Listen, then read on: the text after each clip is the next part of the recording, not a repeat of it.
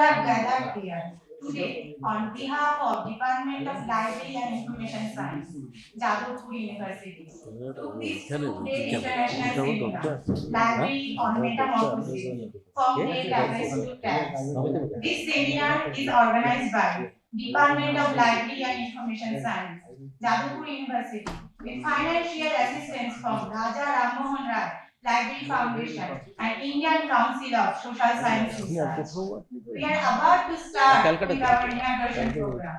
To begin with, may I invite our honorable dignitaries on the dais. We are very fortunate to have our inaugurator of this seminar, Professor Suranjan Das, Vice Chancellor, Alabama University, Barashat, and former Vice Chancellor, Jadavpur University and University of Calcutta. I request sir to please come on the dais and honor us with your presence.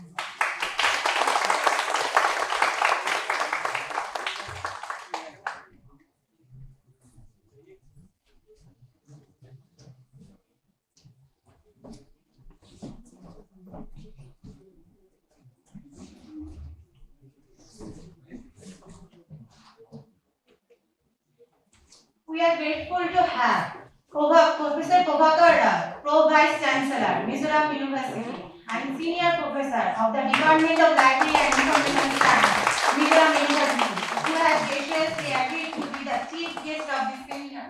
Sir, please come on the dais and take your seat.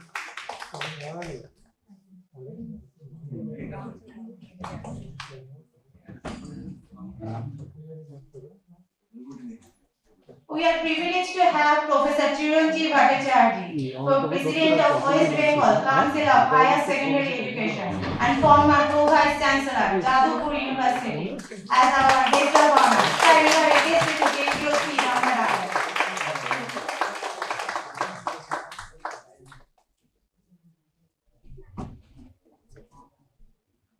We are privileged to have Professor Shubal Chandra Vishwas, librarian, Dr. B.C. Roy Engineering College, and former professor and head, Department of Library and Information Science, University of Bardhaman, as our keynote speaker. Sir, you are requested to take your seat on the table.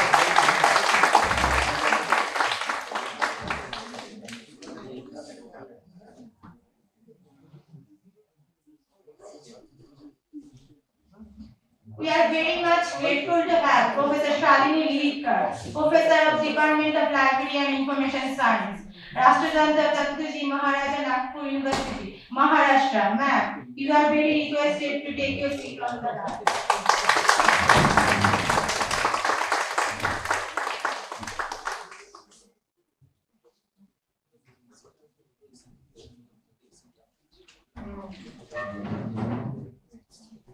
Now, I like to request Professor Uday Bhattacharya, Organizing Secretary of this seminar and Head of Department of Library and Information Science, Jadavpur University, to come on the dais and take your seat, sir.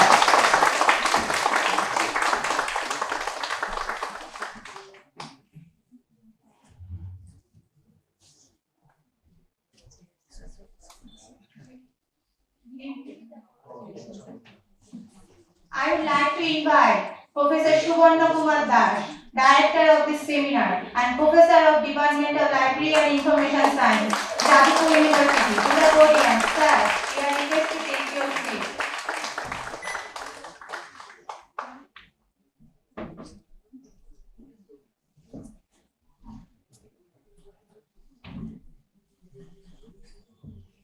Now, I request all our honorable dignitaries to step forward and inaugurate the seminar with the lamp lighting ceremony.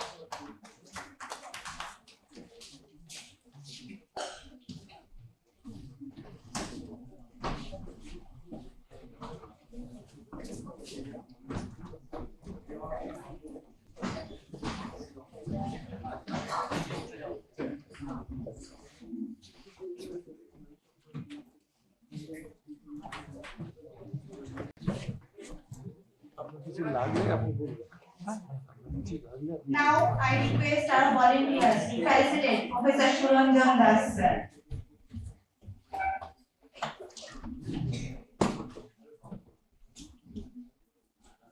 এই ছবিটা উঠবে না এখানে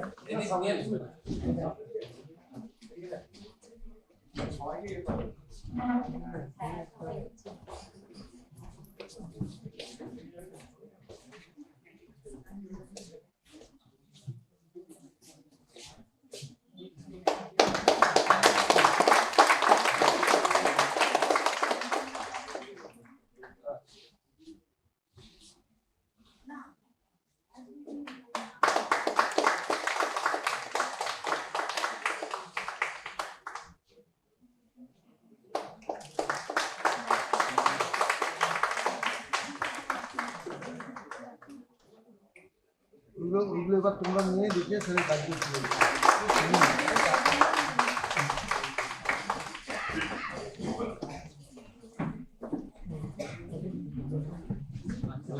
Now I request our volunteers to facilitate Professor Chiranjeev Bhattacharya sir.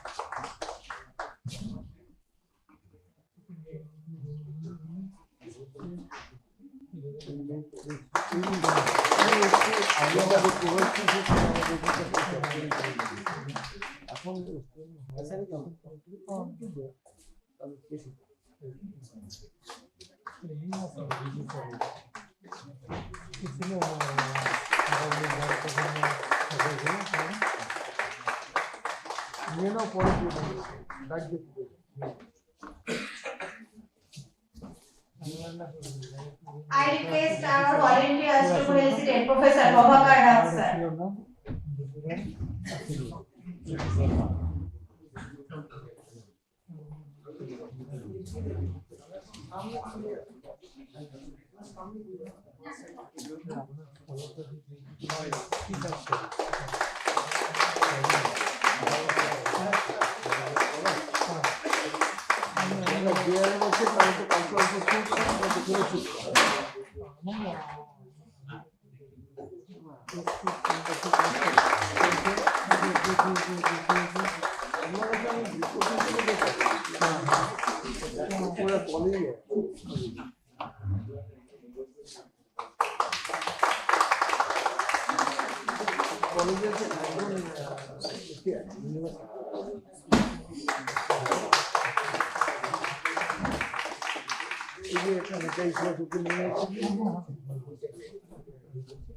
I request our volunteers to felicitate Professor Subal Chandra sir.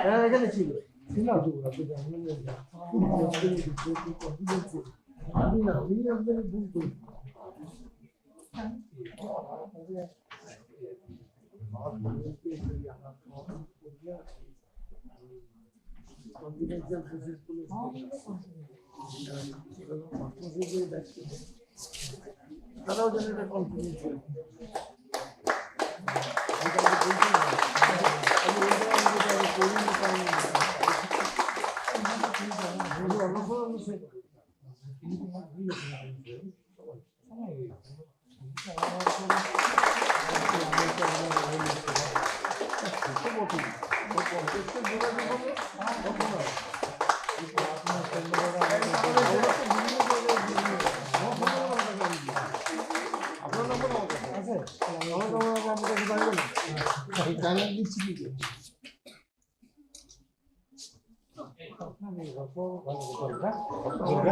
Now I request our volunteers to President Professor Shalini Vinitkarma.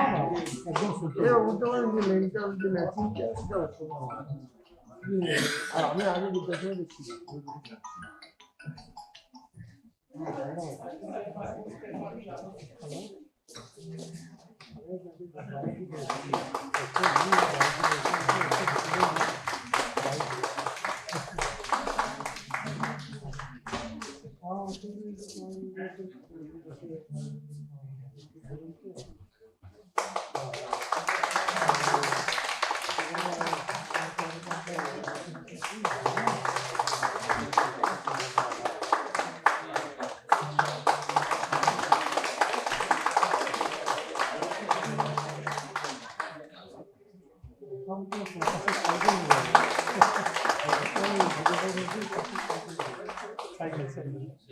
I request our volunteer to President Professor Uday Bhattacharya.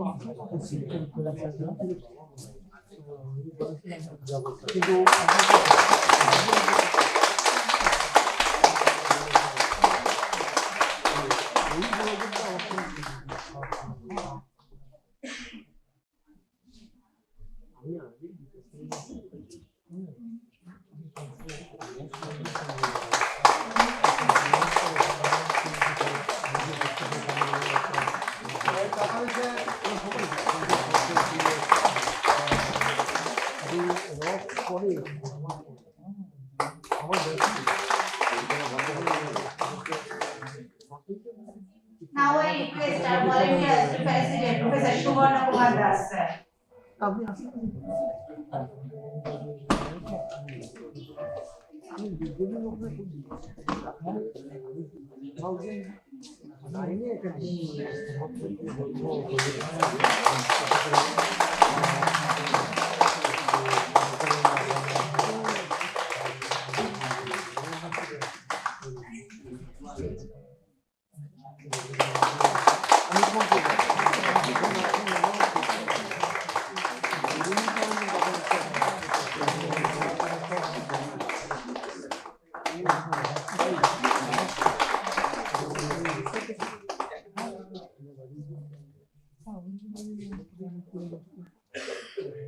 Now I will take the opportunity to request Professor Suranjan Das sir to inaugurate the souvenir of the seminar.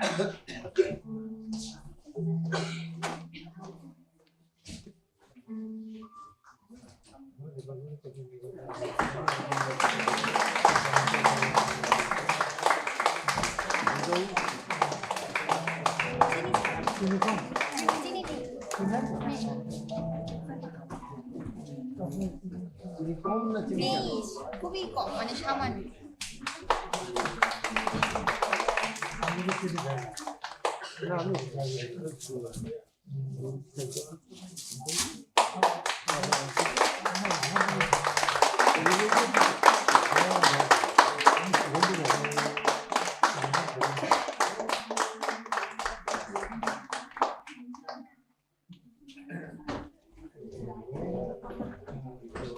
Now I like to invite Professor Uday Bhattacharya sir, Organizing Secretary of this seminar and Head of Department of Library and Information Science, Jadavpur University, to deliver the welcome address.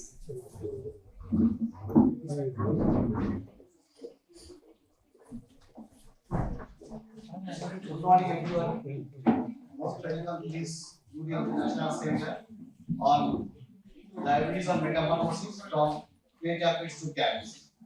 This is the part of our diamond duration equation. So we are observing 60 years of our formation of the department. So this is the second day of this celebration program. Today and tomorrow we will be discussing on the topic concerned. Respected Professor Suranjan Das sir, Vice Chancellor Adams University. Actually, he is my Vice Chancellor also. Already he was Vice Chancellor of my university and University of Calcutta. So I am very much happy that he has accepted my invitation and to take the responsibility of inaugurating the seminar.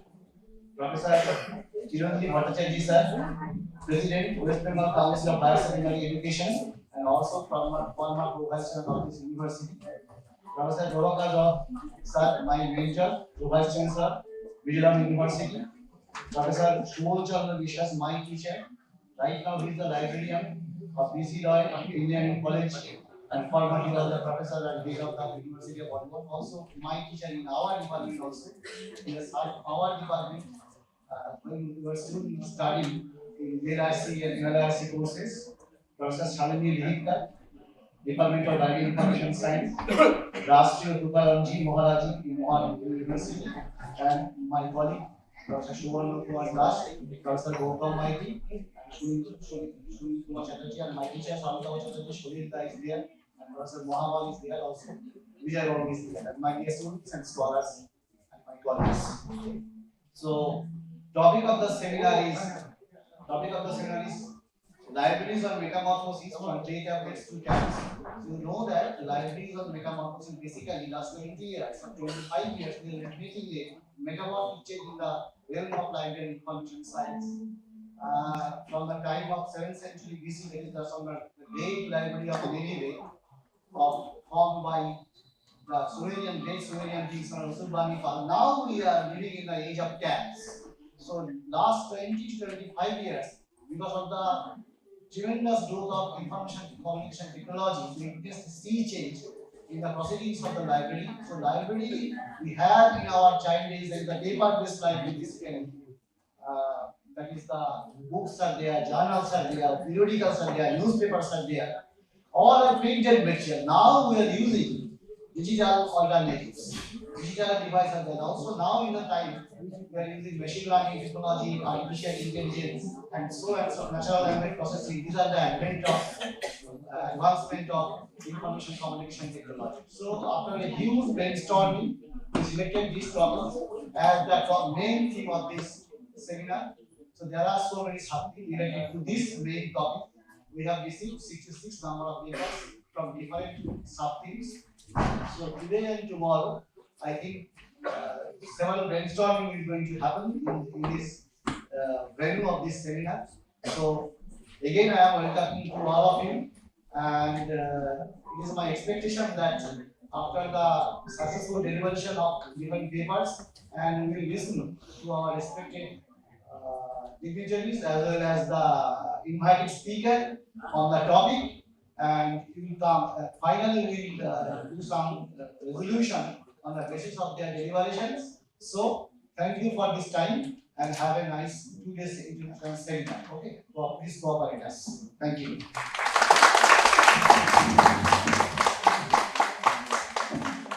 Thank you, sir, for your valuable words.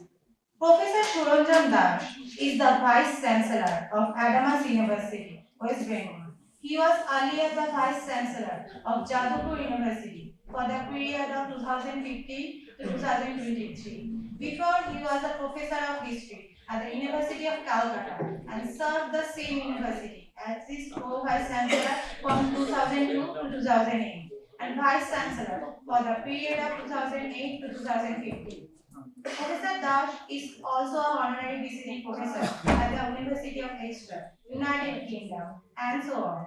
His research areas are South Asian history, politics, especially identity politics, social cultural transformation, and national building, etc. Professor Dash has authored many books and published many articles in various journals. We are now requesting our seminar inaugurator, Professor Suranjan Dash, to give his inaugural speech.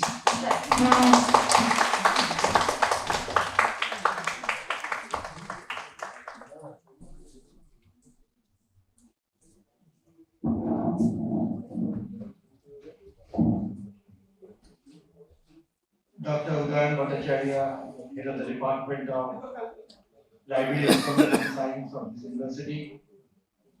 Dr. Shubhanu Das, the seminar director. Esteemed members of the DILIS, which includes my very good friend and my former distinguished colleague, Professor Jadavpur Bhattacharya, my former colleagues of this university, the distinguished participants in the seminar, and of course my very dear students.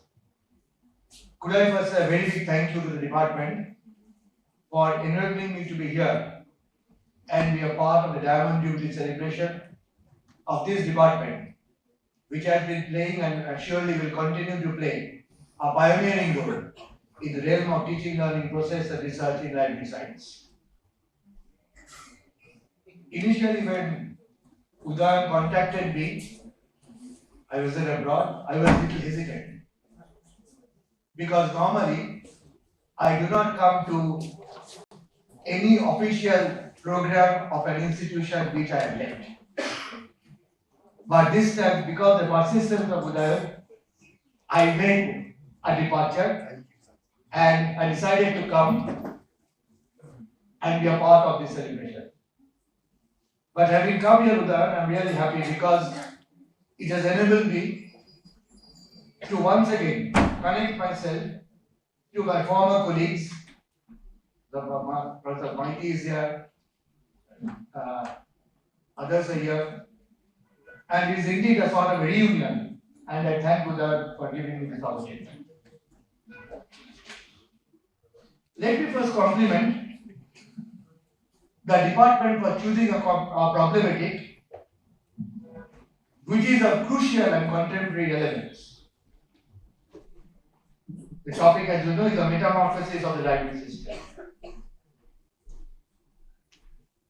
I have no expertise in the realm of library management, but I continue to be an avid user of the library. And it is from that perspective I would like to highlight two issues which I think have become crucial in the realm of library sciences and library management. The first issue has already been raised by the issue of the digital library, which is certainly the buzzword in the realm of library science. Now, how do we define digital library? As I see it, a digital library is a library in which collections are stored in digital formats, as opposed to print, microform, or other media, and is accessible via computer networks. And thanks to the ever-expanding contours of information technology, the digital content can now be stored locally and accessed remotely by computer networks. A digital library, as I see it, thus offers to its users specialized functionality of measurable quality. And what are the advantages of digital library? First, they have no physical boundaries. The user of the digital library need not go to the library physically. People across the national frontiers can gain access to the same set of information as long as the internet connectivity is available. Secondly, there is the advantage of round-the-clock availability. Users having access to 24/7 to the data. Thirdly, you have the advantage of multiple access. The same resources can be used simultaneously by a number of institutions and patrons and often at the same time. Fourthly, the digital library system has a facility of what I call information retrieval mechanism. The user can use any search term, be it word, phrase, title, name, subject, to search the entire page. Digital libraries can thus provide extremely user-friendly interfaces, providing the facility of clickable access to the resource. When we were students, to prepare a bibliography, it took pages, months, years. Today, at the click of a computer, it can be done in 10 minutes. Fifthly, through the digital library system, we can provide long-term preservation for physical collections which would otherwise face degradation. Sixthly, while traditional libraries are constrained by storage space, digital libraries have the ability to store much more material since digital information requires little storage space. Digital library system is also increasingly becoming economical with affordable media storage technology and less manpower requirements. But this is one side of the picture, the positive side. But the digital library is also certain challenges. And when we go on for digital library, we should also be prepared to address them. What are the challenges? First, digital preservation system requires constant updating of knowledge. But do our institutions have necessary resources for this constant updating of knowledge? Most institutions in the country don't have this resource. And that becomes a problem because after a certain point, the very value of digital library stops. Secondly, digital libraries have what I call a dialectical relationship with the copyright law. At one level, random scanning can lead to piracy and infringement of copyright. This is one thing. At another level, the digital system itself can be hampered by copyright. At one level, you hamper infringe on the copyright law. At the other level, strict adherence to copyright law can also infringe on the digitization process. And how to resolve these dichotomies has to be a major focus of library management. Thirdly, there could be a problem of metadata creation. In a traditional library, the identification of works of interest is usually related to how well they are cataloged. But to meet the challenge of the rising volume of electronic publications, the technology base has to be constantly enriched and broadened for effective, what I call semantic classifications and such. The question is, are our higher education institutions prepared for this? Fourthly, digital libraries have led to a rise in plagiarism and adoption of copy and paste mechanism, which I think is certainly detrimental to the creation of an effective knowledge society. We need to devise ways to meet this challenge. But there also remains a fundamental question which I would like to raise, and that is whether the digital library should be a substitute of the traditional library. My answer would be perhaps not. It has been argued, and rather forcefully, that the paperless reality will destroy the joys of early reading experience for the young, which again can have an adverse relationship to the development of creativity. I had the privilege of doing my DPhil in Oxford under one of the best historians in the world as a youth opportunity. He was very much against computer.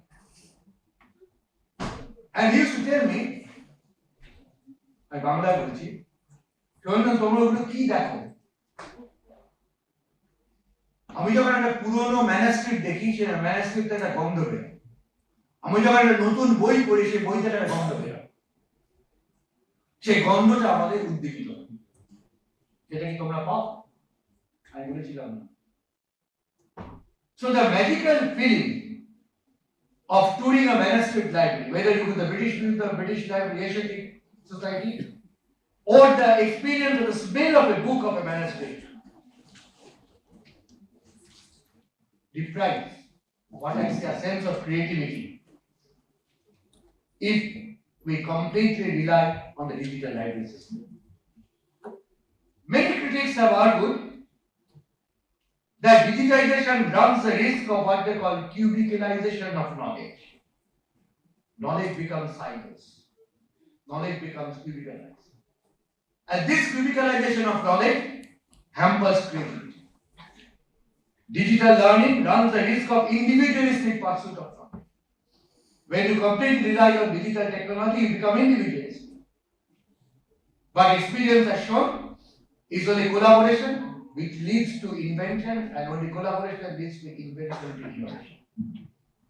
So the collective pursuit of knowledge, as I see, gets destroyed, gets hampered if one completely relies on digital technology. Excessive dependence on the internet can eliminate what I call the intimacy and engagement in learning. When you read a book, you become personally engaged.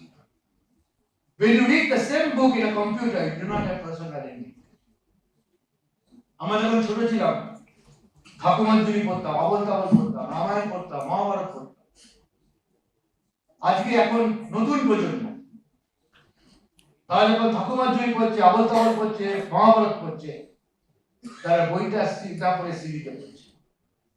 My question is, the sort of joy that we enjoy by reading Mahabharata, Ramayana, Abol Tabol in text, do these young generation get the same joy by reading from the CD? This is the point to ponder. I firmly believe that computer may not be used to study things that are already available in books.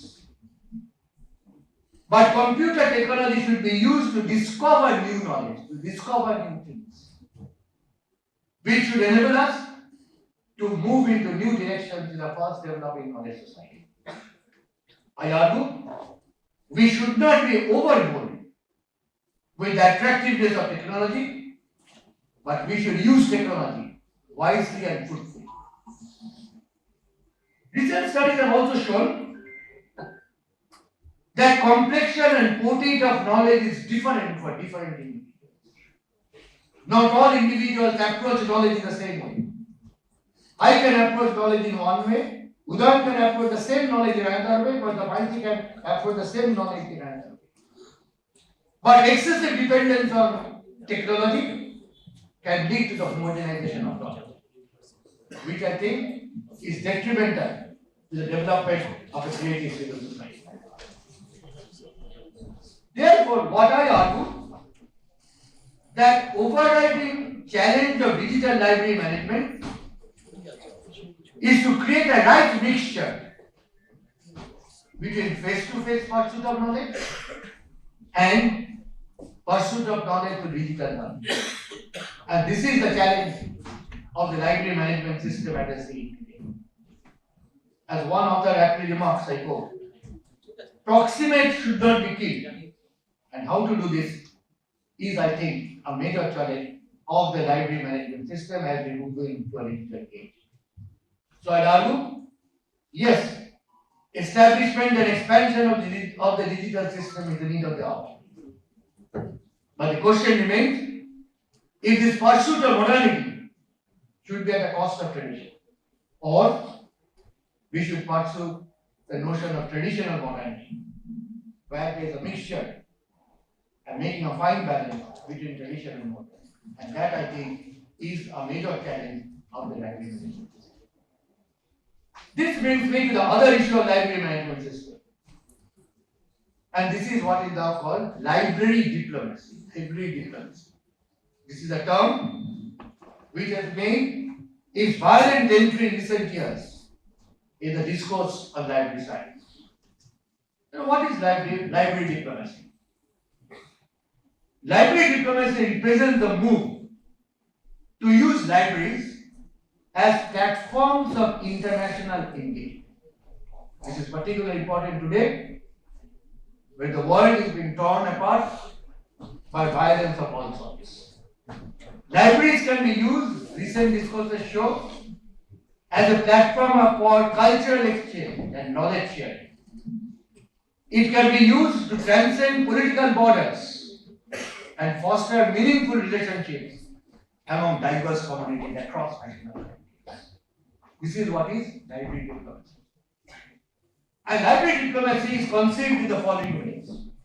First, libraries need to be viewed as creators of cultural exchange. Libraries have the unique capacity to serve as cultural bridges. They provide access to literature, historical documents, and contemporary media from around the world, allowing the readers to understand and appreciate different cultures. There is now an increasing necessity to appreciate diversity, to appreciate different cultures. And libraries can provide the right platform to appreciate these. Through curated programs such as international authors' readings, cultural exhibitions, and language exchange initiatives, libraries can increasingly foster an environment of engagement, and that encourages dialogue and connection and not killing. Second, libraries are now today being viewed as an important instrument for soft power diplomacy. As we all know, all around the world today, diplomacy is increasingly having a soft edge, where interactions between different nations are not being done in crude physical ways, but soft power diplomacy is becoming the need of the hour, and is being increasingly argued that libraries can provide an important instrument for soft power diplomacy. How? By providing a platform to share cultural heritage and values through educational resources and programs, libraries can contribute significantly to foster global goodwill, which is the need of the hour. Thirdly, in an age marked by challenges such as climate change, public health crisis, and digital privacy concerns, libraries can serve as collaborative hubs, collaborative platforms for global problem solving. If you read the recent UNESCO declaration on the library system, this is what is now being emphasized. Libraries can bring together international experts, scholars, and community members to share knowledge, discuss innovative solutions, and create pathways for action. The sharing of best practices in library services can also aid in the development of an ecosystem where the less privileged communities can be granted increasing access to the knowledge system. Fourthly, one of the fundamental roles of libraries is to promote free access to knowledge and services. And this again can be done through library diplomacy. Library diplomacy can be used to champion inclusivity, advocating the right to information as a cornerstone of global diplomacy. Thus, in an age marked by global tension, cultural misunderstanding, social acrimonies, and violence of various nature, global, provincial, personal, libraries can be increasingly viewed as beacons of nurturing the spirit of global collaboration, understanding, and peace. And this is a theme that is increasingly being emphasized by the UNESCO Declaration on the Library System. I am sure that these universities, libraries, and department, with its rich legacy, will contribute to this new discourse on library diplomacy. Let me then conclude and argue that, like any other discipline, library science and management is in the midst of a transformative challenge. And to address this challenge, we need to adopt a holistic viewpoint, relying not exclusively on tradition and not again exclusively relying on modernity. I do firmly believe that the digital age and machine learning system will not hamper the role of the physical library. The physical library and librarians will continue to be the mainstay of human civilization. Let me end with what I think is the pertinent quote. The quote runs as follows: who needs a librarian and cataloger when you have Google and internet? Well, who needs a teacher when you have a Wikipedia? And who needs a doctor when you have web medicine? But just as the Wikipedia does not replace the teacher, just as the web medicine does not replace the doctor, in the same way, Google search and internet doesn't replace the library, the librarian, and the catalog. Unquote. I think this could be the motto of this seminar, which tries to understand the metamorphosis.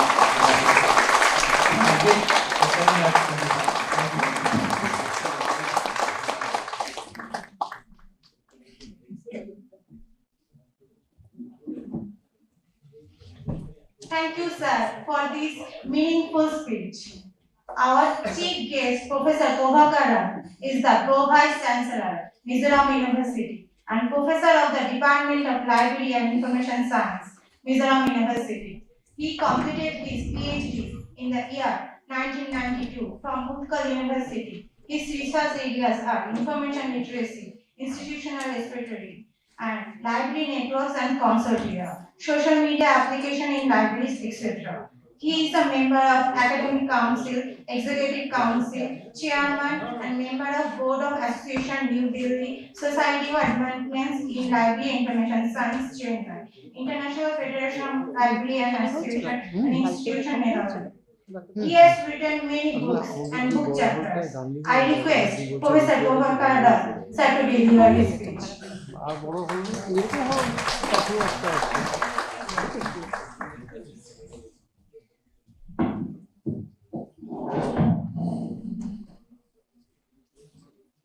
Well, very good morning to all of you.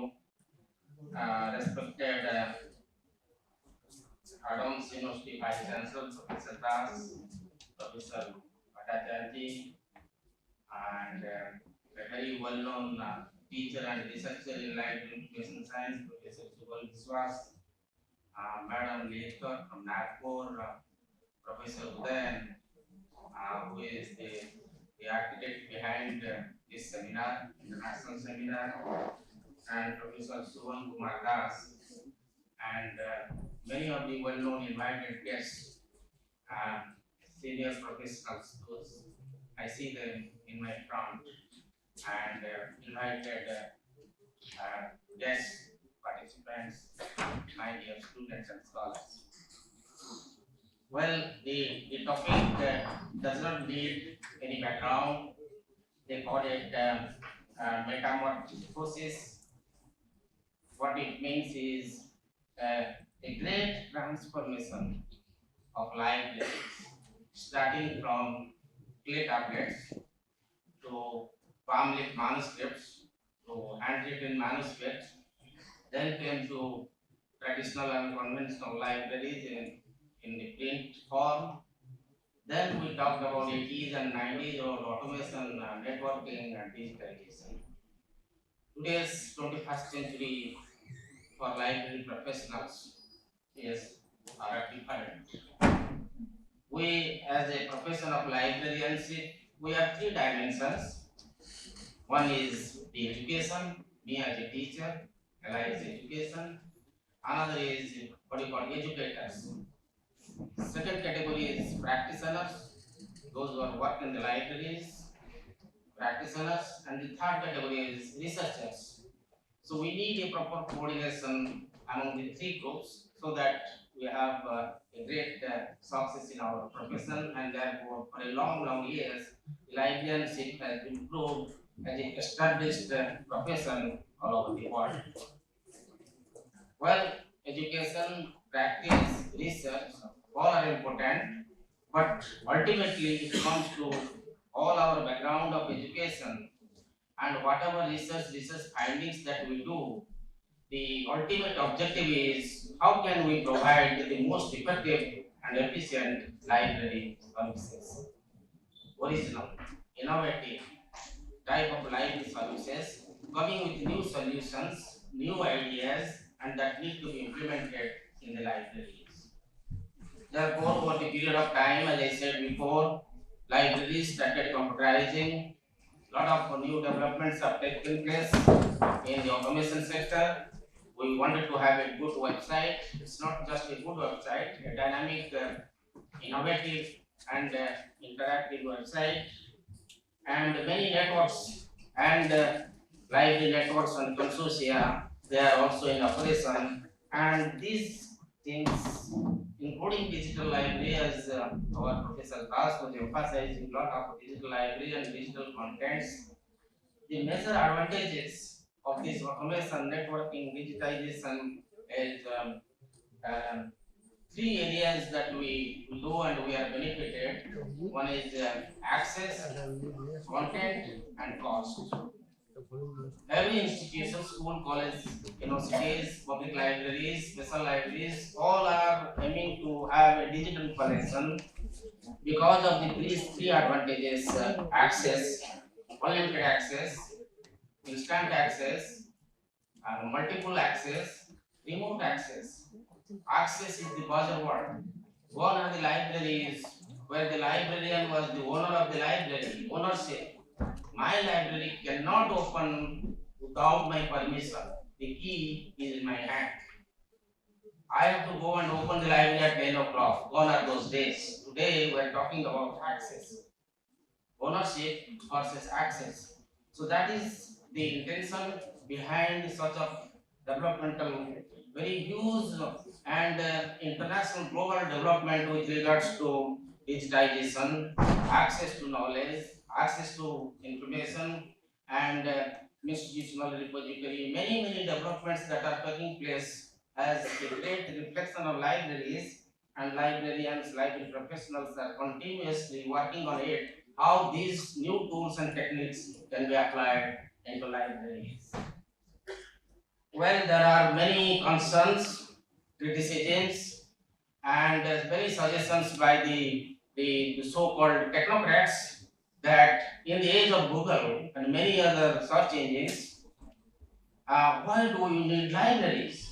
Why do you need librarians? Because Google is the answer for everything. No, that is not the thing. Do you know, they should know, or everybody should know. Do you know how many people working behind Google? There are 1,82,000 full-time staff working behind Google across the world. Who are they? They are the content creators, content managers, content developers, what is a data scientists, covering all branches of knowledge, education. They are the people who are behind Google. Without them, I mean, Google is not that much successful. That is why in the world level and also in India and many libraries were largely depending upon e-resources. There are few examples of libraries, those who have stopped print resources and going 100% for e-resources, mainly IIM and IITs. Many libraries, naming it mostly peaceful libraries, that my library, name of the library is 24 into 7 library. Not necessarily the library is physically open 24 hours, but whatever resources they have, electronic resources they are easily, reliably accessible to users 24 into 7. That is why, as I said, that today it's the age of automation, networking, digitalization, being part of the higher education system and be part of the administration. Now everything is through internet. I want to apply a CL, go to Samarth. I want to apply EL, a casual leave, medical leave, academic leave. I want to apply to assistant professor, Samarth. Everything Samarth. I want to apply for vice chancellor, Samarth. Everything. That means a new age has come where everybody need to be exposed to the technology and practice this because it is for our survival. So the main problems or the challenges coming is that how our librarians, library professionals, in order to provide the best services to the users in the age of digitalization, how can they develop the skills and competencies? That is very important. Our LIS schools, our education, LIS education, and that is a great challenge for all of us. How our jobs are going to be, our products are going to be most compatible to job market. It's not only the local job market, national and global job market. That means we need to have multi skills. It's not just a skill you know a particular library automation software. What skills you have in networking, what skills you may have in digitization, higher the predominant use of social media, and also many libraries they are now exposed to social media, and how are they connecting the communities of their users. Now things cannot be hidden, things cannot be as it was in the four corners or within the four walls. Everything is exposed to outside, and for that lot of opportunities are available. So skills and competencies, enhancement of skills and competencies in the present age, a great challenge for library and information professionals. With these words, I thank to the organizer for selecting a very appropriate, befitting and contemporary topic which will told in our 2 days. We will be discussing many aspects of librarianship and how can ultimately we improve our skills and competencies so that our products or our professionals fit and taking the challenges of the national and global job market. With these words, thank you once again for being in this session.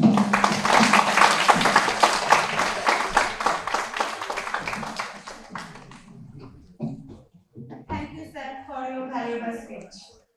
Professor Chiranjeev Bhattacharya is the President of West Bengal Council of Higher Secondary Education and former Pro-Vice Chancellor of Jadavpur University. He has 33 years of experience in teaching and research as professor and former head of Department of Chemical Engineering, Jadavpur University. He served as the Registrar of Jadavpur University, along with Dean of Faculty of Engineering and Technology during the period of April 2018 to November 2018.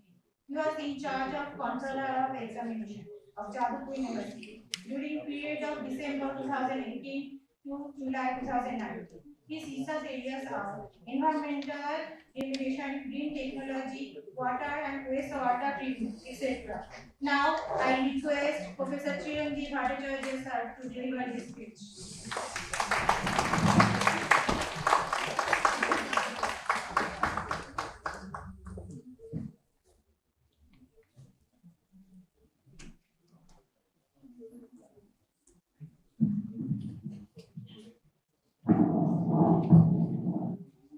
So at first, a warm good morning to all of you.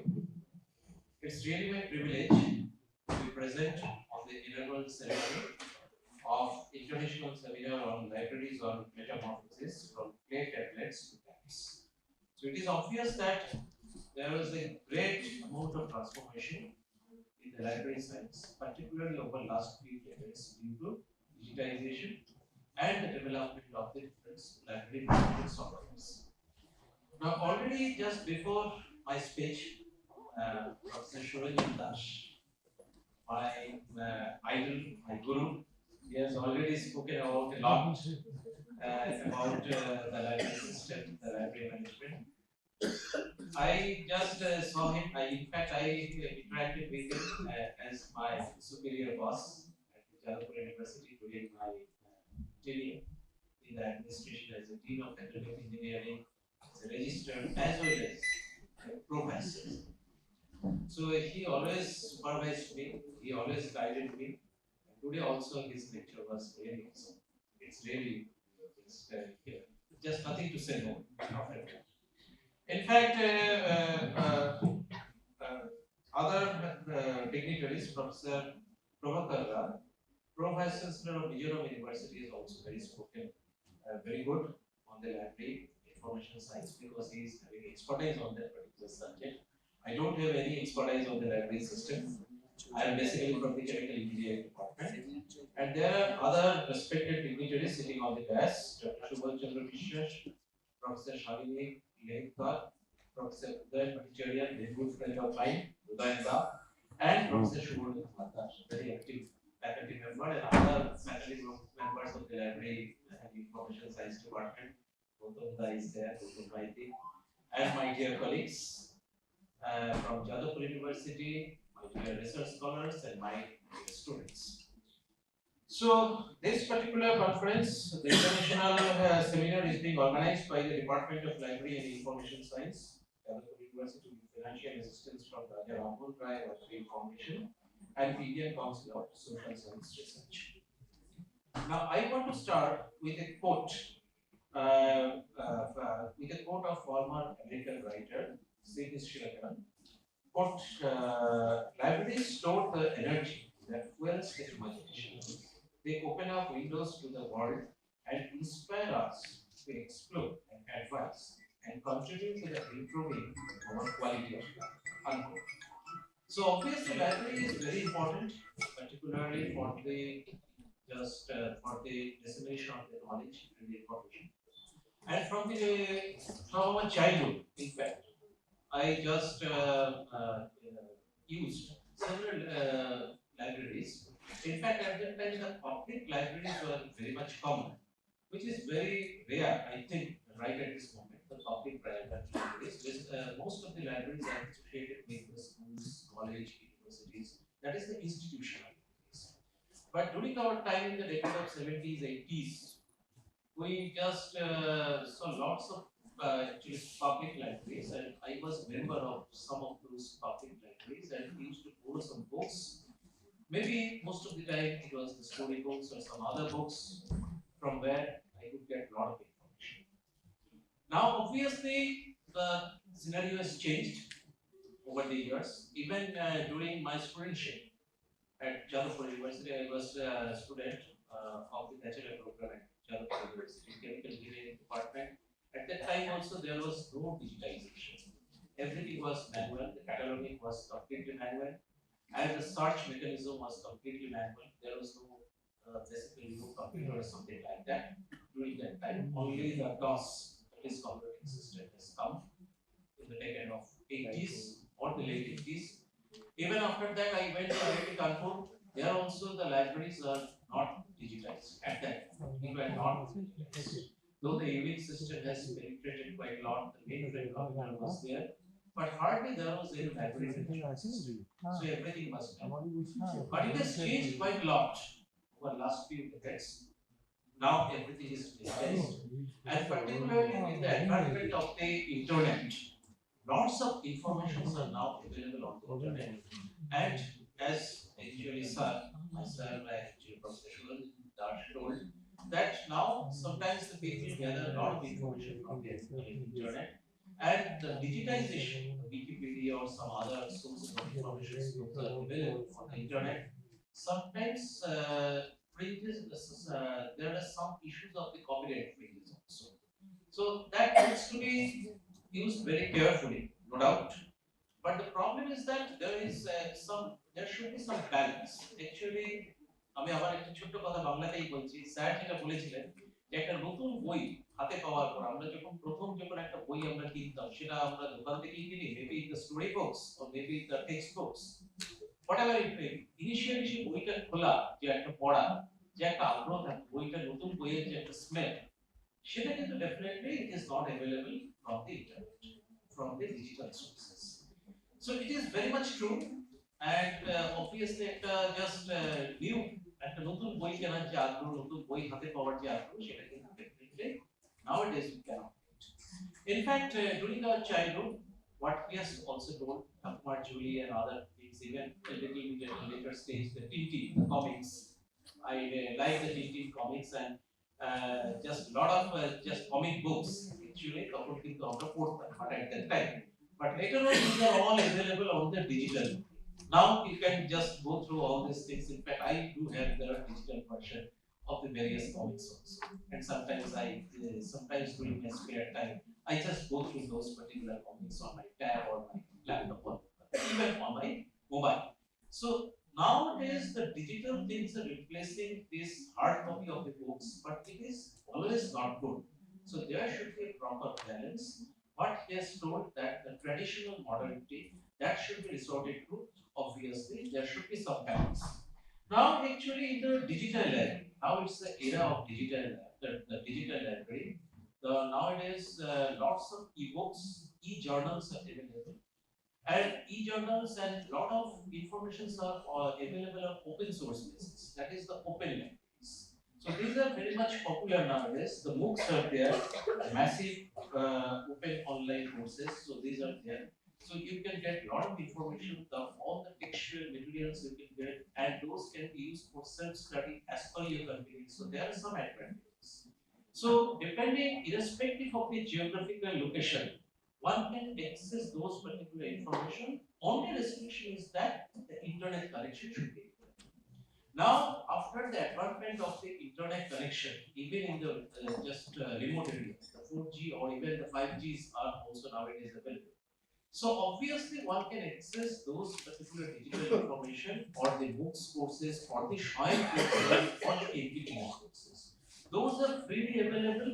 One can access those particular courses freely without any financial commitment. Nothing is free. So these are open source textual matter, and these are available. So these are definitely good. But at the same time, that particular flavor of the original library, finding the books from the racks, and just to find out some of the important topics, those are definitely missing. So there is some balance that needs to be done between the tradition and the modern technologies those are available. Nowadays, the digital repositories are used like DSpace, ePrints, etc. Those are being used. Online public access catalogs are also being used. And as I told, this particular open source libraries like books, Shayam, this has become very much popular. NPTEL is the national program on the technology and learning. It has become very popular. Started in 2003 by the Ministry of Education. At the time, it was called the MHRD, the Ministry of Human Resource Development. It is basically for the STEM. STEM means the science, technology, engineering, management. So lots of informations are available freely, and one can use those information for the self-study purpose. So if one can get the certificate, if one wish to get the certificate, then one needs to register or enroll at a nominal fee and can appear for the self-assessment test, and ultimately they need to go for some proctored examination procedure, and ultimately can get the certificate also through Shayam, through books, or through NPTEL. Now there is a lot of automation in the library system. So in the library information science, this particular department, the Department of Library and Information Science, this particular department belongs to the Faculty of Arts at Jadavpur University. At Jadavpur University, we are having four faculties: Faculty of Engineering and Technologies, Faculties of Science, Faculties of Arts, and interdisciplinary faculty, the Faculty of Interdisciplinary Studies, Law and Management. FIS, as it is called. So, out of this four faculty, the library and information science belongs to the arts faculty. So, there is a huge amount of science and technology components are coming into the picture during the last few years because of the technical or the digitization, the technical incorporation and the digital advancement. So, lots of science and technology components are coming into picture, particularly in terms of automation, library management software, something like that. So integrated library system has become very much common nowadays. ILS, library management system, as I told, is very much popular. Radio frequency identification, RFID, it has also become very much popular, particularly the barcode scanner, it is there. Those are being issued at the time of book issue. So automated checkout system is also there, the self-checkout system. So this has actually benefited. These are having definitely lots of benefit, particularly during just because of the streamlined operation, improved accuracy, enhanced user experience. And in the library management system, there are a lot of library management systems, something like say Lipsys, Sol, that is the software for university libraries, Koha, integrated library management system. Those has taken a lead role now in the library management system. Now, very recently, you know that lots of talks have been going on about the artificial intelligence or machine learning. So AI has penetrated into the all the domain, particularly in the arts, science, engineering, everywhere the AI has penetrated. Even on the mobile phone, even on anything, anywhere you can find the AI. AI driven car, AI just driven just mobile phone. Even on the laptop also, it is just AI integrated laptop. Everything is there. So AI has penetrated into the domain of library science also, and AI inspired this particular library management system, the cataloging system, and in fact, say suppose using some keywords, I'm interested to search on volcanic eruptions. So suppose I'm interested to search on the volcanic eruption, I'm giving this keyword, and based on a particular library, AI will give me all the information that where, in which books or which journals, all these particular contents are available. That particular AI will search. Even for the literature review, for some master degree, the PG thesis, or for the PhD thesis, if I give some information, it will give the books or the journals, those need to be studied, and these particular informations can be provided by the AI. The AI chatbot also is available for the library management.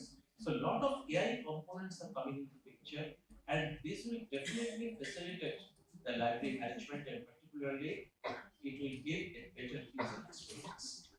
So ultimately, the digitization is definitely the mandate of the era. It will definitely go on in every domain, in every facets of life. The digitization is going on. So the libraries also cannot escape from that particular trend. It will be definitely a part. The digitization will be a definitely part of the library management system. But at the same time, we have to just maintain that legacy of the library, because whatever we just used to get in the decade of 70s or 80s, those definitely we may not get, but in some senses it should remain. So I just want to conclude with again a quote of Laura Bush, who was the first lady of the United States from 2001 to 2009 as the wife of President George W. Bush. Quote, I have found the most valuable things in my wallet is my library card. So at that time, actually once in the library was supposed to be a very unique and very important component of one's life. The library card was very much important. In fact, during our studentship also, the library card we used to just proud of having that particular library card. Even I am having I am still the library member of the Ramakrishna Mission Group Park. I am really proud of that. But nowadays, everything is available on internet, on the digital platform. So obviously, we need to balance, but that particular legacy of the library has to be maintained at any cost. So with this, I want to conclude, and I definitely convey my thanks to the Department of Library and Information Science, Jadavpur University, particularly Professor Uday Bhattacharya, for organizing such a beautiful and very much relevant just international seminar on this particular topic. Because in the library management or in the library, the domain of library, there has been a great degree of transformation from what it was there in the decade of 70s or 80s and what it is now in the decade of 20s. So with this, I want to conclude. Thank you very much. Thanks a lot.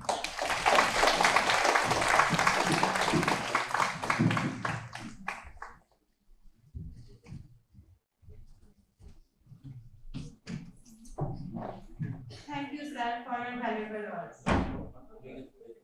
Professor Subodh Chandra Mishra is the librarian of Dr. B.C. Roy Engineering College and former professor and head of Department of Library and Information Science, Bardhaman University. He has 29 years of experience in teaching in 5 different universities. He was a visiting assistant professor of University of California, Los Angeles, USA.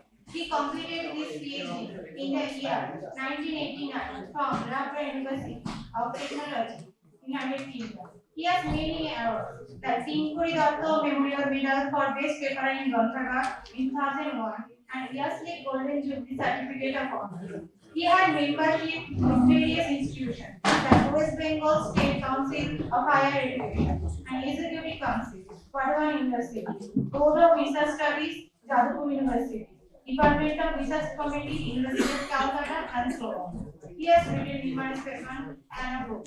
I request Professor Subodh Chandra Mishra sir to deliver his speech as our keynote speaker.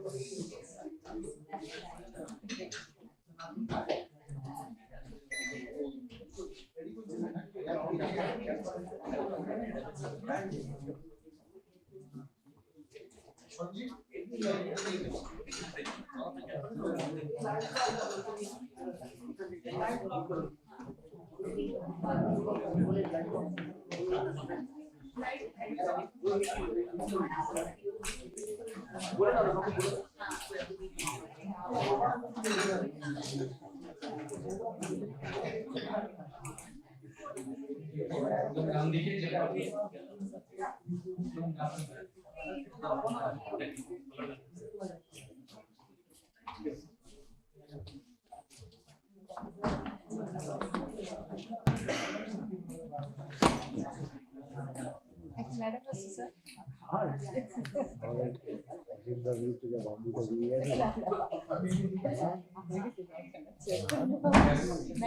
Very good afternoon. I apologize to all my colleagues, come dignitaries who were on the dais to them just off the dais, since I have something to show, a visual. Actually, I had been a teacher of library and information science for about 3 decades. Now currently I am serving the library of a college as a librarian. But basically what I feel is I would not have become either a teacher of library science or a librarian, professional librarian. I would have definitely loved to remain as a researcher throughout my life.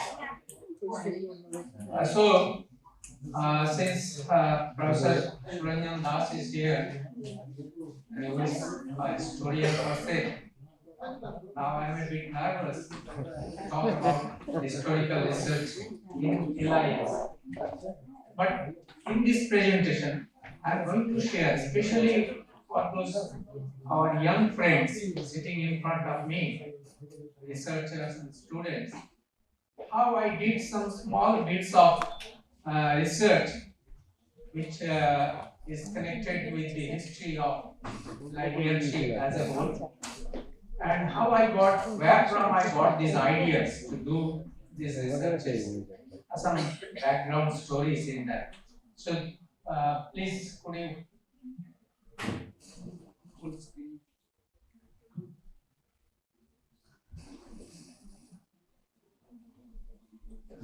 Next. Next.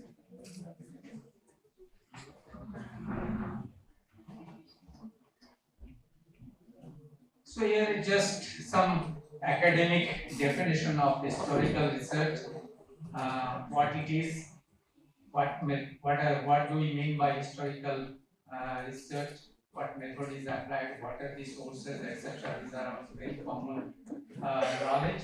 I will not look into much into there, but in library and information science, historical research is the study of the past. So that is where history deals with story of the past, and this past may relate to people, product, and institutions which are in our field of librarianship. So these are some of the steps of historical research. I am not going to discuss much on it. While during my student life, I had an access to a book written by Muhammad Tahir and Professor Donald Davis. That is librarianship and library science in India. They are in the beginning of the book. This is a quotation by none other than Professor S.R. Ranganathan, his view on library history. So, according to him, library history still is its childhood in this country because our profession was, in those days, was a very small profession. There are not many people, but I remember my student days were reading books written by none other than Subodh Mukherjee and Professor Dr. A.K. Udedar on history of librarianship and their writings. So this actually attracted to me to do some study throughout my life. Even very recently, I have also completed 1 or 2 papers on some aspects of history.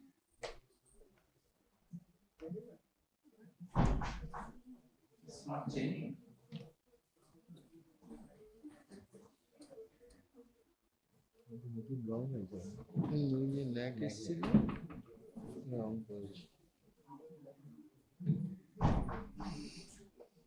This is a problem with technology. I don't consider myself a technology man, an old timer. So this is One of my first work when I was a student in Jadavpur University of Technology doing my PhD. So one afternoon I was sitting in the hall. So on the desk there was some brochure. So I just picked up and I saw there's something on BBC Domesday Project.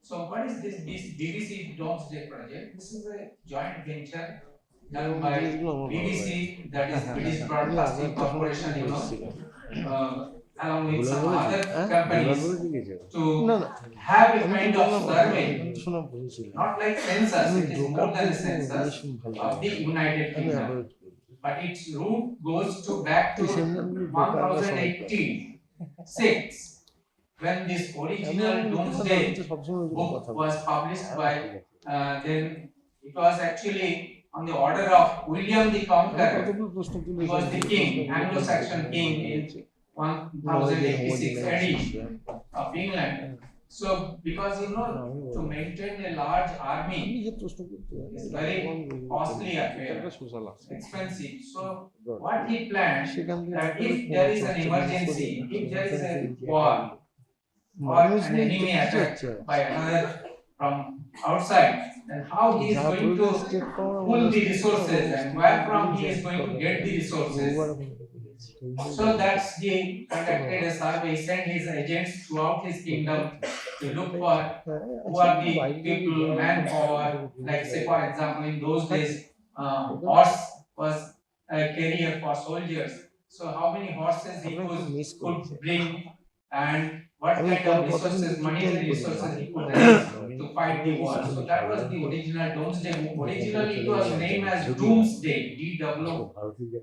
It was written in Latin, on particular version of Latin. So that was the BBC, not BBC, that was the Domesday book originally. But after 900 years, in 1985 or 86, there was a survey conducted throughout England where about 9,000 school students from 9,000 schools they participated. So it is a digital version of the Doomsday containing text, containing sound, audio, video, virtual tour, etc. So it was on CD. So that was my first work, if I consider it as a historical research, looking into the older thing, that is the Doomsday Book, and the new technological product that was in those days. It was on disc. There were 2 discs.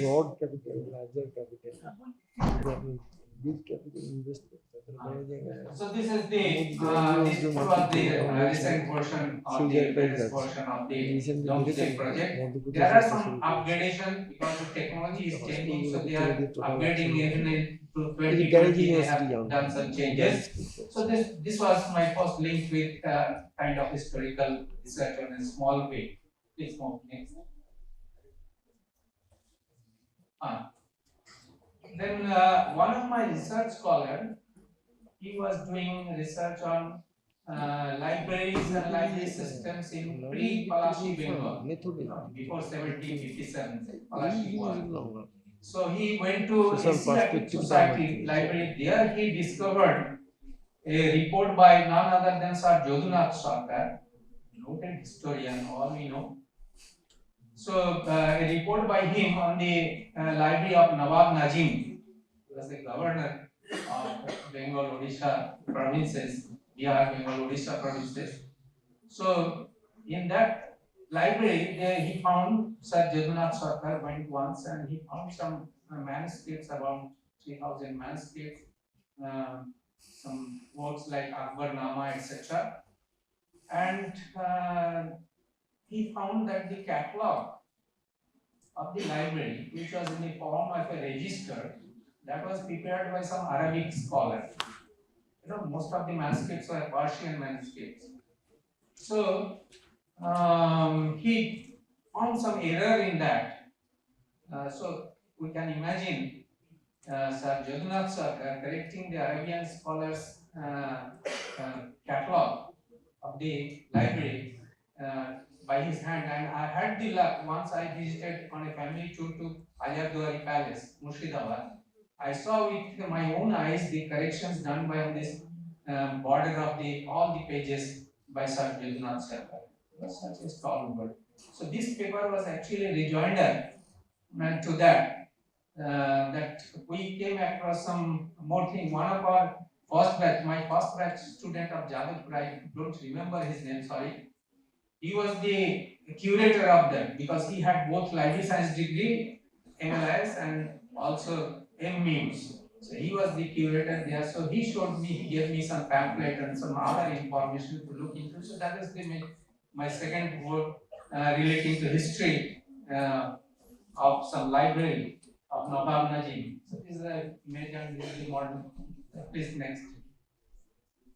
So this was founded in the year, as you can see, just before the Sipai mutiny, and so this is another work on Mortimer Tobey. All library science students, I hope know whatever we are doing now, searching Google, etc. That is what is called its origin goes to this none other than Mortimer Tobey's work. How I came to know about or interested on this Mortimer Tobey and his work. Actually, my university library, we procured a book called Information Representation and Retrieval in Digital Age by none other than Professor Hating Chu. Some of you may know her name. So we got a copy of that, and in the very first chapter, he has mentioned who are the pioneers in information retrieval. So according to her, Mortimer Tobey was the first pioneer, an inventor of what he called post-coordinate system, on the basis of which most of our search engines and etc., computer-based searching, digital searching, all now work on the same principle. So that was invented in 1953. So this is the Unitown card. I don't know how many students have had an experience. One very particular thing in this system, what is called terminal digit posting. That is an invention. Say for example, all the documents, if we arrange them in the library by their accession number or serial number, and there are 10 columns in each card, you can see for every term there will be a card. For example, in this slide shows there are 2 cards, but the number of the document will be posted. For example, column 0 will have number 10, number 20, number 30, number 40. Similarly, column number 1 will have number 1 document, number 11, number 21, this way. So this is a very new technique, innovative technique which we developed. That means the columns of the card gets evenly distributed, and you can use it for a large collection. So that was Mortimer Tobey. I had a paper on this so this is another work on Ranganathan, the father of library science in India. So I have titled it as Ne Ranganathan. That means Ne means no. As we know, Ranganathan was very particular in the use of language, his language, because he had a mathematics background. So his language maybe not very well known or accepted as in the Western world. There was some criticism about Ranganathan's language. But in this research, which was carried out by one of my scholars on influence of Ranganathan's Sanskrit literature on Ranganathan's work. So there we discovered some thing which was unlikely of Ranganathan, because he had a religious Brahmin family he belonged to. So there was a culture of reading Ramayana in his autobiography. There are evidences. And if you have seen his original textbooks like 5 Laws, Prolegomena, Reference Service, etc., there he has quoted extensively from Indian Vedas, Puranas, Ramayana, Mahabharata. But accidentally, we came across certain of his discourse, which he used to argue for his principle of theories. There are some errors actually we detected. For example, he's quoting from, he says from Ramayana, all you know Sabari's episode. But the way he quoted it, it didn't match, we didn't find any evidence from any of the versions of Ramayana which is available throughout this country. Written in Ramayana, you know, translated in different languages. So to get the original, for example, you will be surprised that IIT Kanpur, professors of IIT Kanpur, they had a digital version of this whole Valmiki Ramayana. So I have to, for authenticity, I have to check that. So, for example, this episode in Ramayana, Shabari Kanda, that Shabari, when Prabhu Ram came, she worshipped, washed his feet and gave some fruits to it, but it is written, Ramanathan, it has written there that she first tasted those fruits and then gave. Normally, you don't give to a person or a lord whom we worship something, tasting it and giving it to him or her. So this, we didn't find anywhere similar things in Ramayana. So it was actually discovered, there is a similar Ram Sita story in Padma Purana. So there we found that Savari, because she was scared, because she was living in forest, she thought that there may be some poisonous fruits which may harm the Prabhu. So she first ate and then gave it to Prabhu. So this kind of anomalies we found in this paper, we have recorded, it was published in Information Studies, where we had to explore even you know this next slide, you can see this next. See this Devanagari script. I had a wonderful experience because I knew Devanagari, I can write, but not on computer. So I said there was no virtual keyboard, Sanskrit keyboard. Now there are many Devanagari keyboards available. In those days, I discovered Advaita Ashram, I think in Haridwar, somewhere. They had this software where you can Roman you type and it converts it into diacritical Roman as well as in Devanagari speech. So this is where I used in those days to generate this Devanagari text. Please, next. This is another story. There is a story behind all this. Actually, in some book I read that the catalog card, people of our generation, we know what is a catalog card. How it was discovered, catalog card. So it says during the French Revolution, the revolutionaries captured books from many rich peoples or enemy people, and they were trying to keep a record of that. So what they used in those days, the catalog cards on playing cards, they used the back side of the playing card, which used to be just white. There they used to record these details of every book captured. So from there, I found that Napoleon Bonaparte was an avid reader. Wherever he used to move, he used to throughout his life he has fought with many enemies. So he used to carry books with him just to give him relaxation. So a person like Napoleon Bonaparte was fond of reading. He was an avid reader. So this is the paper. This next. That book I was referring about 18.2, Calvin Moores, another famous name. Those of you who are appearing for NET exam, you already know. You know that he coined the term information retrieval. But this Calvin Moores, I had the scope to read even his MTech thesis, MSc thesis, which is submitted to MIT.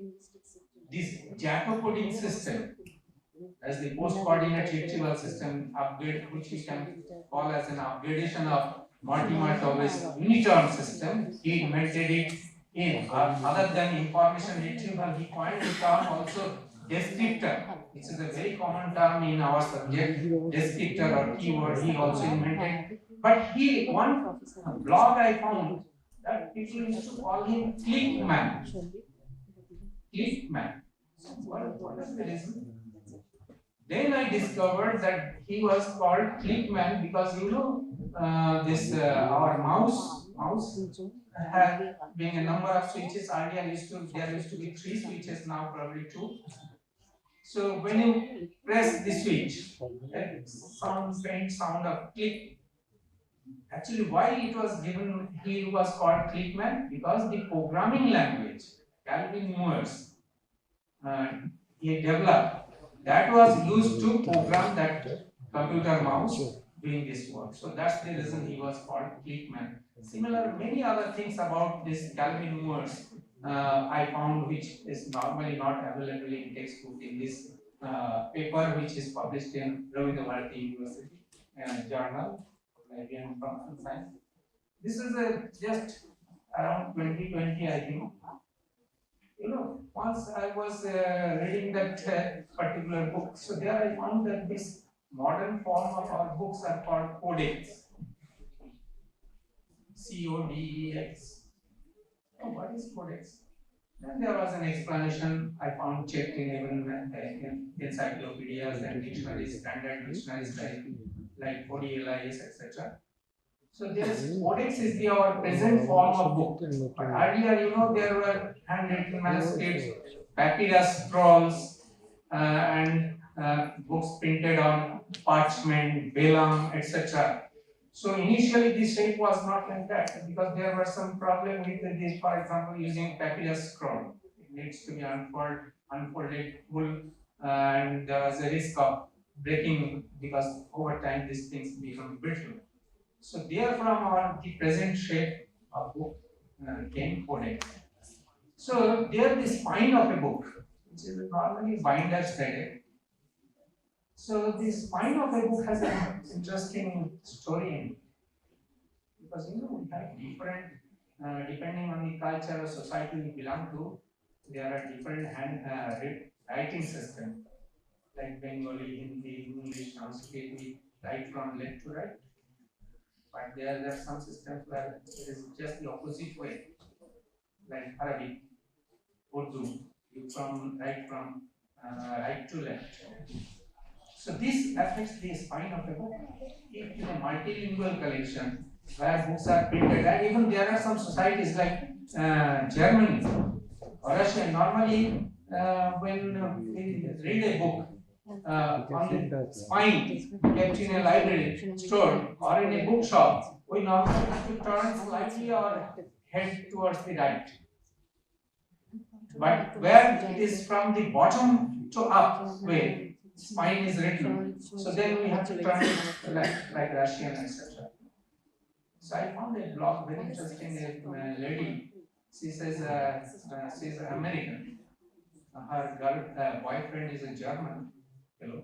So he says, she said that I have got some books from him, which the spine writing runs in opposite direction. So she said that I have to turn my head like this and that, like a chicken. So then I discovered there are national and international standards. What to be written on the book spine, what are the different ways spine can be. So there are many ways. But for example, some languages like Azerbaijan, they use 3 different script writing systems: Latin, Arabic, and Roman. So such country, in such library where the collection consists of books written in different scripts, different language or writing system, it's difficult for a person to arrange these books. So that was the story behind this book spine. And another thing I often talk about or discuss with academics, that do you think this citation and impact factor and all this actually represent the quality of your research? Actually, the answer is to be given with a bit cautious. It's in many cases no. This is one of my paper for which still I am getting, after its publication of 3-4 years, I am getting offer from different journals to become the guest editor of some issues and etc. But this article hasn't got a single citation. but they are always encouraging me that this is an excellent paper, that very unconventional. So citation and all these indices like each index, etc. They don't always tell the quality of your work. So this is this image. Please next.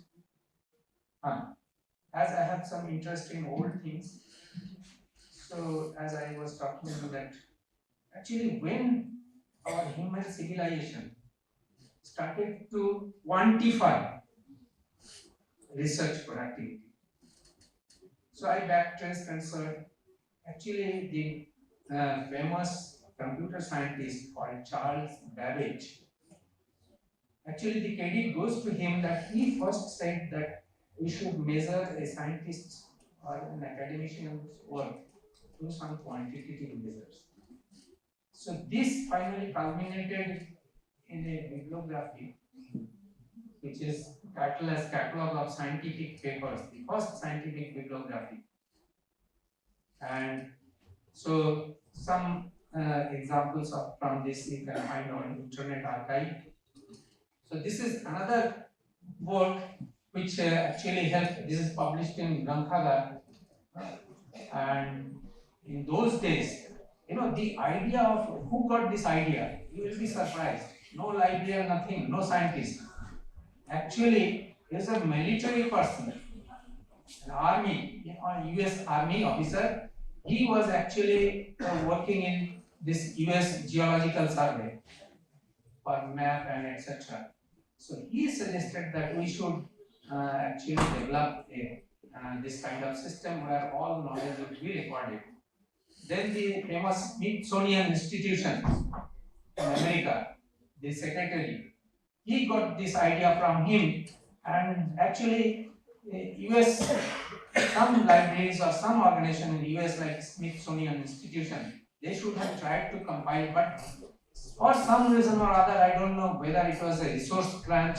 So he actually passed on this information to Royal Society, request to Royal Society in London. So they compiled this famous bibliography.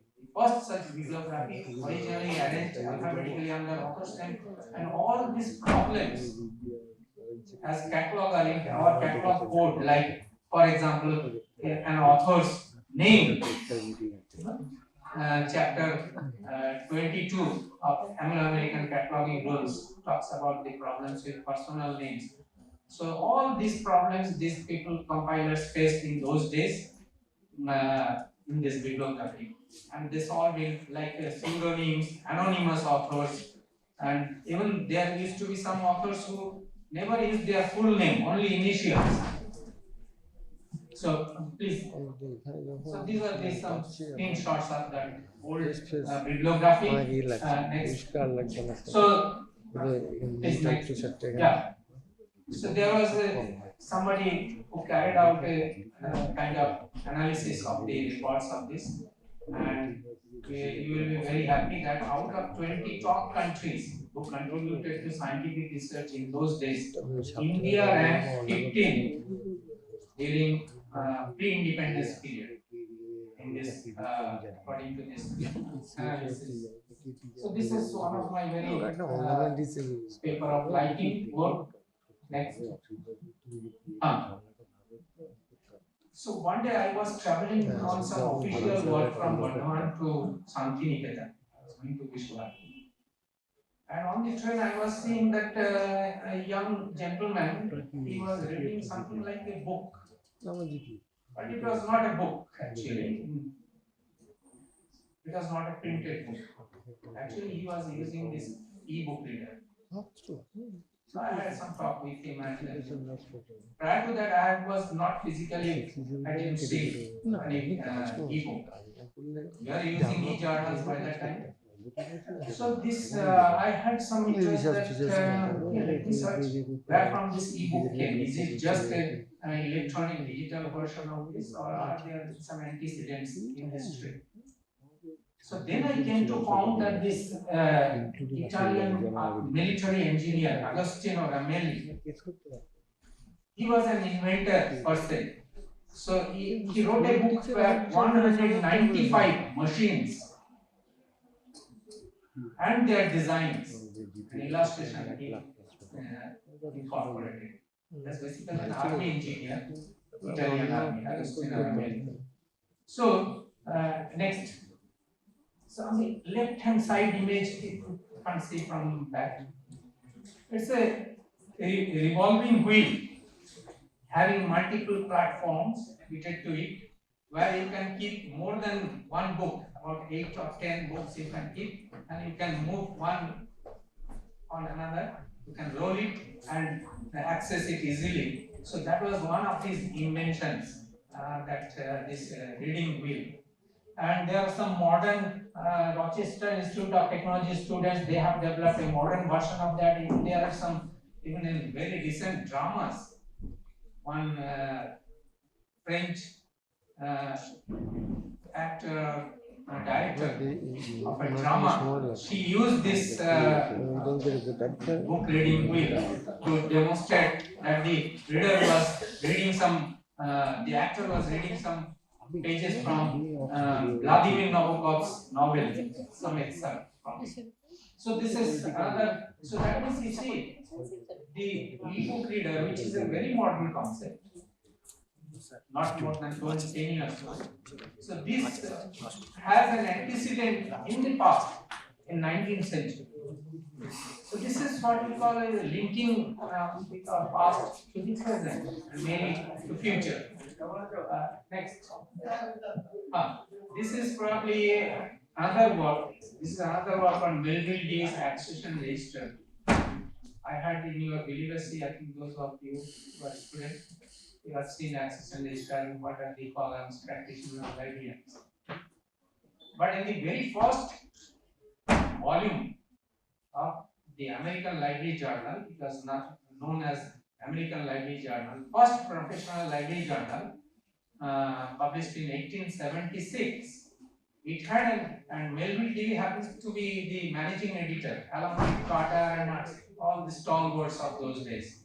So in every issue, they were publishing some article which will practically help the librarian. So in this particular article, Melville D provided the standard design of an accession register. What are the columns to be there? What should be the width of a column and the reason. In no book I have seen, I have checked in many library administration books, nowhere I found this region, only in this paper. So the concept of standards we are talking about, we are now seeing many applications of standard on dealing with actually all sorts of library activities. But they tried for standardization, even the American Library Association, they were publishing, printing this accession register and selling it to libraries, which were designed by Melville. You will get in this your commemorative volume Samvartika, and this article is included here. So that was the beginning of what we can call standardization. Next. So this was a 2-page format. This illustration is also there. I will add the reason why there should be so many lines, why there should be so many columns, etc. Next, coming almost there. This is a very recent work I have already submitted to Granthara, so I should not disclose it here. I was actually one of my former colleagues who served along with me in this department, Professor Pinaki Nath. So somehow I came to know what is Pinaki Nath, who is a Lord Shiva, and Pinak. I was searching for Pinak. Then all of a sudden on Google, this Pinax came, and it linked with one Greek librarian, Callimachus. Then I searched, I found that Pinax, this is actually a catalog on papyrus scroll of the collection, catalog of the ancient Alexandria library, in which was around 300 BC, which was established. So this nowadays we talk about that how to organize a database, how to organize a catalog, how to organize it. So we talk about arranging the collection, dividing by subject, major subject division, subdivisions, and then alphabetical arrangement. So in a recent book published by none other than Library of Congress, which talks about library catalog, its origin, etc. There they have given credit to this spinach. Whatever, I don't think that we have done much ahead of this. What this Kalimek suggested regarding the arrangement of the documents in ancient Alexandria Library, I don't think theoretically or on the principle, in principle, we have moved much far ahead. So most of the things which we are facing or we are teaching even to our students or librarians are facing in their libraries, the concept of arrangement, how to arrange items in the library, they had their origin. Only I think Melville Dewey, after this Callimachus, Melville Dewey did make some original changes to that arrangement. So that is the rich culture. You imagine it's 300 BC, and then just imagine those days and how you will find details of this if it is published or accepted and published. Then you will find the details in it. How, where from these books, that is, those are papyrus scroll, how these were developed by the Ptolemy kings of Egypt, what kind of incentive they were giving to others so that books can be collected. How is society developed such a rich library, Alexandria Library? So the other day and even today, people are talking about King Ashurbanipal, Assyrian king, his clay tablet library. I had the privilege to see this baked clay tablet in British Library, British Museum, British Museum. That the uniform clay tablets written, which used to be a collection, part of collection of Assyrian king Ashurbanipal. So this is, and this, every 2 months or so, especially now, it's not restricted to men. We go to some for our haircut, and in my house, front of my house, across the road, there was a saloon. So I was sitting there. Normally there is a queue. So I was reading newspapers, and then I found one supplement of the newspaper Ajkal. Supplement, Robival supplement. So surprisingly, it was it was about China. Many things about China, and I think the first article was written none other by the then editor Ashok Dasgupta. It was written in Bengali. So there I found he visited Peking University in Beijing. So this university, he mentioned just 1 or 2 sentences that Mao Zedong, in our days we used to call him Mao Zedong. Now it is standardized Chinese pronunciation, Mao Zedong. He was actually a library assistant. He began his professional or working career as a library assistant in this Peking University library. He didn't like his job, but he had to survive because he fought with his father and came to Peking in those days, now Beijing, so that he can do something fruitful, going against his father's will. So for survival, he worked in this library. And academicians, he has written in one place, academicians didn't like him. Librarians are always, in many cases, looked down by the faculties. It's a fact. So he was also treated badly by faculty members, but despite he didn't like even his job. But one thing he got, the entire collection of writings of this communist writing, like Communist Manifesto, Karl Marx's writing, etc. So which motivated him such a way, then the rest what he became. He was the founder of modern China. He established, so all this knowledge resources all his ideas, which he contained in this little book, red book, what is it called. So from while working in this library, so you see a person of his stature who revolutionized the whole Chinese society, brought it forward. In those days, he got all his input, mental input while working in the library, though he didn't like the job. So that was just one or two sentences. Then I searched on Google, etc., and then I came across and wrote this article. It's yet to be published. And just coming almost towards the end. Next. This is a very recent. Actually, when I was looking into this revolving wheel designed by Ramelli, I also came across this revolving book stand that was invented or developed by none other than a person called Thomas Jefferson.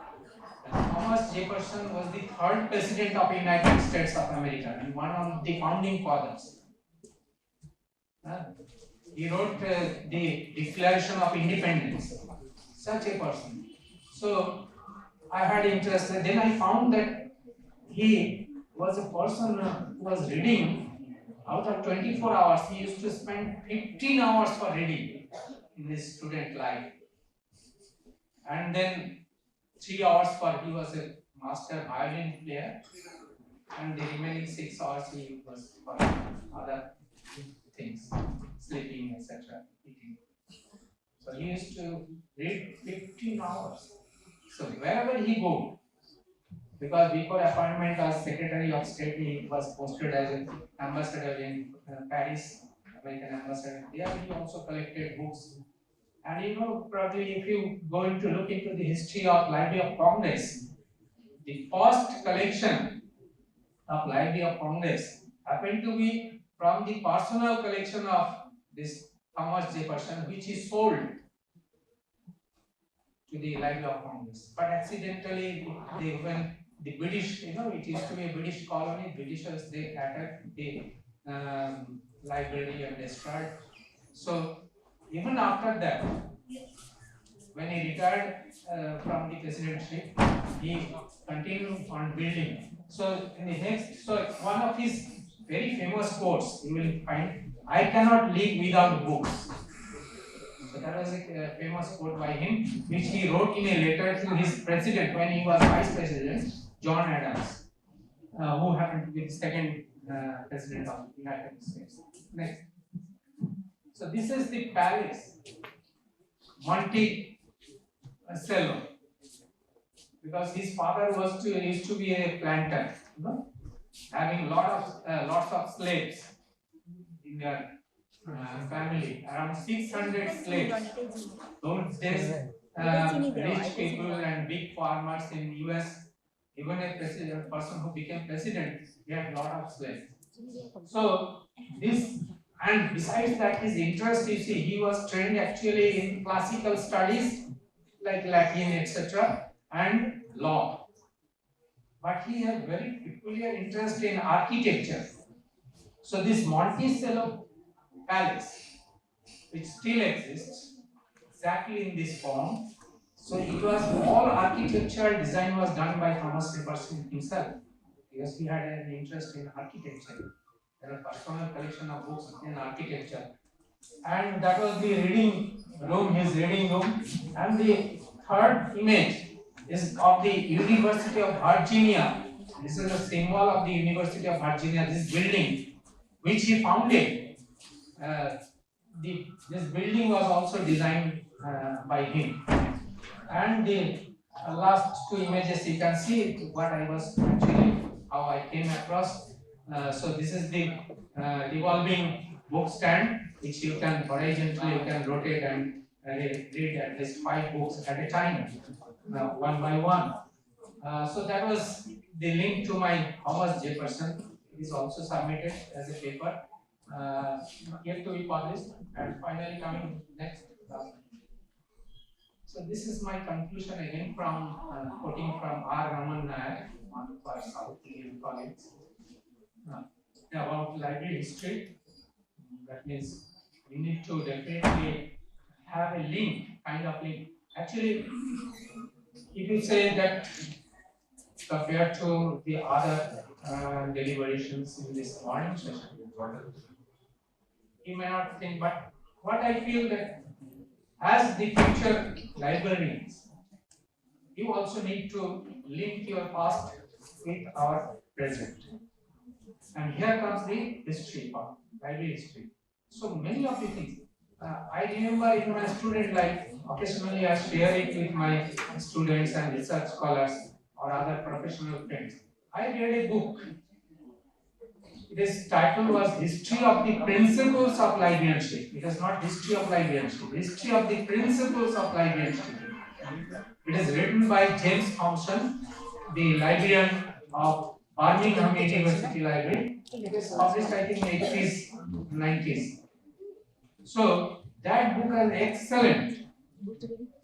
In the very first introduction, it is said, actually, as our discipline is progressing, but in his opinion, that what we are doing, we are actually reinventing the wheels. Even our this this hypertext, it traces back to none other than Paul Ole, who designed the universal decimal classification. So actually, in his writing, there was hints for this. Even Van Bush. Now we are talking about AI, artificial intelligence, machine learning. You know, Van Bush, an American scientist. So he actually first gave the idea of artificial intelligence. I have read one book written by he and his wife, that Electronics for You, a very popular book. Electronics for You. There I found surprisingly what he has predicted there in 1949. Now those things are becoming true. That how the computer is going to take over many of our jobs, even where decisions need to be made. Machines, normally cannot make decisions. But this use of this artificial intelligence to run the machine or get the desired output. The other day there was a presentation, a video where Madam Chaitali Dotto, who actually is her words, but it was made live by, as your announcer said, that it is by using AI, as if she is talking. So this is the application of modern technology, but if you trace back, you will find many things. Like that book I said, History of the Principles of Librarianship. We talk about Ramanathan's principles, this in Carter's principles, Melville Davis principles, canons, etc. But I think many of these things you will find if you go back to trace history. So this is my personal experience of doing some small pieces of research. I don't know whether these are of value at all or not, but I have this bent of mind, looking back and linking with the present. So finally, thank you for all your patience and giving me this scope. I will thank my student, former student, Mr. Udan Bhattacharya, Gautam Maiti. My sir is sitting here. I don't know whether I am able to satisfy him at all. Still, I consider is much ahead of me in always, Professor Amitabh Chatterjee. And my other young friends are there. Thank you all for giving me this chance to share with you part of my small efforts which I carried out throughout my career. Thank you. Thank you.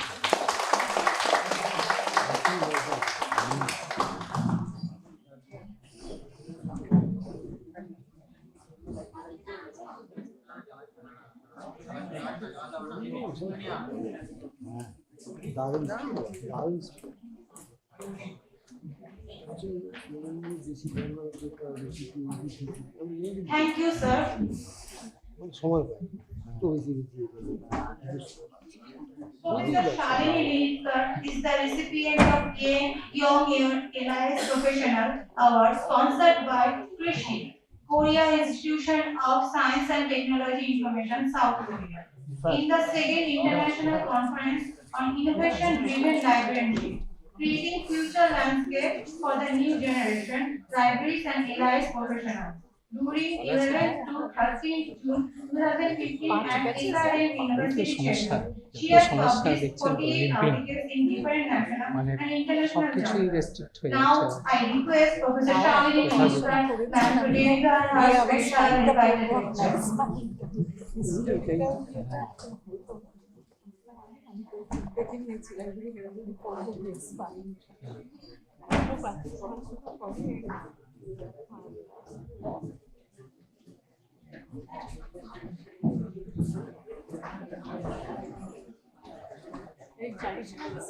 Good afternoon, everyone.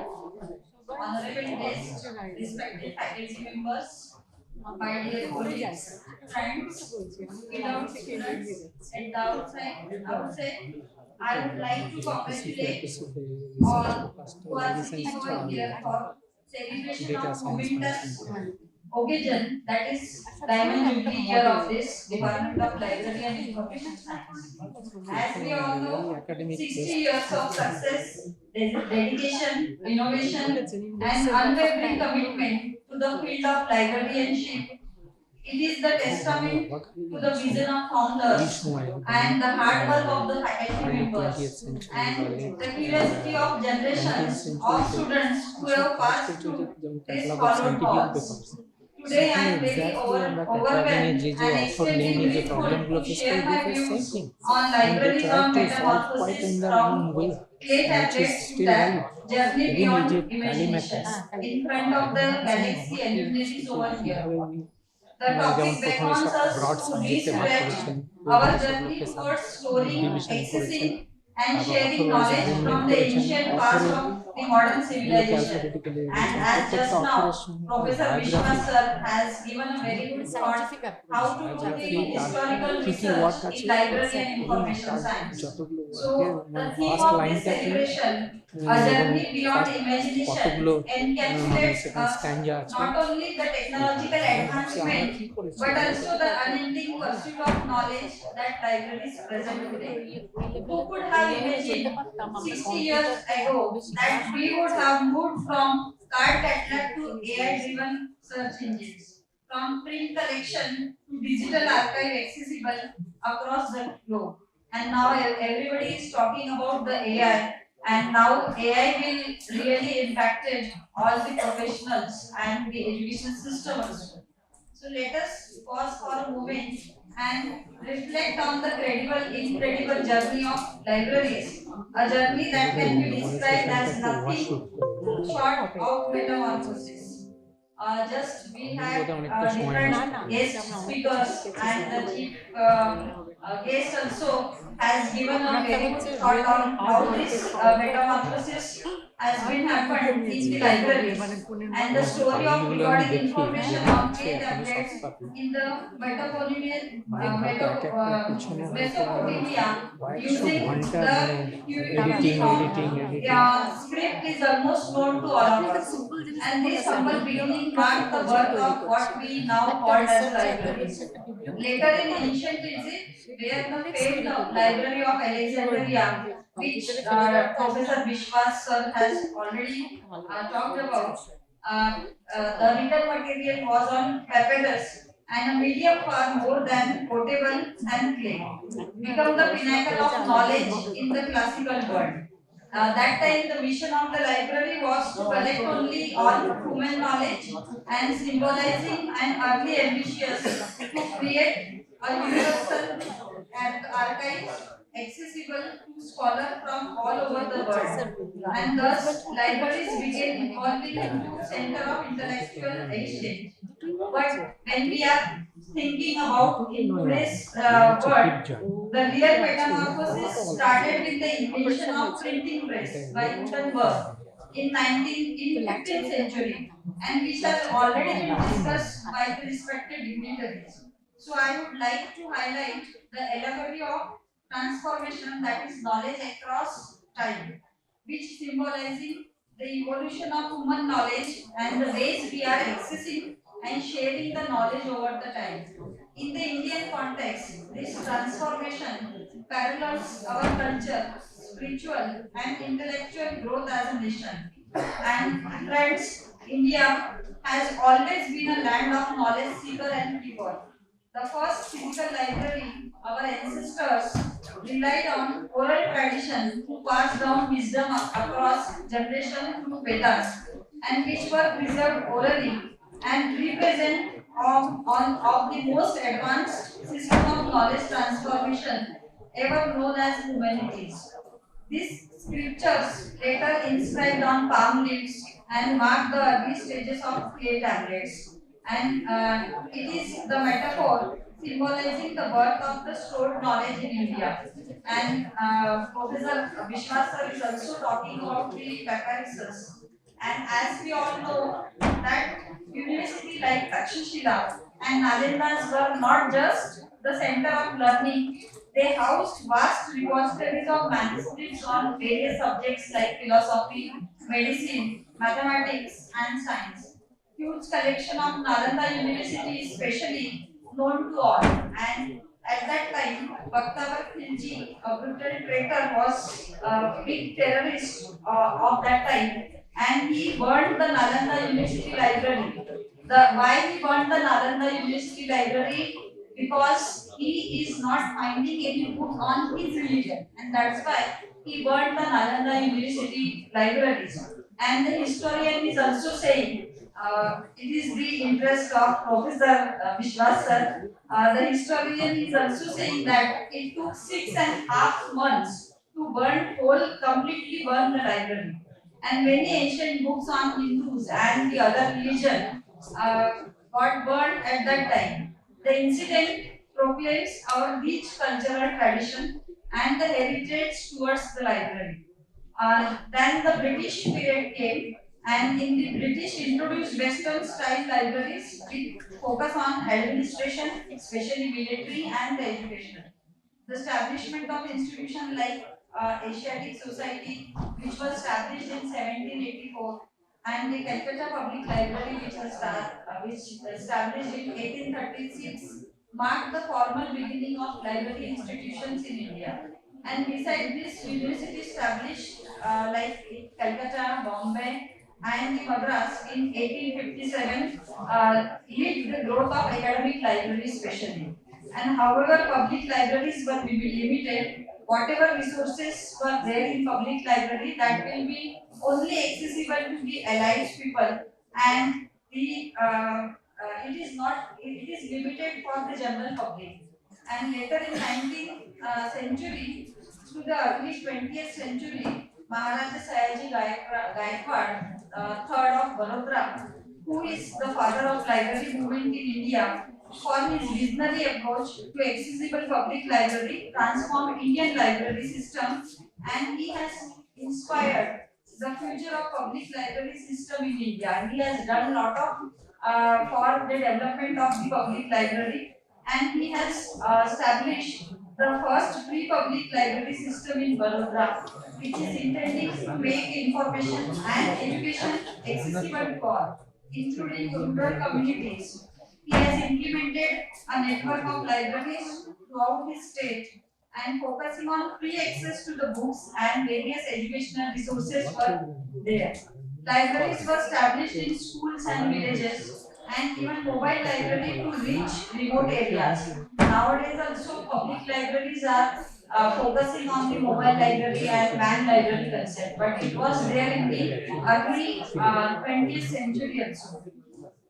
Then come to National Library of India, foremost among the libraries in India, in one of the four designated libraries entitled to receive under the Delivery of Books and Newspaper Act, which came in 1954. A copy of every publication published anywhere in the country, they have to deposit to the four libraries, and the library is permanently depositing of all reading and printed materials produced in India or even written by any foreigners also, whichever published in and whatever language, they have to deposit the copy of in the library. Then origin of the National Library of India is traced to the former Calcutta Public Library and established the first half of the 19th century. It was Lord Curzon who first conceived the idea of opening library for use of public. He took note of two libraries and with the rich collection of books, that is empirical library, formed in 1891 by amalgamating a number of secretariat libraries and the Calcutta Public Library. And we all know that Empirical Library Act was passed in 1902 and reconstituted Empirical Library was formally opened to the public. And at the Metcalfe Hall on 30th January 1903 by Lord Curzon with the intention that it should be a reference library and working place for the students and it will be giving the repository of materials for future historians of India also. And the first steps towards enlargement of collection of the empirical library through exchange of publication with the institution of foreign countries was taken and the library received near about 2,333 volumes from the Library of Congress in 1907. After the independence of India, National Library of India came into existence and uh, uh, and the Act was also came into existence in 1948 and it was awarded a special status of the institution of national importance in Article 62 in the 7th schedule of Union List of Constitutions of India. And Abdul Kalam Azad, the then Union Minister of Education, opened the library to the public on 1st February 1953. On the other hand, Dr. S.R. Ramanathan made groundbreaking contribution that transformed libraries globally. His work emphasized on the scientific approach to the library management, cataloging, user-centric services, which influenced library practices worldwide. Then the Madras Public Library Act was came, and this act also empowered or inspired similar laws in the other states also. Then came in 1972, Rajaram Mohan Rai Library Foundation was set up by the Union government and it was significantly in many respects. It was the silver jubilee year of the India and that time they are also celebrating the International Book Year all over the world. And with this proclamation, Books for All, it is needless to mention that the most significant phase of public library movement in India was started with the establishment of the RRL and which is remained engaged in the promotion of public libraries. And we all know how the RRL is working and how it is significantly doing work for the development of the public library system in India. And gradually libraries were increasing and which is promoted as a center for community learning, offering various literacy programs, educational workshops, cultural events. Mobile libraries were introduced to reach the remote areas also and bringing books and other resources directly to rural communities. Library began to adopt digital cataloging system which has already been discussed by the other dignitaries. So this will help to streamline the various operations, saving the time of the librarians and large libraries, especially academic and metropolitan libraries, they started providing computer terminals with the internet access also. So many digital accessibility and remote access services now we are providing. In this digital era, modern library transformation, public libraries have started offering e-books, audiobooks, and digital magazines to give space with the evolving readers' preference. Already the guest has talked about the OPAC and web OPAC system also. At that time, we should not forget the role of the DLNet and InfluNet also because they have also done a lot of work to facilitate the resource sharing and interlibrary loan services across India and enhancing resource accessibility. In 2014, we had National Mission on Libraries, and which is launched by the Honorable President of India, Shri Pranab Mukherjee, under the Union Ministry of Culture, Government of India, in pursuance of National Knowledge Commission recommendations for sustained attention for the development of libraries and information sector especially. And among the four components they have in the mission that are modern public libraries, they are developing qualitative and quantitative survey for public libraries also they are doing. Creation of virtual library of India they are establishing, and capacity building programs also they are doing. So capacity building programs where the library personnel training, special training is given for the library personnel regarding how to accept the technology or emerging trends in library field and how to provide the effective services to our users. So they are doing that job. Apart from this, Indian culture portal is also there, and they are providing the information about culture, Indian culture, and especially the history and the heritage. And it is the part of the National Virtual Library India project, which is launched by the Indian Institute of Technology, Bombay. And this portal is preserving the cultural artifact and digitally, and to raise the awareness about the India's shared heritage. Beside National Library of India was launched by the Union Ministry of Education with the support of IIT Kharagpur also. And they are also trying to provide the access for million books and the other digital resources which will be helpful for the research scholars, students and general readers also, so that they can access whatever material they have in the globe.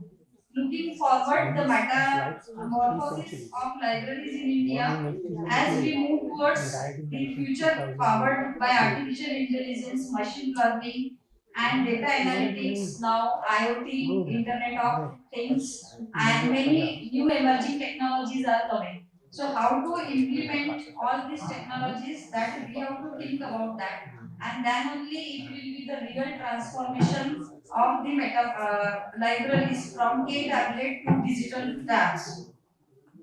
India's libraries will evolve into space of collaborative learning where knowledge will be free for all. It may be concluded that metamorphical journey from clay tablet to digital tabs in Indian scenario represent much more than just the technological revolution of libraries. It also reflects our journey as a united civilization. Because whenever we just, if we go to the history, every time the resources are stored, resources has given the access to all. So that is not only showing these libraries are only depositing agencies or center, but they are reflecting how our Indian culture can be preserved, and they are also promoting the culture, spirituality and the education through libraries. So this will be the real metamorphosis, speaks to India's ability to honor its glorifying past while embracing the future and making knowledge as a treasure trove. The future of library must be reverberates the concept of Guru Rabindranath Tagore, where knowledge is free, where the world has not been broken into up to fragments by narrow domestic wall, where words came out from the depth of the truth. So we have to remember the Rabindranath Tagore also.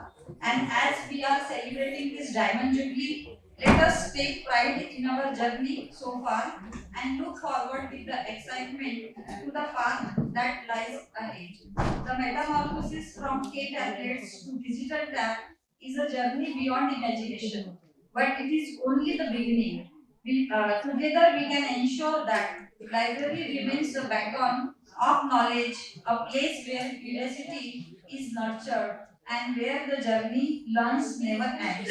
So here I will end my speech, but so let us begin the journey from our digital tab. So thank you once and all for patience listening, and I also express my gratitude to all for tolerating with me with the patience, and thank you once again to Professor Udayan Bhattacharya sir and very senior teacher Dr. Amit Chatterjee sir. I am very happy to see him because whenever he come to Nagpur University, every time he is guiding. And I was presenting as a student. That time we had a good one scheme is there for professor means for visiting fellows. So that time we are inviting the Professor Amitabh Chatterjee sir, and my first presentation I presented in front of Amitabh Chatterjee sir. So I'm very happy to see you sir, and I'm very proud that you have done a very good work in the field of library and information science. Professor Ras sir, Professor Mahavar sir, Professor uh, Chaudhary sir is also coming to Nagpur University and guiding us every time for the development of the department. And I'm especially thankful to Udayan Bhattacharya sir for doing such a international seminar in a grand way, and congratulating all the faculties, especially Professor Suvarna Das sir and all the other faculties. Because of their hard work, they can celebrate this diamond jubilee of this department, and we should not forget the contribution and hard work of the faculties and the founders of the Department of Library and Information Science of Jadavpur University. So thank you once again for tolerating me and giving me the opportunity to express my views in front of you. Thank you.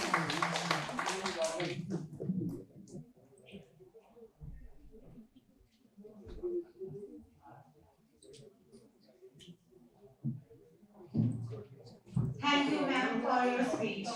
Now I request Professor Suvarna Kumar Das, Director of this seminar and Professor of Department of Library and Information Science, Jadavpur University, to give the vote of thanks.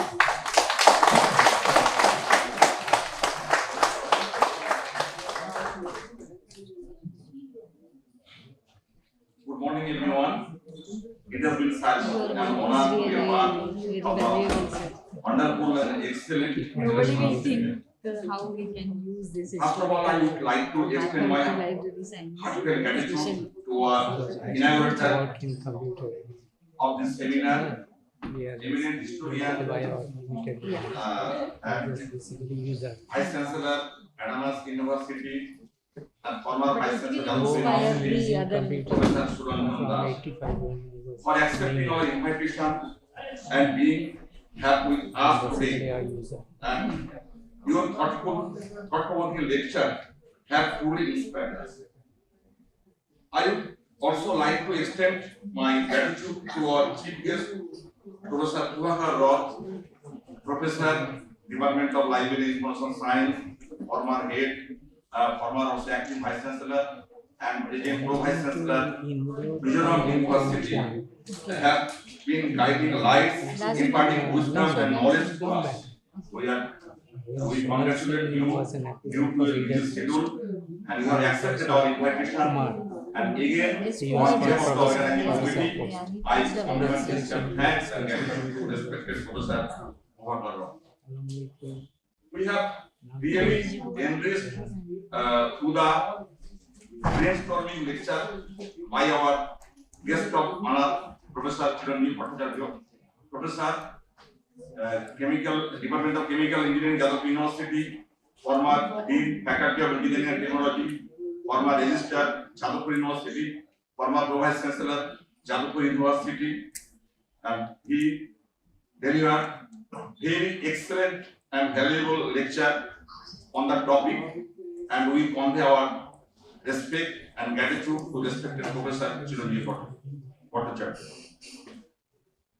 I convey my sincere thanks and gratitude to our keynote speaker, eminent information scientist, Professor Subol C. Vistas, retired Professor, Department of Library and Information Science, University of Bardhaman, and recently engaged as a librarian of DCI College, Durgapur. for his very rich lecture, very rich and very annotated keynote speech session. I think our students, our participants, research scholar, and all the our guests, they will be again enriched by the scholarly presentations of the soul ministers. I convey sincere thanks and gratitude and honor to our special invited lecture by Salini Jadavpur, Professor, Department of Library and Information Science, RT Nagpur University. I convey my sincere thanks and gratitude to Salini Madam for your excellent special invited lecture, and we are already enriched, and I think we have to try to implement in our place as you have mentioned in your special invited lecture. And we convey our sincere thanks and gratitude to respected Professor, very senior most Professor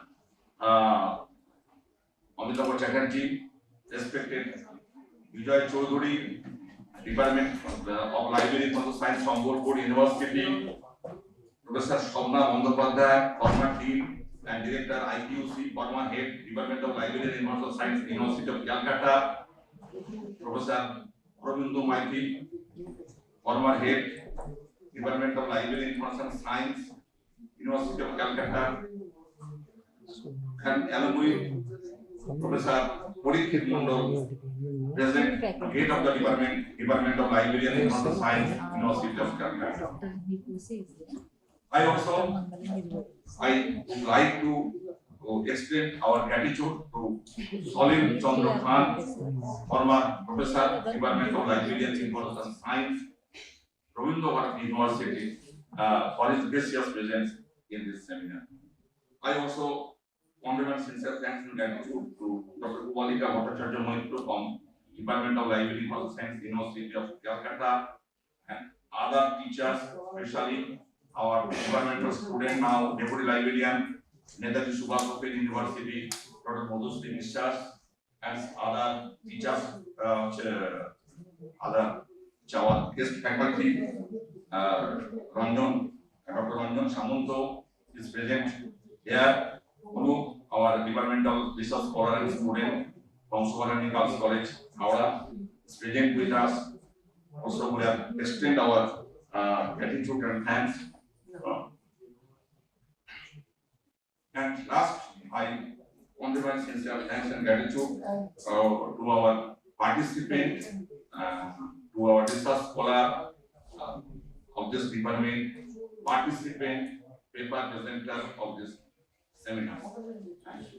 Finally, our departmental teachers, the Rapporteur General, my teacher, Professor Sunil Kumar Chatterjee, is the whole time in the seminar, is present with us in the Rapporteur General of the seminar.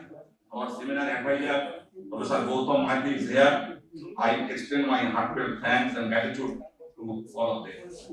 And finally, I convey my sincere thanks and gratitude to our university authority, Vice Chancellor, Finance Officer, Registrars, and the authority of this TEQIP 209 rooms of under Faculty of Engineering and Technology. And but last but not the least, I convey my sincere thanks and gratitude to Professor Udayan Bhattacharya, organizing secretary of this seminar, who has taken a lot of pain to organizing such seminars for a long time, and enormous efforts and initiatives of Professor Bhattacharya. It is not possible to organize such seminars. And also, last of all, again, the media personnel and the hall authority, volunteers or etc., and the caterers of this program, I convey my sincere thanks and gratitude and respect to all of them. Thank you all again.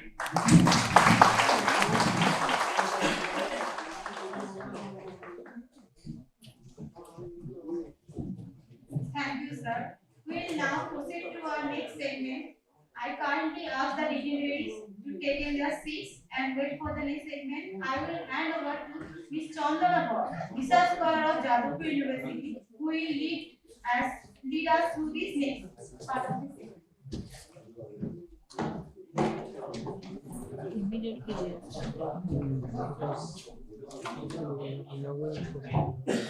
Break should be there.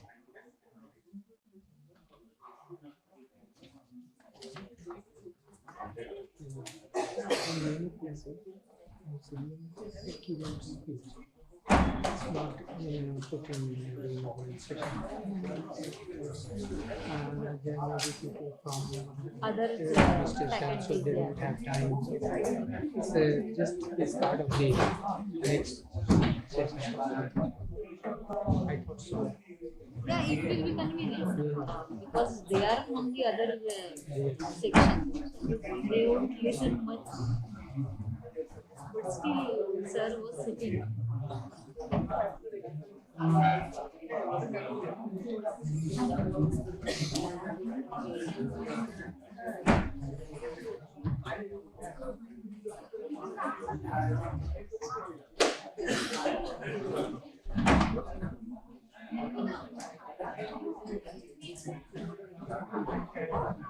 Thank you, Vipulina.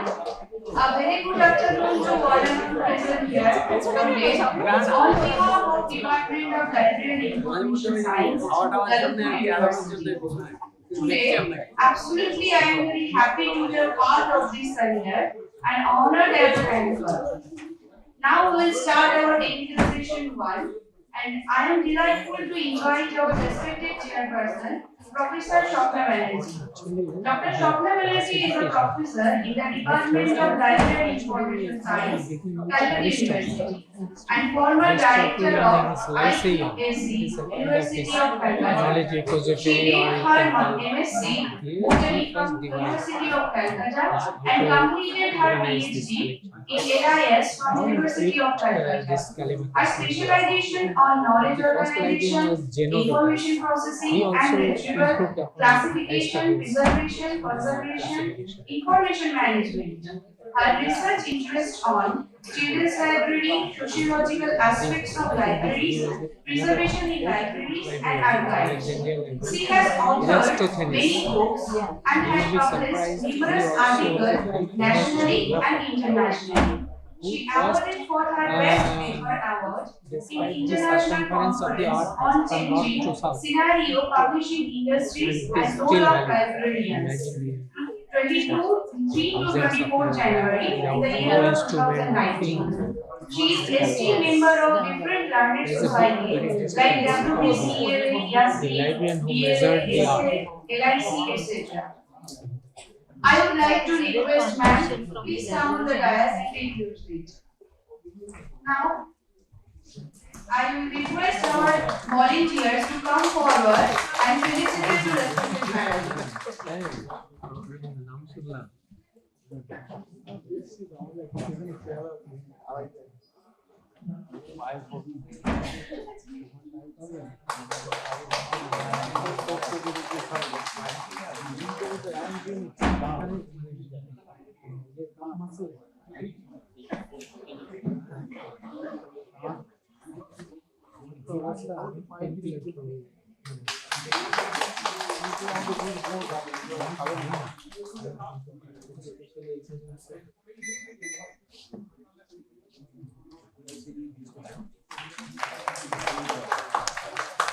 Now, may I request to our chairperson to take up this technical session.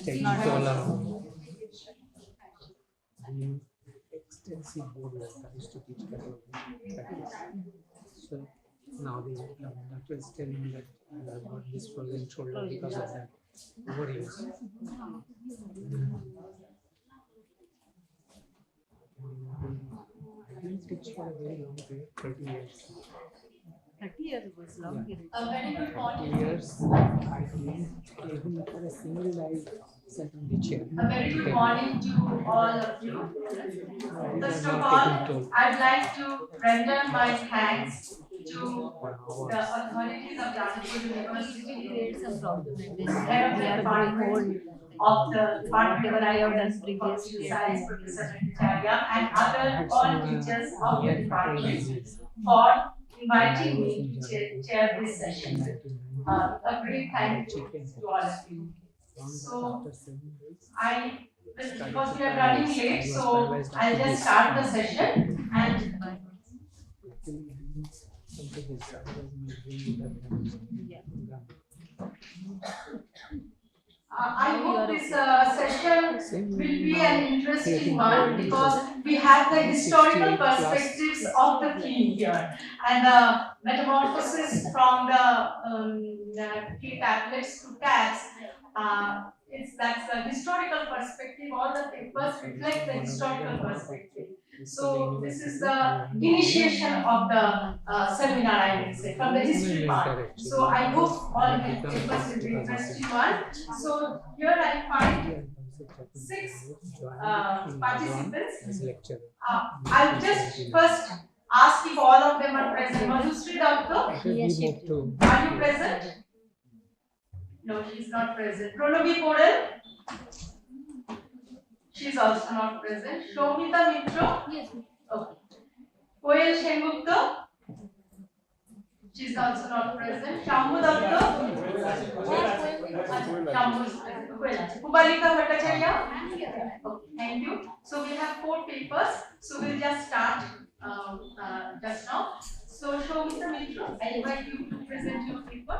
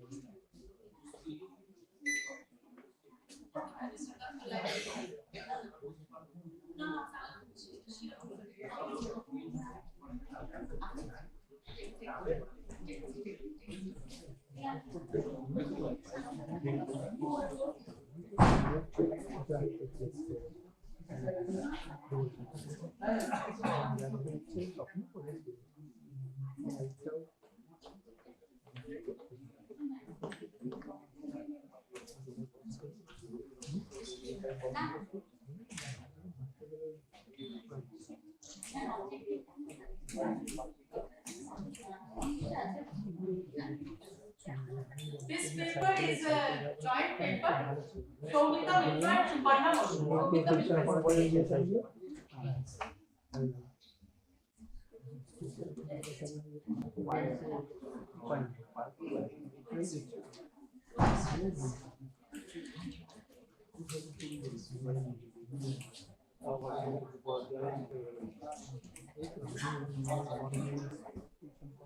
Good afternoon, ma'am.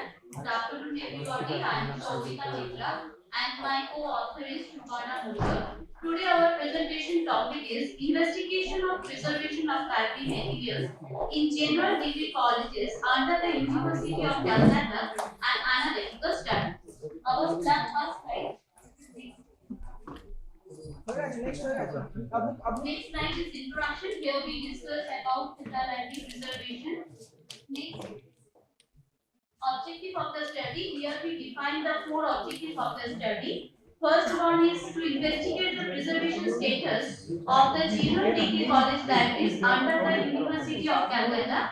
Second is to find out the type of physical damages are present in those libraries. Third is to study the pest control methods adopted in different college libraries in preventive print as well as non-print materials. And last one is identify the challenges faced by libraries regarding this matter. Professor Kumar was there, but he is retired. Now Dr. Bansal is there. Next slide is methodology. We use the survey method. Here we define the 3 steps. First one is well-structured questionnaire was designed. Data was collected through survey administrative software Google Form. Second state is home was seat to a large number of respondents. Out of the University of Calcutta College librarians, 22 responded back, and last month's responses were processed. They were tabulated and analyzed to meet our research objectives. Next slide is data analysis. Here we define the availability of the type of materials in the libraries. Maximum number of colleges said their type of materials are book, rare book, print, journal, e-journal, math, e-book, CD or digital. Next slide is different stack principles. 11 colleges said they used the open access systems, and 6 colleges said they use both closed access as well as open access system. Frequency of library self-cleaning process, 7 colleges said they used this process monthly, and other 7 colleges said they use this process weekly, and some colleges said bi-monthly, and other some colleges said daily. Deteriorations of library material. Here we define some reason why how the library materials are deteriorated. Some maximum number of colleges say main reason is books becoming torn, and other some reasons are brittle library materials, broken spine of library materials, and fungus infections. Availability of different techniques for preservation. Maximum number of colleges say they used techniques to preserve their library material. Next slide is procedure of conservations and preservations. 13 colleges state they appointed an external vendor to complete this process, and other some colleges or 8 colleges state they complete this process through internal. Next slide is general techniques for preservation. Maximum number of colleges state they use the only binding preservation process, and some colleges say they use the binding and as well as scanning for their document to digitalize process. 20, not 0 to 0. Next slide is using preventive measures of different colleges. Maximum number of colleges state they used only the naphthalene, and some other preventive measures are camphor, hymon, formaldehyde, ethyl alcohol, etc. Next slide is frequency of using pest control by the colleges. 8 colleges response that they complete this process every year. Some colleges state that they have no fixed time to complete this process. 4 colleges state they complete this process every 6 months, and 3 colleges state they complete this process every month. Number of technically known preservation staff. 19 colleges say they have no technically sound staff is there, and 2 colleges only say yes they have technically sound staff is there, and 1 college not responding. Next slide is causes for not using proper preserving processes. 2 reasons is main reason. First one is lack of trained manpower, and second is lack of fund is the main reason, and other some reasons there. Those are lack of infrastructures and issues with administrations main causes for not properly using this process.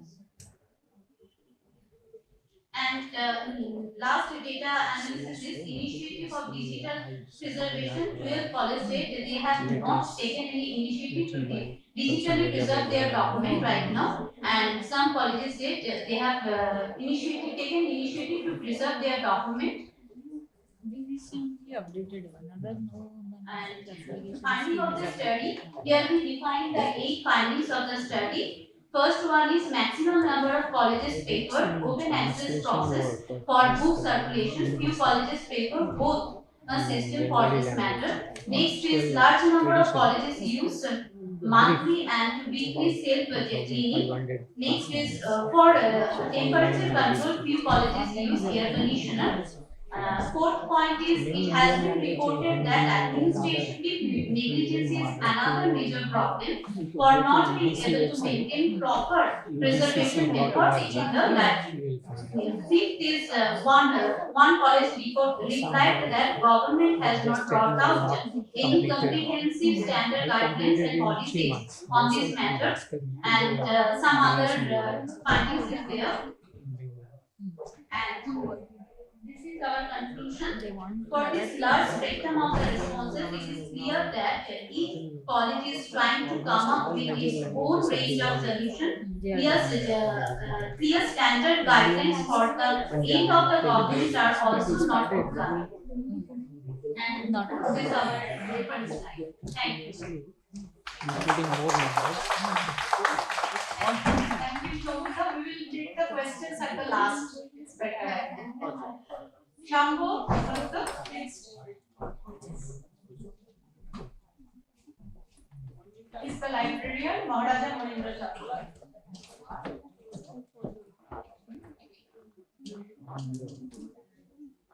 This one is from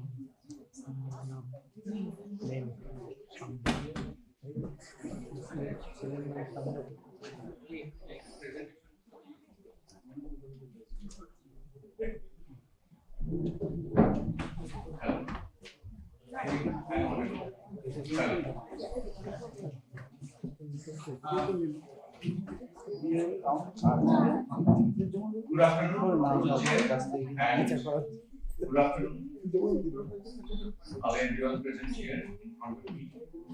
Actually, it's a historical study. I have safely, keeping in tune with the title of the seminar, that is from clay tablets to tab. It's a huge journey, it's a very long journey, but I have chosen to be on the historical side, safely enough. And you can see from my title, I have concentrated on the pre-Christian libraries of the Middle East. And there is another part of the title, subtitle, a bibliographical history of Hebrew civilization. That is the rhetorical part. The main part is the pre-Christian. As we are running short of some time, I have to skip some of the things to do it in the time. But actually in my study, I have covered a few areas. First of all, I like to mention orally, verbally, that is without skipping the slides. That is the development or the origin of the libraries. Then the major sites of the pre-Christian libraries in the Middle East. And then particularly I have concentrated on 5 ancient library sites, coming to them later. And then the types of collections, the collection development and management of collection, and the use of catalogs. Very rudimentary form, of course. And then the rise of some scholarly professions that were possible only because of the flourishing of the libraries. Now coming one after another. Actually, library was developed in the Middle East is a matter of some almost more than 4,000 years in the Mesopotamia, today's Iraq. And libraries actually developed in the scribal schools, the schools of the scribes. You know, scribal schools means writing at that time, of course, was not everyone's cup of tea. Only a segment of the society, only a chosen few had the practice of writing, and they actually copied from the oral transmission of the information or poetic composition, whatever. They just wrote them down onto the clay tablets and later on the papyrus. So in the scribal schools, the libraries developed, and it was not later than 2600 before Christ. Well, if someone has any doubt or if you are not comfortable to call them libraries, then you can come 1000 years later. A more mature kind of library, a more potent kind of library in a more meaningful form was developed in the Bronze Age and also in the Iron Age of that area. And I'd like to mention the first individual who can be named as the first founder of the library. That was nothing but the Assyrian king, a predecessor of Ashurbanipal, no doubt. That is the king TEQIP. So what? I am not going into all this etymology. I just want to mention one thing. We are all familiar with the word bibliothèque, and biblio we have connection with books, but the word thèque have been picked up from the great library of Alexandria. The alleys where all the bookshelves were lined were actually called thèque. This thèque have been picked up, and now it is still current in the word like bibliothèque.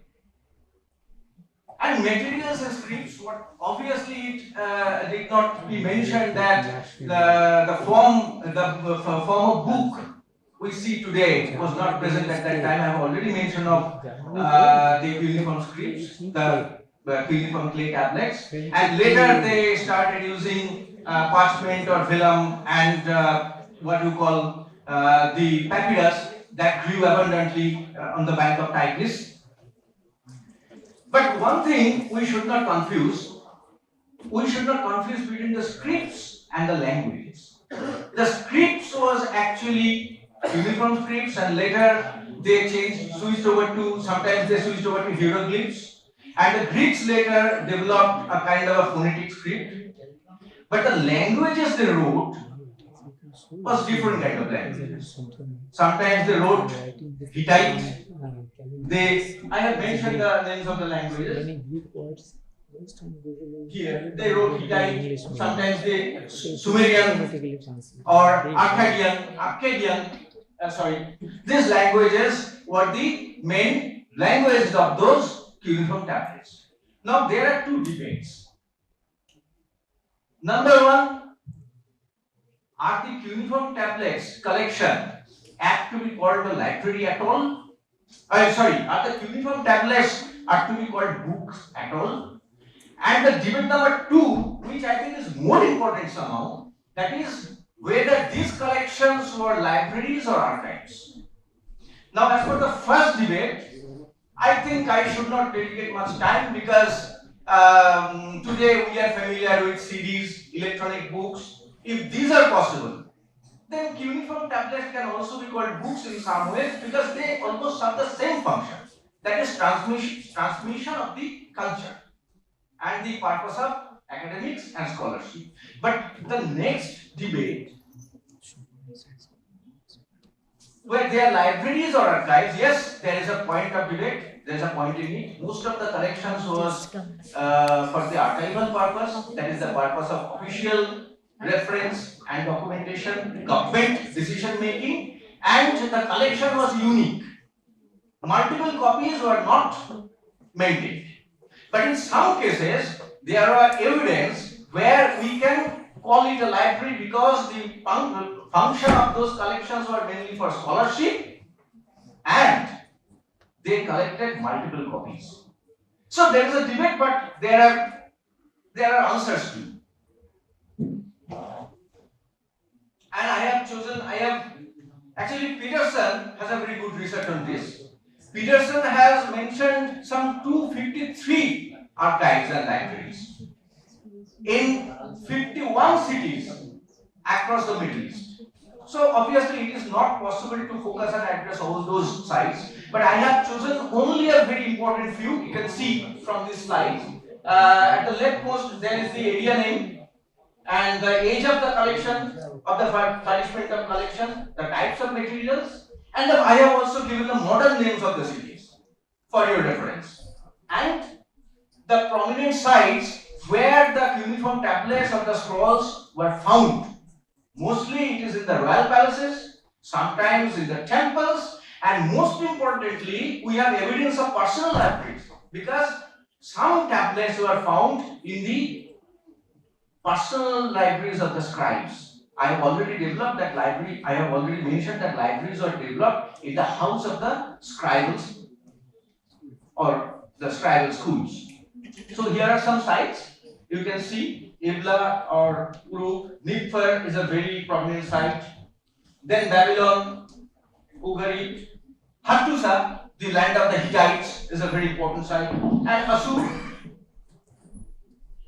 Nineveh was the site for the great library of Assurbanipal, and ultimately Alexandria. Alexandria is needs to be mentioned differently and separately because it is the Middle East region where Greek culture was surrogated. It was not directly geographically related to Greece, but here Greek culture was nurtured. This is only because the part was actually invaded by Alexander the Great, and the city was found by him.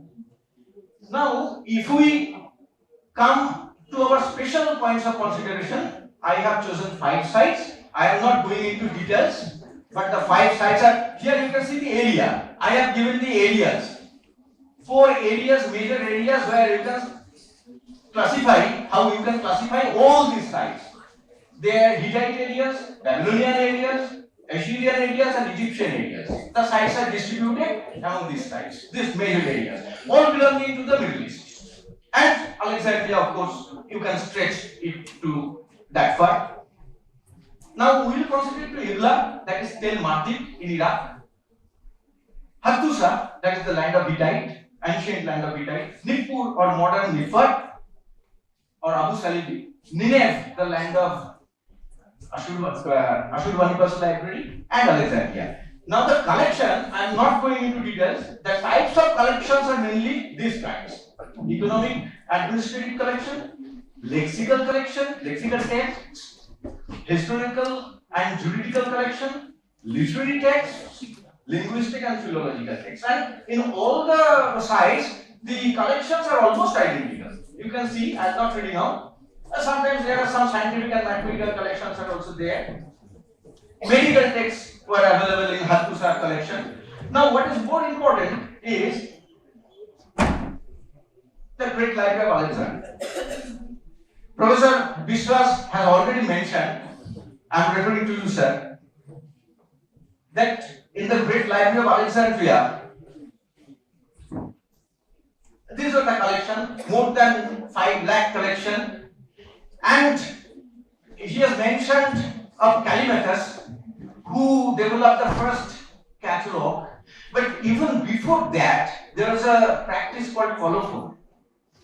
This colophonology has become a very important part of modern study that opens up the window for the history of that period. That is why I have written the title as the bibliographic history of human civilization. So collection development, actually collection were development, they were inherited and sometimes plundered. Collection, one thing, the Ptolemies, what Ptolemies do, Ptolemies actually confiscated the ships. They seized the collection from the ships that were harboring in the harbor of Alexandria, and they copied it. Sometimes they returned or sometimes they were forced to leave. And they kept the copies. So this was the not very fair method of collection development, of course, but that was the story of that time. And book purchase and book collection became a popular trade because and the papyrus trade was popular in the later days. Collection management, I just want to tell one thing, that is security collection. In Assurbanipal's library, there were threats in the colophons. Just like today, we manage our security, we manage the collection via some fine system or something like that. They also manage to manage the security system by kinds of threats. Whoever will not return the book in time will be doomed, will be cursed by God Assur or by some other god, etc. He will be punished. These kinds of colophons were there as security management. Now coming next, have already completed, almost completed. Okay, I have already covered this. Catalogs and colophons, some rudimentary use of catalogs, listing of books were found, and colophons, I have already mentioned, colophons was nothing but a final tablet that was attached to the last tablet of a work, where you have these bibliographical fields. If you see the fields, you can guess how modern approach they took. these are the fields that will still are relevant to us. The number of tablets of the words, just like our volumes. The title of the word, if the title was missing or the title was not assigned, then they added a short summary. At times, the names of the authors, actually authors are anonymous sometimes, in most cases, because they were scribes, they were clerics. Authors' names were not available, but if they were available, they were included. Whether the last available tablet is the end of the work or not. A huge one. We'll take some 40 tablets, but whether the last tablet that we have in our collection is the last one, or some tablet is missing, that is also mentioned there. And ultimately the shelving information, how to be shelved. The square tablets were shelved in the rack, the rounds were generally shelved in the ground. Because square round tablets can roll down from the shelves. So this was the law, as I understood.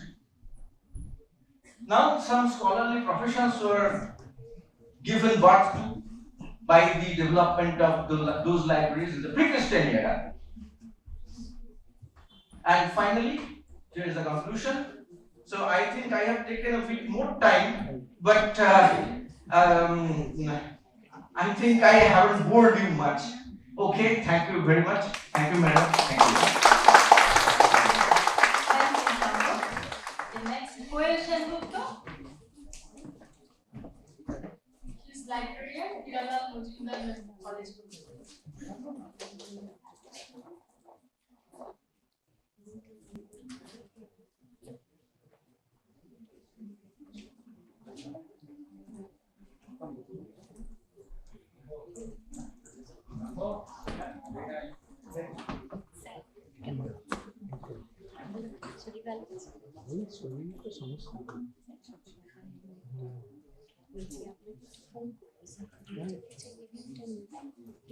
জিজ্ঞাসা আছে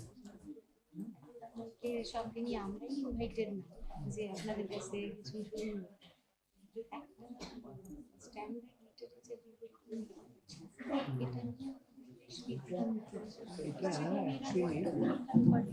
কথা শুনুন আমরা যেটা standard সেই স্ট্যান্ডার্ডটা scientific প্রসিডিউরে যে বুঝিয়েছেন আমাদের সেটা শুধুমাত্র আমরা পিএইচডি যারা শুনি তারা বুঝি কিন্তু সেটা আরো বিবিধ ওদের মধ্যে চালাতে চাই সেজন্য আপনার কাছ থেকে একটা যদি কোনো রাইটার তাহলে আমি একটা I have tried to see how maybe IFLA is a huge thing with all its committees, subcommittees, core programs, many things, regional divisions. IFLA is a huge thing. Here I have only concentrated on the general annual conferences that are held from 1927.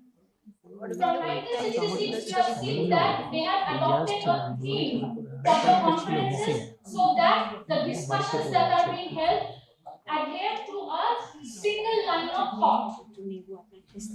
So starting with IFLA, we all know that IFLA is actually it's a global voice of library and information science and the professionals.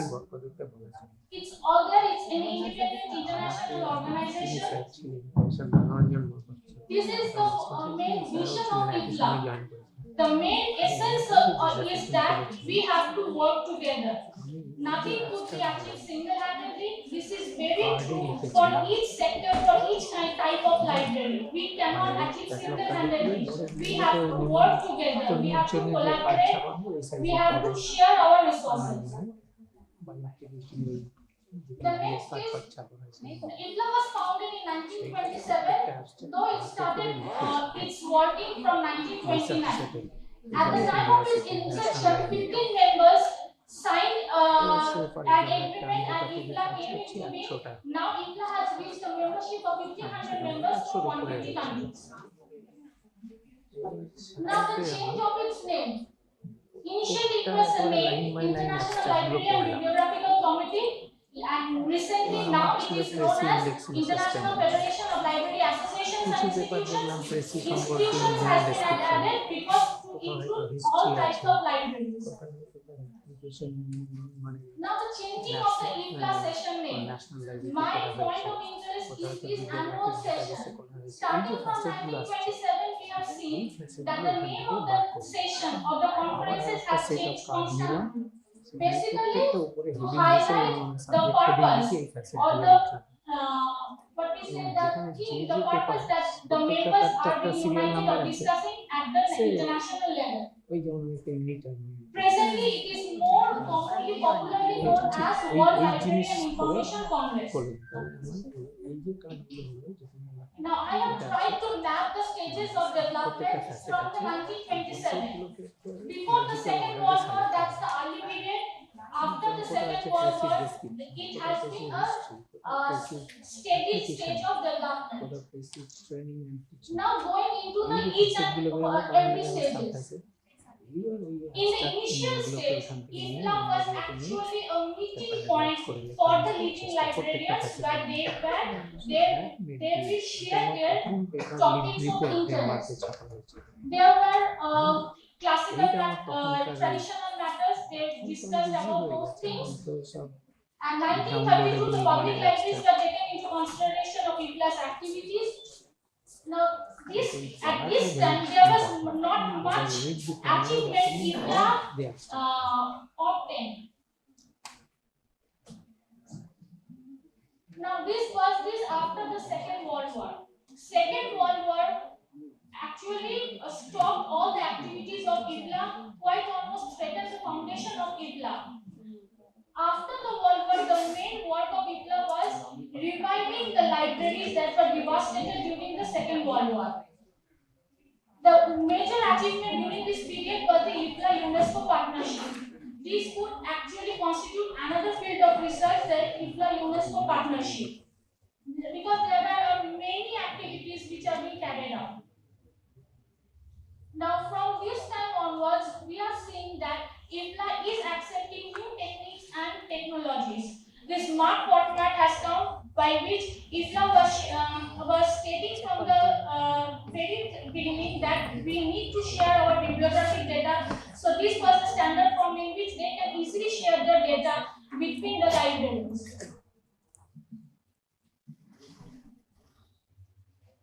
Then comes the 70s. During the 70s, we will find that it was already on the universal availability of publication, universal availability of knowledges, information, everything. Because in 1987, it was the 60th anniversary of the foundation of IFLA. From 1970s, it was steadily, IFLA was steadily growing, and then it was mainly taking pioneering initiatives in the global level. 1988, from we will say 1993, IFLANet came into being.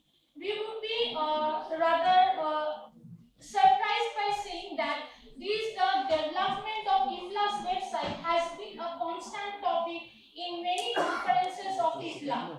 This was because internet was at that time very new in the global field. So this topic has been constantly discussed at the international level. And this IFLA's website was mainly the prime source of communication for IFLA with the rest of the world.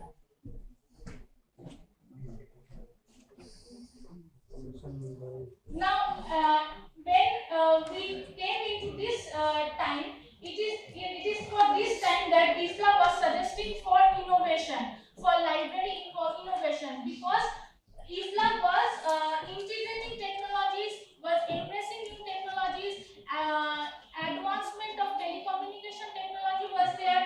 So IFLA was suggesting that we have to go for library innovation to render better library services. And 2012 marked the 85th anniversary of the foundation of IFLA. Now in 2013, IFLA published the trend report. What's the trend report? Trend report is that IFLA has studied at the international level what were the library trends which were influencing or affecting the effectiveness of library services. So these were the trend report in 2013, and the following years we will see that updated editions of trend report. In 2024, this year, a freshly trend report has been published by IFLA. And here we will see they are again emphasizing on innovations, library innovations. Now the challenges. We have seen all the conferences, we have gone through the themes, but what were the challenges for IFLA? These challenges are not only for IFLA, but for all type of library. For example, point number one, the perception of libraries. Libraries are in the digital era. Libraries are perceived that they will not thrive; they will perish because the digital era has set in. For the library to thrive and survive, innovations have to be made for better services. Now, funding and investment. We have seen that there are in many areas there are restriction of funding and investment. For that reason, many programs, many things are impossible to be carried out. Diverse societies, we know that since IFLA is an international organization, it has to work with different regions in the world. So they are diverse in their geographically diverse, they are culturally diverse, linguistically diverse. So in all those dealing with all these influences, they have to move forward with their works. Digital regulations. We are seeing that many the things are to be digitized, information, documents are to be digitized, they are to be made available digitally, but there are some also regulations associated with it. So these are also hampering their work. Yes. And then this uncertain world because there is always a tension at the global level between the superpowers. So these are the things where IFLA faces challenges because IFLA constitute that the members, they don't take into consideration the politics or the prejudices of the countries and the members. And then the partnership for development, obviously we need to go for partnership or collaboration for our development. Now the trend report. The trend report in 2013 they have identified 5 high trends, and in 2014 they have identified 7 trends. We will see that these trends are very much affecting the library services. And IFLA is suggesting that if we are aware beforehand, so that we can face our future with confidence and in a more informed way. And these are my references.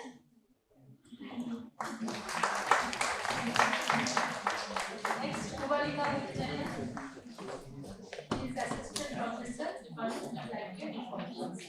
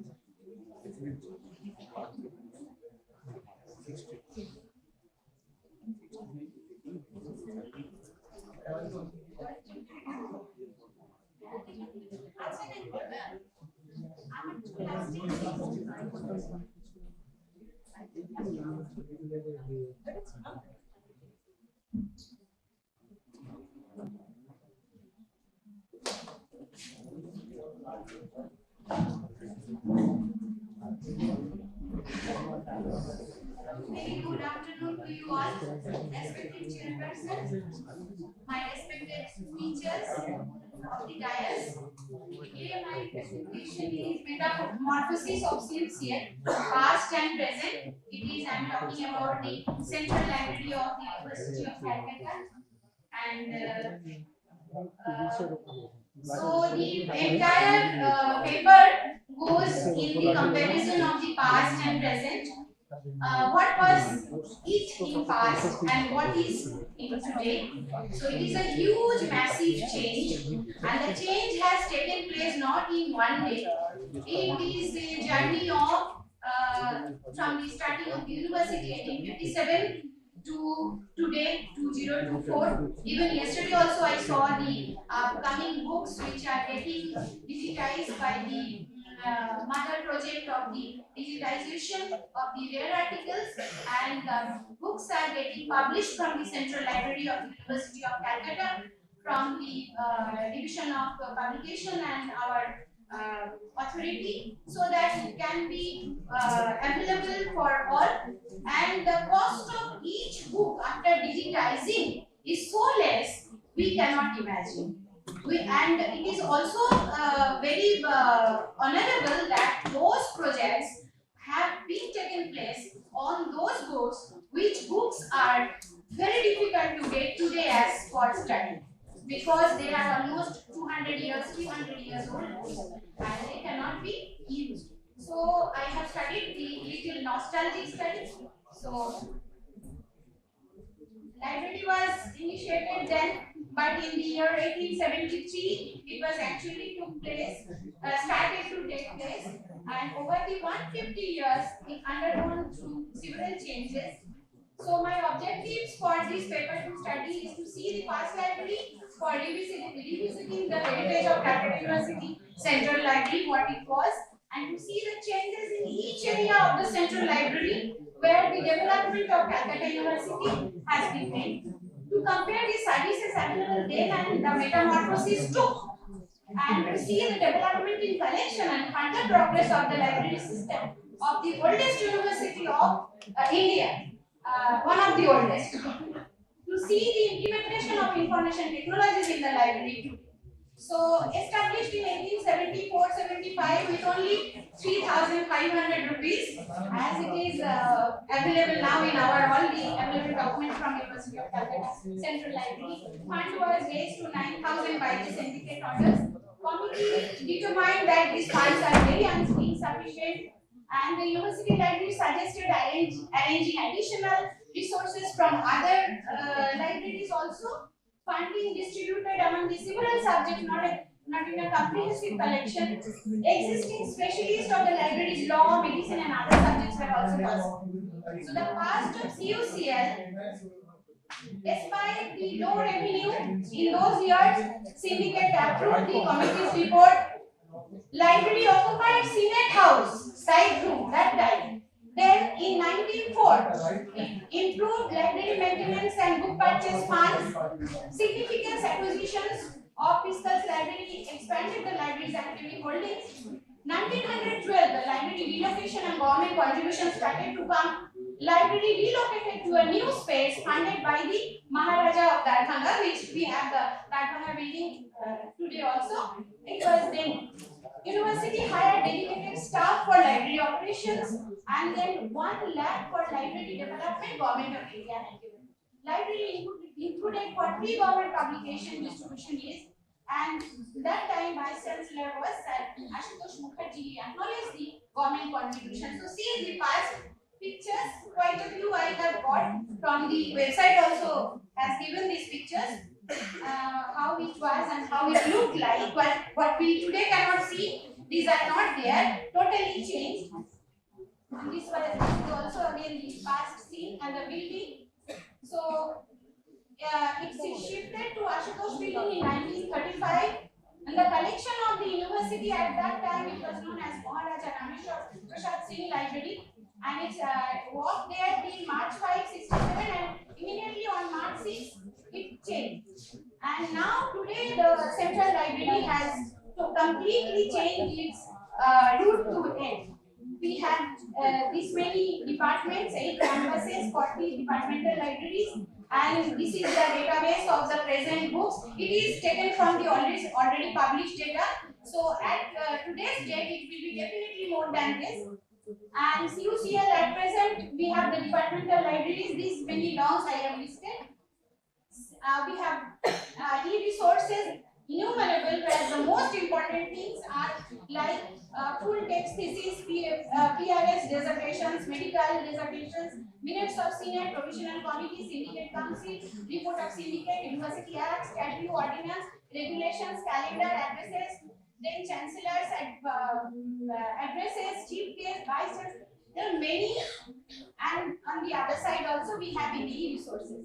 Here in the e-resources, this is database I have detailed. Show Chindu and database has given this data structure database of journals, e-journals and e-books. And the special mentions we have 2014 to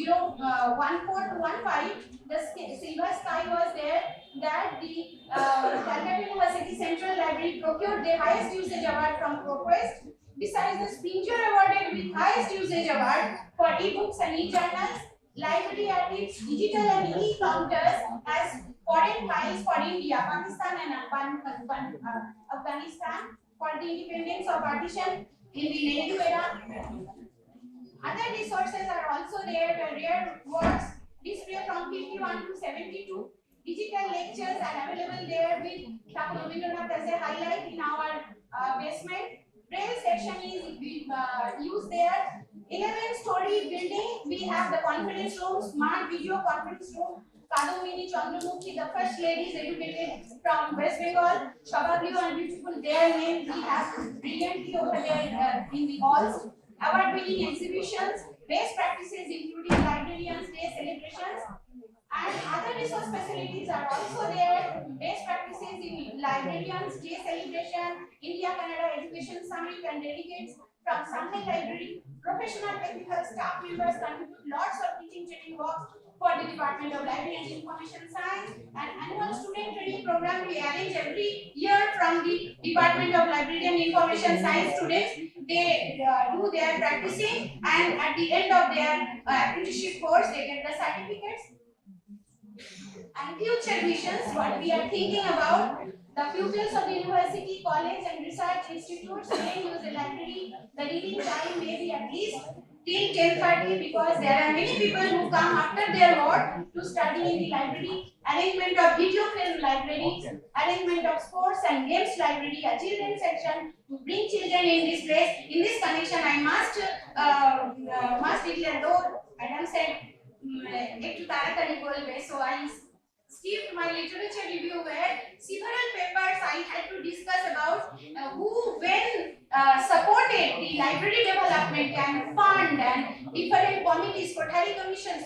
Lots of recommendations came from different part of India and also from different part of our outside our country, that to develop the library system in the University of Calcutta. So this is a huge lot of big paper, so I concised it. And the career counter for physical form, where students get for pre-requirement counseling, guidance and teaching, arrangement of authors. And thus, it is almost concluded. Administration aims to improve the central library of our Calcutta University. Librarians work tirelessly. Clear, hygienic environment is feeded over there. Metamorphosis is evident. So we can say that the metamorphosis part from the past and present is absolutely observed here. So I can say that the term of biology metamorphosis is absolutely rightly chosen by the organizers who have taken this clay tablet to digital system. Thank you all of you for patient listening to my Thank you. So we are running out of time. So short questions. If you have any questions regarding these 4 papers, yes, please quickly.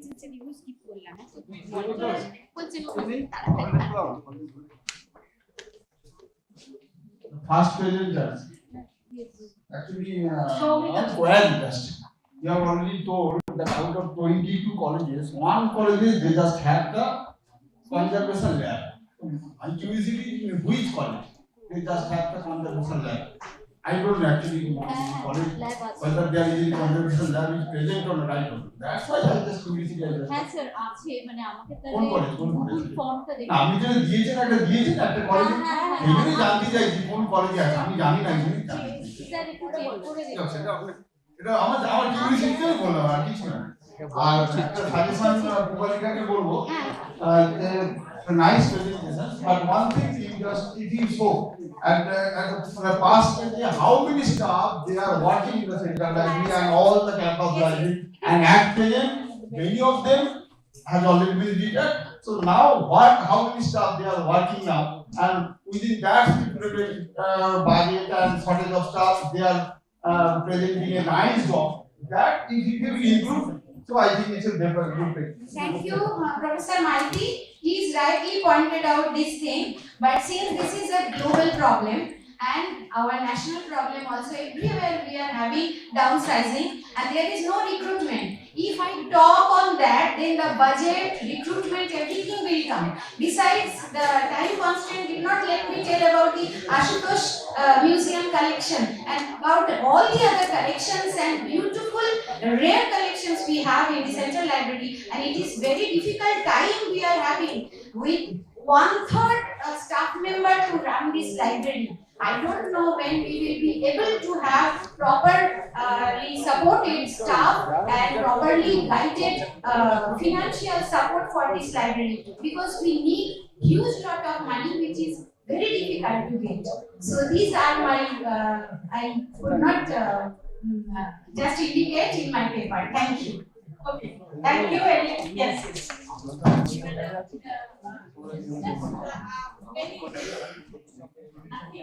Just about the Central Library of Calcutta University, but Calcutta University is a system.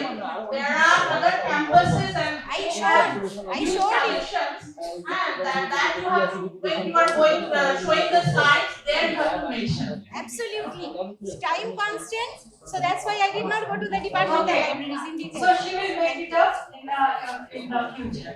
So thank you all the presenters, and in this session we had 4 papers and it was rightly pointed at the historical session, and history, and one was case study, one was institution study, one was library study, and one was an association study. We had 4 types of study, the metamorphosis of these 4 types of things. So thank you all. Thank you. So we will break for lunch now. Thank you, ma'am, for this wonderful session that you have conducted, and thank you all the esteemed presenters. Now we have a business session. In this session, we have a presentation that will be shown by EBSCO.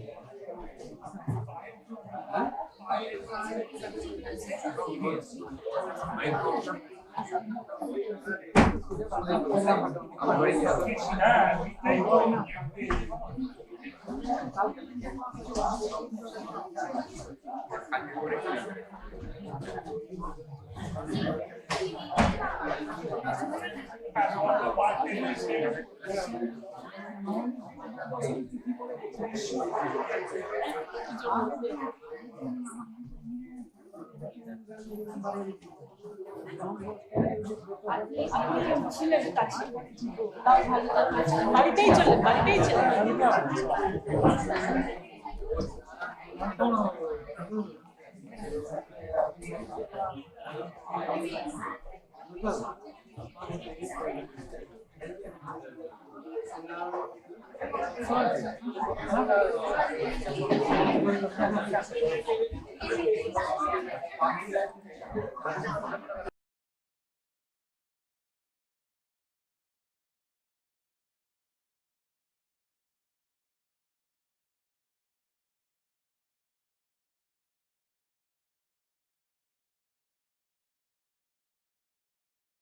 Thank you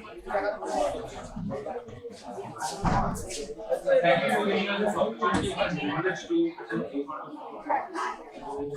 Me and my colleague Rajkumar Bhatta we are representing TEQIP. देख रहा हूँ आप नमस्ते sir नमस्ते अभी ठीक नहीं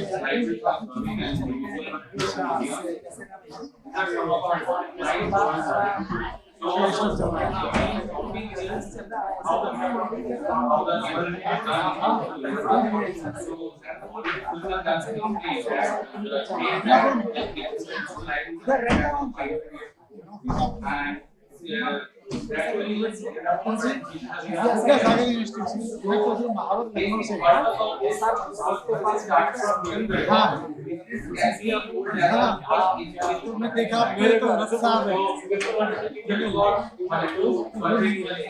sir ने बयान कर दिया यार सर नहीं It has been a change, like we have seen in the last slide. It has been a gradual change, and there is a lot of factors. And first, I have pointed out our intention for this presentation is not to just opt out the various layers that we have, but to empower community.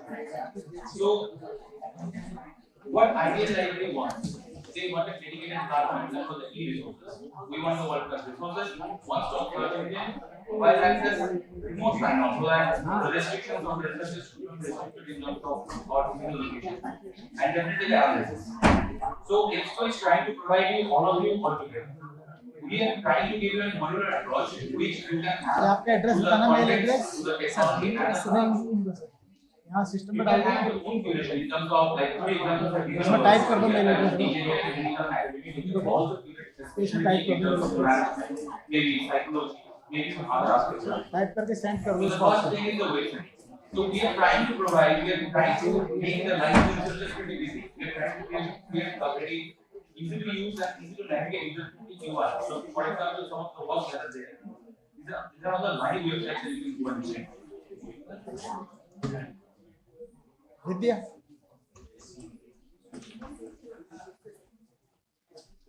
And this is for the illustration purpose, video conversion, and all of your guidance we can make as duration that you want, which will be specifically targeted towards your distribution. The next thing comes is this. What is this search engine? So search engine is a one-stop search engine that we are trying to provide. What does it do? So basically what happens is maybe for university like Jadavpur University or other institutions, there are different subjects. So different departments which are different kind of indexing to all the videos which are also explained. And now all the researchers are interdisciplinary. So medical can be very well equipped with engineering, that can be very well equipped with management as well. So we need everything to be put in there. So the main problem for the newbie researchers are like they are getting confused that where should they begin? And we all know that for different kind of portals we have different kind of credentials, different gateways, and our is usually facts. So we are trying to resolve it. You will be using just one single credential to access all of them. Be it any of the databases that you can access from the same one.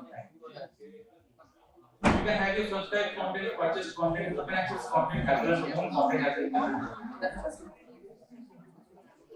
Now this is important. For example, you all know that computer just totally works in terms of 0 and 1. Even when we are searching in terms of something, you can see that in a document there is just a space or just a comma. Even it cannot be document. It is quite obvious.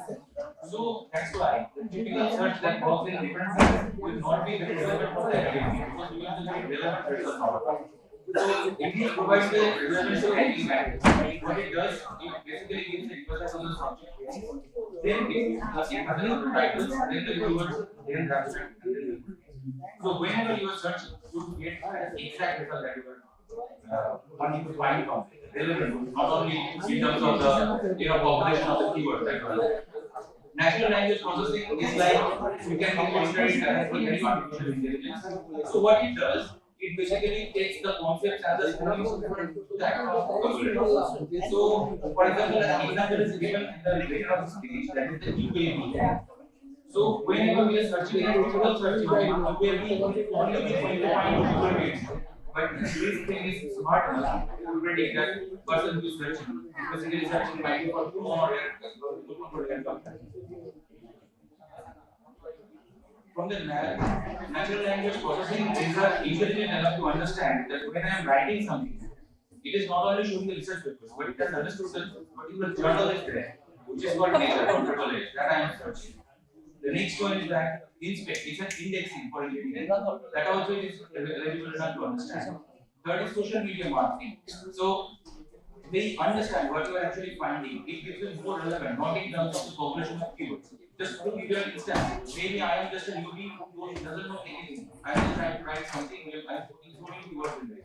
आप loose लग रहे हो काफी। हाँ मेरे ख्याल से तबीयत थोड़ा हाँ सुबह 4 बजे हाँ वही गाँव में गए थे वहाँ से आके देखे कि राइट टाइम में ट्रेन नहीं है वो ट्रेन बिगड़ गया नेक्स्ट ट्रेन आया वो आके खड़गपुर में और एक ट्रेन वो आके फिर एक अवरोध में अवरोध ये ट्रेन के विरोध ही है लेकिन इसकी वजह से उनका उधर खड़ा है इधर आके देखेंगे जो बच्चे इंचार्ज हैं और विशेष कोशिश किया तो वो 11 Then was not my son. I went to their department. They are inside the and all these things.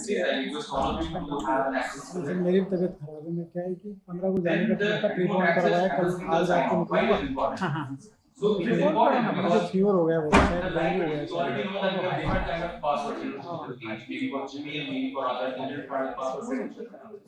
But to make all that easy, we are trying to provide only one single password that you might be already using for your university. हाँ ठीक ठीक sir. तो मैं तो रात को निकल जाऊंगा फिर मुलाकात करते हैं टेलीफोन बात करते हैं आपसे ना जरूर। हाँ टेलीफोन बात मैंने ऐसे डिपार्टमेंट एस्टेब्लिश किया है। मैं 97 से 2006 तक अकेला हूँ। शरद आया 6 तक अकेला डिपार्टमेंट एस्टेब्लिश किया। फिर शरद आया फिर शिल्पी बुलाए Sample solution. It is not a final solution. We all शिल्पी आई फिर 10-11 में इंक्लूशन आए अभी तुम 7 है। हाँ पर वो एस्टेब्लिश तो किया मैंने सर बहुत टाइम लगा था नई आई यूनिवर्सिटी सब कुछ नया बहुत मुश्किल था तो अच्छा लगा। This thing happened. 2 libraries and team members were suspended. It has been escalated from in-house. बुला तो फिर इसलिए मैं ले लिया। Actually we have 44 PhD scholars. So it is like complementary, not exactly the same. For example, this is your professor. This is the laptop that you are having or the PC that you are using. Eight positions. You are just trying to maybe access this publication. So usually what happens previously this publisher will be asking the credentials related to every time we meet the professors to evaluate and we cannot repeat the name up to a year. Whenever you are asking the publisher to keep the particular content, and they will not ask for the password and right now I am heading the department also. And then whenever This you is my 6th term as heading the department. He will indirectly हाँ बताइए sir. अरे sir क्या congratulation बहुत बढ़िया। तो इसलिए sir हमको जरूरत पड़ती है एक्सपर्ट से देने में।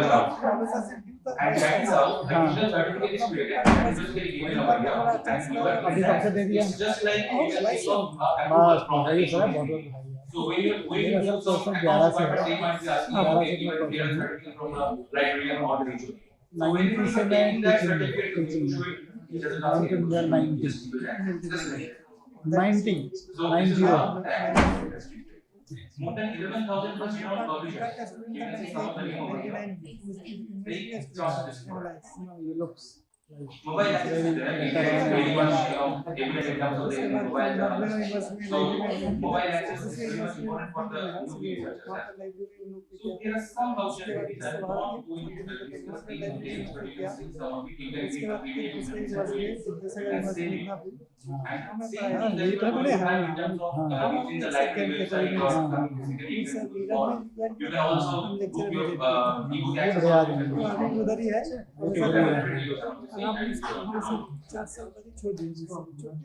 that is important, especially in terms of the library. We Because at the end of the year of the internal session, you might want to have an idea that how many students have utilized which particular resources. What are the outputs? What are the budgets and others? For example, there is some overview that is given over here. Like you can see that how many loans are मैं अच्छी बात है particularly given, how many नहीं आप लोगों ने West Bengal express library movement को काफ़ी पुश किया है here is काफ़ी the आगे budget एडवांस analysis. You बना can see at the end of the year the budget is तो diagram. ये सब And as the मैं day का goes और by, you are सब्सक्राइब करना finding जब the याद resources आता है and the कि physical West and Bengal budgets being contributed allocated. Lot You can also see which publication, which particular journal is buying what how much. And then you can have a particular understanding of the output. There is the authentication analysis. You can see a technical image later. So this basically shows where from the accesses of the users or the students are recently using. कल How many परसों sessions आगे are से there? How many तो मेरा 20 में complete So it is a real-time basis बीस for the API. It is starting from the server also, I can say. So it is an instantaneous process. You don't have to ask for the publishers or some other vendors to just wait for 15 days, 20 days to get the information. But from here you can get the information instantly. Like minded And the last part about the list part is the resources that we have discussed. Expo has 450 plus databases. We have licensed agreement with 30,000 plus publishers. We can provide the journals, magazines, conference proceedings, working papers, videos, and images. And this kind of databases we have implemented in terms of the subject matters. Maybe nursing, maybe science, maybe arts, maybe architecture, maybe music, whatever you can call it, we have it all. And we curate it in terms of the particular requirement of that particular subject. अच्छी बात है नहीं तो ज़्यादा अच्छा Through these databases, you will have full access to the active full text and current as well as that one. So why that we all know that in particular journals, for example, in management there is a very pioneering paper called HBRC magazine. So most of the revolutionary kind of things that have been published previously in there, you can also access it. And whenever it is very easy to access the back volume, it's pretty easy for you whether to check it, it's a paper 1967 or maybe 2007. So that's what it is. Moreover, we have particular the content that we are providing are indexed in terms of the scopus for the sciences, especially operations, APS, IT, Midlands, social economy, and all. We have from this our own particular database, we can have well covered most of the renowned publishers. For example, some of the publishers are given over here. So in summary, Expo Suite is basically providing the kind of tools that we are having the discussion today. We are having to have the metamorphosis. We are trying to take the digital library to the next level, and Expo can be a perfect peer for this. And last I want to conclude this is that I know that change is there, and like you can see the code is there. The only thing that constant is change. So that's all from our side. Thank you very much.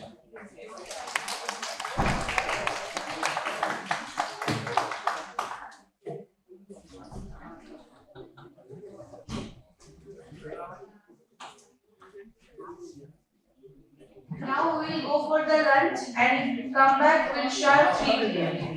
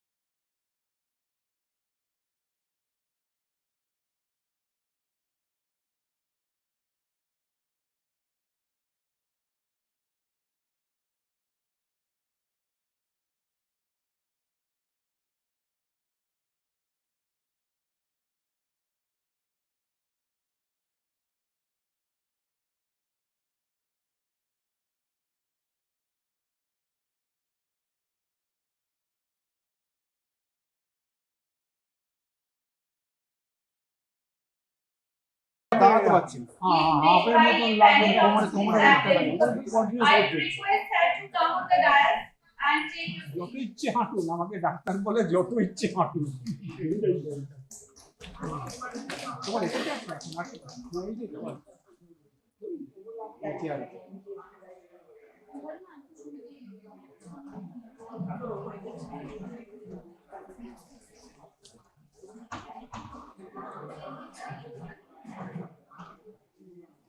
Now, I would request our volunteers to come forward and offer felicitation to Sir.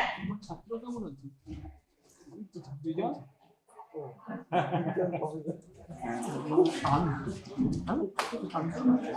Gentle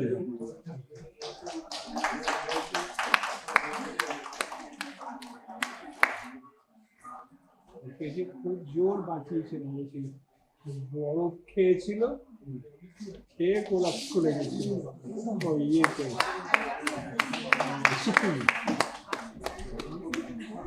তারপরে ওকে নিয়ে এসে দৌড় করিয়েছিলাম রীতিমতন দৌড় লাঠি নিয়ে দৌড় হ্যাঁ কখন চারটে কম্বল চাপাবে কখন sensor Now is the time to declare the name of our respected co-chairperson, Dr. Aurobindo Maiti Sir, Professor, Department of Library and Information Science, University of Calcutta. His specialization is in library classification, information sources, systems and services, legal information services, community information systems. He has completed his DLIS from University of Kolkata, MLIS, MPhil and PhD from University of Calcutta. His research interest is in information technology in libraries, security management, collection development, bibliometry, information sources, systems and services, resource management, human relations, etc. He has published numerous books and also published articles in different national and international journals and delivered lectures in different conferences, seminars, etc. He has guided numerous PhD and MPhil scholars. He is a life member of DLIS, Indian School of Social Sciences and member of Asiatic Society. I request her to come on the dais and take the seat.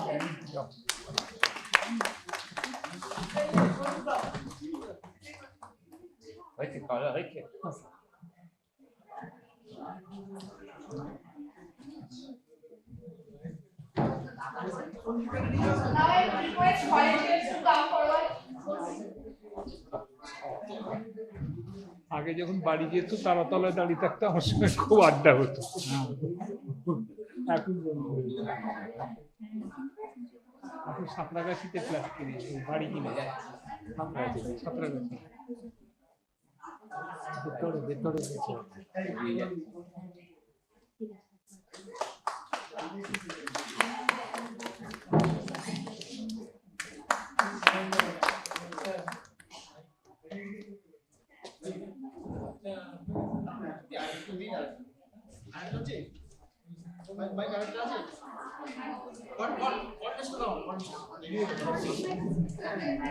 এই গাছ দেখে আমার তোমার বৌদি বলছে এরকম তো আছে তোমার তুমি আবার নিয়ে এলে কেন ফুল আমার তো ফেভারিট গাছ প্রিন্টেড ফুল তো আর যেন হয় না বাড়ি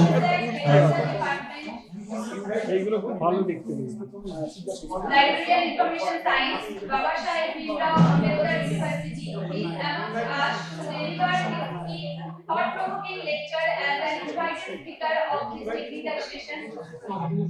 Professor Mohammed is the Director, Course Section, former Dean of Information Science and Technology, former Dean, Student Welfare, former Professor in charge, Central Library, Baba Saheb Bhimrao Ambedkar. কালকেও এসেছিলাম কালকে আমাদের কয়েকজনকে সম্বর্ধনা দিলেন ডিপার্টমেন্টের আমি বললাম যে ইউনিভার্সিটি ভাইস চ্যান্সেলরকে বললাম যে ইউনিভার্সিটির ডিপার্টমেন্ট 60 বছর হলো আর যাদবপুরের সঙ্গে আমার অ্যাটাচমেন্ট 50 বছর কারণ আমি 74-এ ফিলিপ ঢুকেছিলাম He has different administrative responsibilities in BBAE. He has published numerous books and also published articles in different national and international journals and delivered lectures in different conferences, seminars, etc. He has guided 16 PhD thesis and 11 MPhil dissertations. He is the recipient of yearly Professor S.P. Narang Research Promotion Awards in 2015. He is the live member of ILA, YASLI and YASLIs. I request sir to come on the dais and take his seat.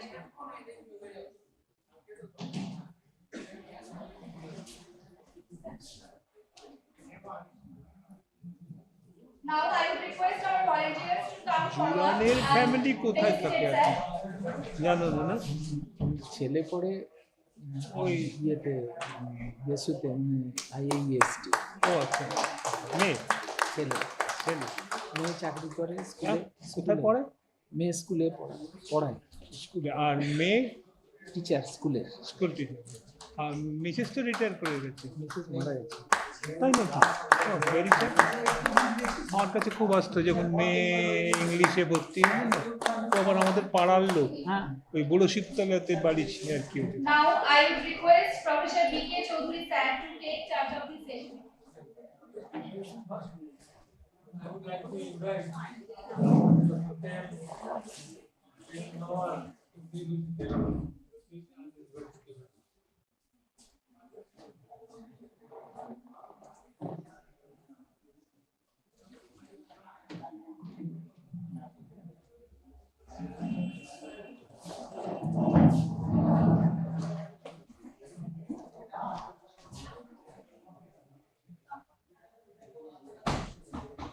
respected chair of today's session, Dr. Vijay Kumar Chaudhary, former professor and head department of Library and Science, Sambalpur University, Sambalpur. The joint chairperson, Professor Arvinda Mehdi, Department of Library and Information Science, University of Kolkata. First of all, I extend my heartiest thanks and congratulations to the organizers, the head of the department, Professor Udayan Bhattacharya ji, Dr. Suvarna Das, Professor Mehdi, Professor Sunil, and the whole team of the organizers. So from morning, I attended yesterday's program also of the department. Though it was in Bengali language, major actually discussions were in Bengali language, but tried to catch some of the words. So from yesterday, very important and for most important thing that is coming all the time, we are speaking on the metamorphosis on the various areas of library and information science. So connecting to this, and in the today's inaugural lectures, actually really impressed me, especially the lecture of Professor S. Viswas. So he really actually taught the historical research, historical method of research with practical example, I should say. So that kind of research actually, that kind of paper he has presented. So today I just want to discuss on the nomenclature of the degrees, certificates, diploma and whatsoever. Some of the major events I have collected from the literature review or kind of historical research. So that data I have collected. So see, suppose briefly we see the development of the degrees and the profession and the setup of libraries. The nomenclature which we see right now, it was not in the beginning days. Either the program was to train library staff or to provide training to the librarian or to provide training to the persons involved with library. So these kind of programs in the beginning days were started, or maybe some kind of apprenticeship. So starting from book curator, library curator. Now we have reached at the top level of the profession, that we can say top man or the post of librarian or other designations of librarian information science. So on these issues, briefly I would like to discuss some of the important development inputs of the eminent scholars at the globe, like A. Gordon, McFarlane, Asa Gordon Dickinson, DV, and other scholars, other eminent scholars of library and information science. Along with the Indian contribution,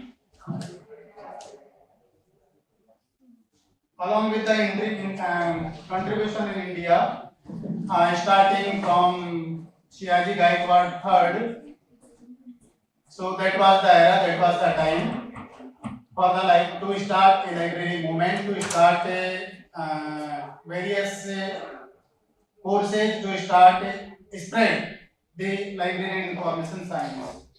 So on these issues, I would like to share some of my points, some of my opinions with you.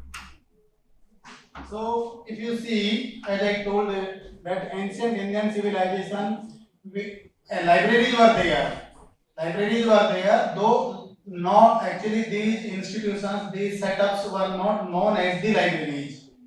They were known as the temples or monasteries or mosques or churches. But the curator for library, curator of books were there, were always there. And in a paper morning presented by Professor Biswas, he told the story of 300 BC about the organization, about the kind of catalog services. So the history really starts from long ago, but very few important events I have included in my presentation. So this we began in 19th century when Melville Dewey founded the first library school at Columbia University in 1887, followed by the establishment of a School of Librarianship in London 1919. In British colonial, actually, in these days, library profession was booming up to some extent in the US. So, with the influence of US, Maharaja Siyajirao Gaikwad III invited W. A. Gordon to spread, to establish the library services in the Baroda state. So he contributed, as we all know, he contributed a lot in the profession of library and information science. Next very important name comes that Asa Dickinson contributed by establishing a training program at Punjab University in 1915. Now this Punjab is not in India, basically it is in Lahore. Then you may be aware about John McFarlane, the first librarian of Imperial Library that I know. From this state, majority of the participants belong. So I understand they know about this. Suppose you see the pre-independence main events of the nomenclature of the degrees, of the evolution of degrees. We can summarize that LIS education in India began with Maharaja Siyajirao Gaikwad III, inspired by US library development during 1906. Gordon proposed a training program, started department in 1911. A training class for the town librarians. See the nomenclature of the degree. For the town librarians started in April 1, 1913. Likewise, certified librarians, not kind of certificate, not kind of diploma, not kind of bachelor degree. Certified librarians, actually they produced Kolkata University Commission. It is well-known commission. It came in 1917. It emphasized the role of libraries in academic and recommended improved services and training. This led to the appointment of professional librarians like we all know Dr. S.R. Ranganathan, boasting DLIS education in India. Then one another association was also actually contributed in pre-independent India. That was known Andhra Desha Library Association. It was founded in 1914. Marked the first library association in India. Now it is known as the Andhra Library Association. So initially from Vijayawada it started, began offering training classes for library workers.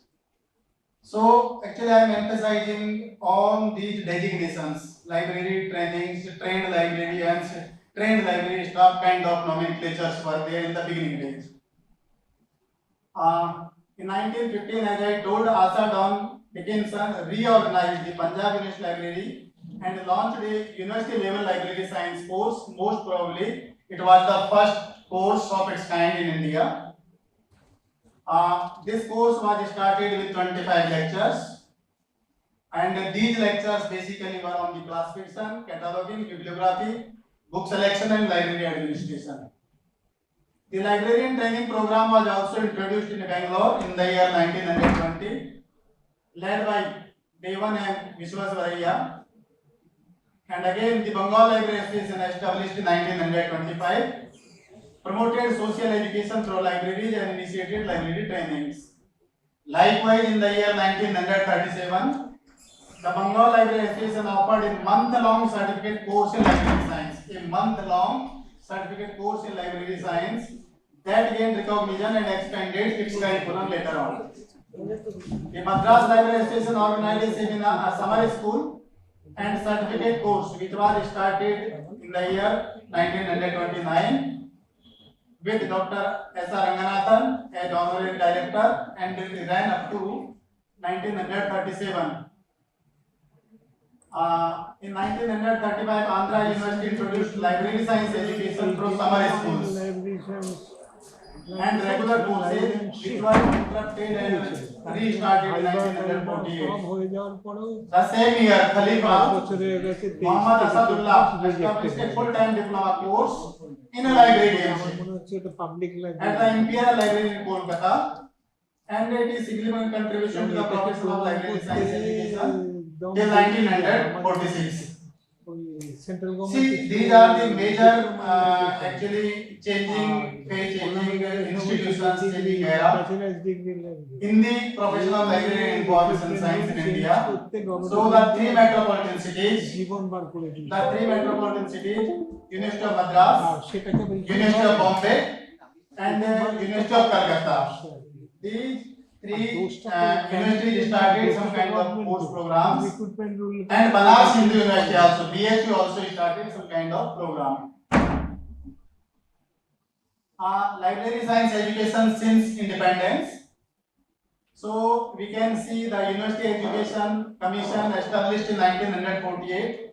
All that we have read under Dr. S. Radhakrishnan was the first education commission focusing on improvement in university education. So when we talk about university education, obviously libraries will come. The same report in 1949 emphasized the need for well-qualified library staff, recommended that the top men or librarian. In that, actually I have read the original report. So they have mentioned the top men. So top men means librarian holds a doctorate in library science. But that time when I was searching that literature, I thought in the beginning days how doctorate can be imposed on the profession of library science, but it is there, sir. So doctorate in library science, deputy librarian have university degree, and assistants possess at least 1 year diploma. The commission highlighted the importance of research programs in library and information science to produce qualified professionals in the field. The Department of Library and Information Science, University of Delhi, was established in the year 1946, started course in 1947, and offered advanced master's doctorate degree. It was heavily influenced by Dr. S.R. Ranganathan including India's first PhD library science that teach in the year 1958. Following Delhi University, the ANU and Bombay University also introduced certificate and training courses in library science. In post-independence India, LIS education evolved with UGC recommendations and Ranganathan's insights, leading to the renaming of the field of library and information science from the 1970s to reflect a greater emphasis on information. Distance learning also came in between. So these were the major commissions were there that time. Ranganathan Committee on University and College Libraries, Ranganathan Committee on Library Science Education, Kola Committee on Curriculum Development, Karistapa Committee on Curriculum Development in LIS, and National Knowledge Commission also there. So Ranganathan Committee on University Libraries, actually I have taken some of the important events. The report emphasized on the library personnel. They emphasized higher full-time and qualified library staff, library education, improved standards in teaching and research in LIS, infrastructure, enhanced library building and furniture, and professional standards, suggested full-time faculty for LIS with required qualifications for librarians. So that was the main emphasis in that committee. Now again, on the basis of that committee, another committee, actually Ranganathan Committee on Library Science Education, specifically formulated for the purpose of library science education. So it is called Review Committee on Library Science, was formed in 1961, chaired by Dr. S.R. Ranganathan, based on the UGC Library Committee 1957. The report was published 1965 under the caption Library Science in Indian University. The main responsibility were assigned to this committee were to recommend standards for teaching and minimum qualifications for library science course, DLIS and MLIS, develop the curriculum for various levels of library and information science, define entrance qualifications for students in each course, suggest guidelines for examination and establish minimum passing standards. And all these recommendations were approved by the UGC. Then we all know Professor Kola Committee came for the actually under the name of Curriculum Development Committee. It was formed in the year 1990. It was published in 1992. So the main guidelines, main actually information was included in this report, but provided a historical overview of LIS education development, suggested guidelines for LIS schools on admission policies and criteria for entrance test, instruction method and teaching aids, student enrollment numbers and work experience requirement. Emphasize the need for adequate accommodation for library departments, establishment of libraries and workshops for information processing, appropriate staff strength and recruitment based on UGC qualifications. So we all know these were the major recommendations of this committee. Later on, this Karistapa committee came in 2001. So the committee, according to me, was a qualitative one, and it recommended various levels of courses: 1 year DLISC, 1 year MLISC, 2 years integrated program of DLIS and MLISC, what kind of credits you should have in a paper, how many classes, how many contact classes should be assigned to a credit, what should be the minimum score for passing marks, and CBCS also, kind of CBCS papers, elective papers, the committee suggested. So this was good according to me. And one more important input was also there. highlighted the inclusion of automation and information technology in library operations. So this committee has implemented a modular approach in the model syllabus development. That was the approach. These were the models that I am not reading. Actually, we all are having kind of syllabus in all the schools presently. One another development was also took place in between, that is known National Knowledge Commission, and some of the major recommendations were made by the commission, though actually not implemented fully, because it was a dream for establishing the Indian Institute of Library Science kind of institution was recommended, and but one important, very important actually development took place in these days. On the basis of recommendations, all the central institutions, maybe state universities also, we are enjoying the internet connectivity, we are enjoying the net with the fiber opticals. On the basis of this, actually the complete networks were established throughout the India. Now transitional shift from traditional library to digital library. So from beginning we are listening the same thing. Kind of some important activities I have enlisted here. In the 16, what kind of developments took place? Mark project came in between. 70s OPEC came. Later on 80s and 90s, according to me, I am also in the profession since 1989. So I personally also have seen that was the era, that was the decade 80s and 90s. In these time, actually, we all the professionals were little worried whether we will survive in this changing environment, in the application of ICT, in the application of computer technology, whether we will be able to serve libraries or computer professionals or IT professionals will take place of the library professionals. But actually, we worked hard and finally we did not allow to enter professionals from the other discipline, so that we can see right now. And this internet era totally transformed the condition nowadays. By 2000, digital libraries became common in academic institutions, featuring collection of e-books and resources like DSpace, ILS, integrated library management systems, etc. That is also there.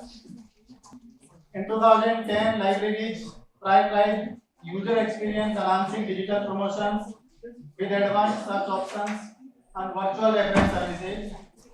The rise of smartphones increased digital collections with e-books and audiobooks available through platforms like Overdrive and DB.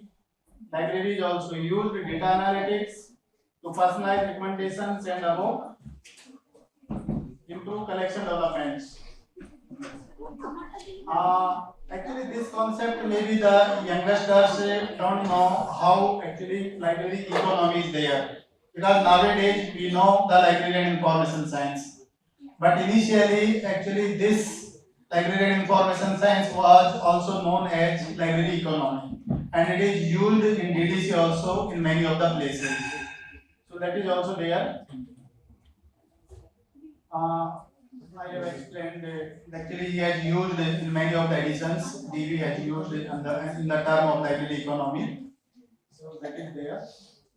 LIS education in 21st century. The 21st century marked a significant advancement in library and information science education, primarily derived by CDC report 2001, chaired by C.R. Karisappa.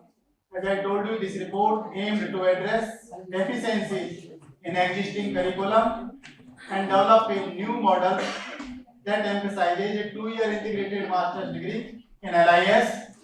And due to this, among other departments, my department is also one of them, where I started 2 years integrated program on the basis of this report only. As a result, LIS schools adopted the 2 years integrated course, and nowadays many of the schools are having 2 years integrated course program. Additionally, the introduction of open source software into curriculum The course aimed to engage students from an early stage in LIS education, fostering a deeper understanding of the field of library and information science. This is the present status. Actually, this figure I have taken from somewhere, I have not collected. So, DLIS program 105 institutions are running.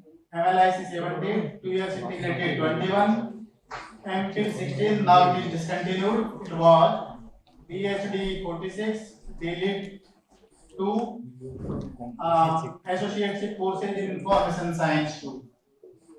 So these were the nomenclatures. On the basis of these discussions, we can see certificate course, undergraduate diploma course, postgraduate diploma course, Bachelor of Library and Information Science, Master of Library and Information Science, MPhil Library and Information Science, PhD program, DLIT program.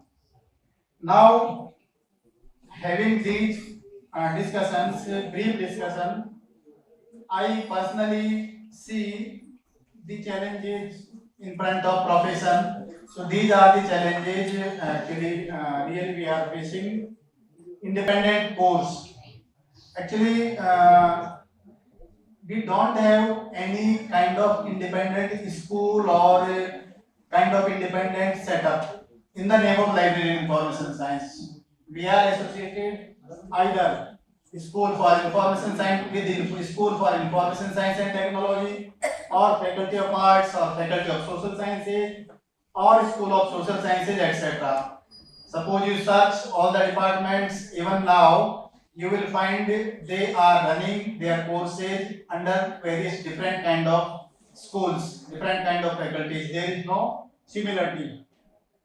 One more thing is lacking, like some of the professional courses, they have like medical council, law council, some kind of accreditation. Since our course is professional course, and really we need some kind of accreditation agency at the national level, at least at the national level. In UK, all LIS schools are accredited by CELIP, Chartered Institute of Library and Information Professionals. There is no such national accreditation body for LIS education in India.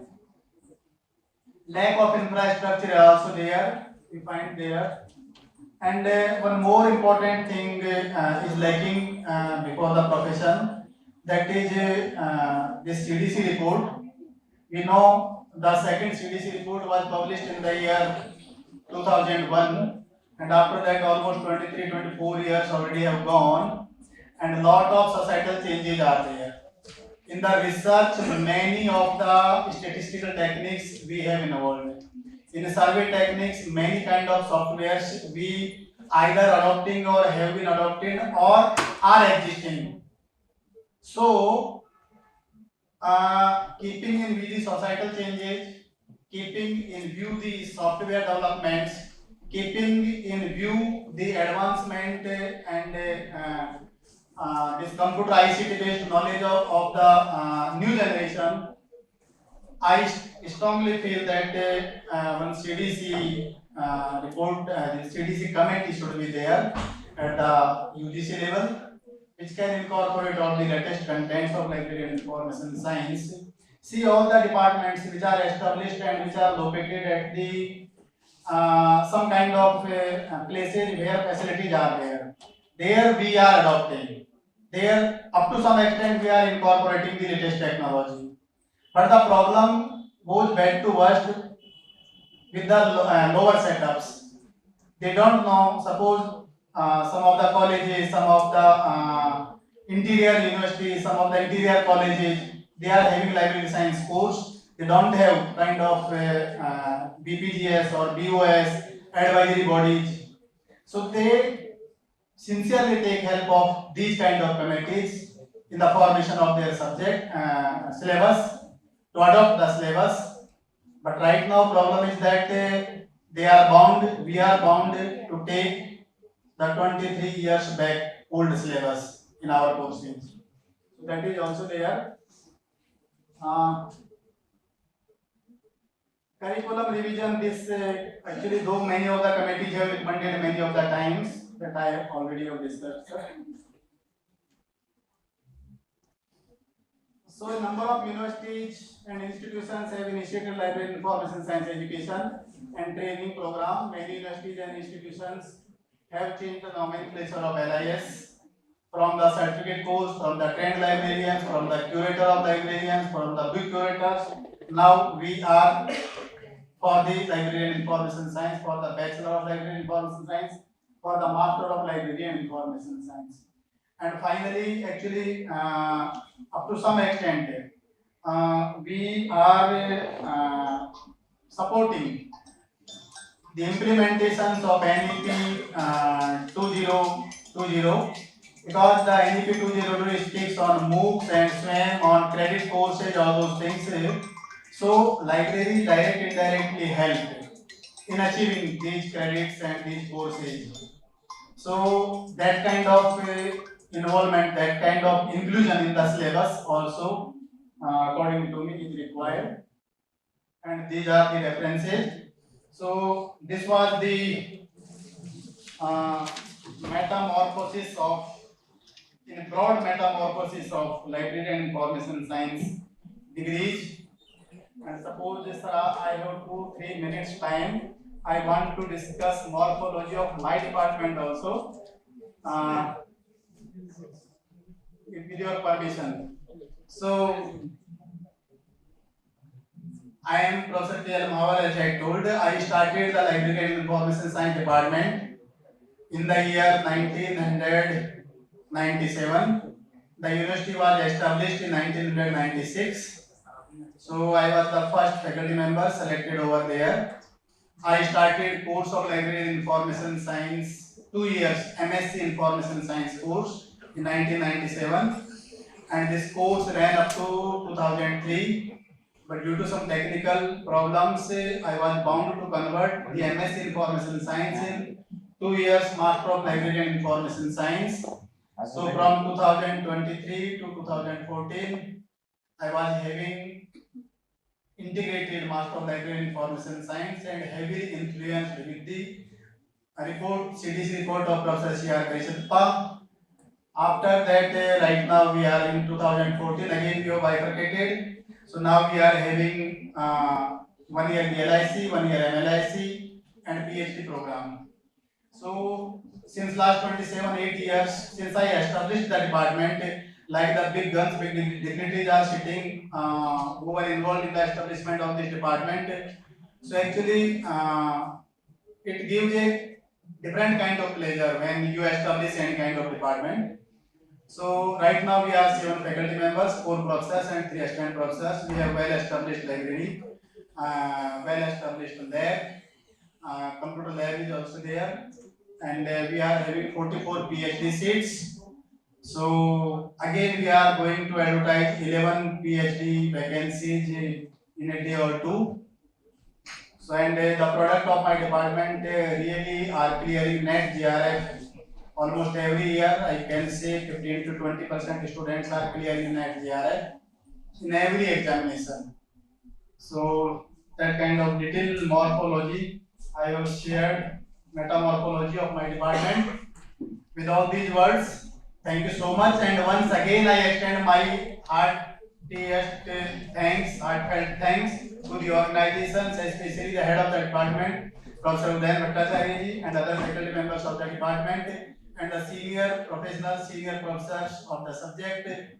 And thanks all the participants having the patience for listening the patientfully to me. And since yesterday I am giving some kind of trouble to you, sir, because of health issue. So please excuse me. Thank you so much.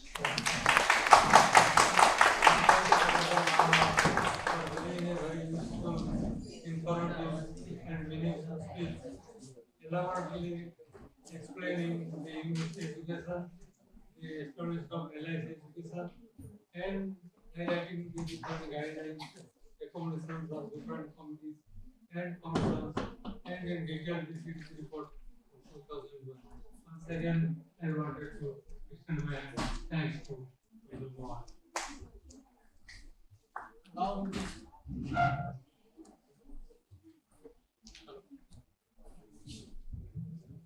So I think all are waiting regarding the presentations of the participant. First I call one by one, whether you are present or not, please respond. Number one,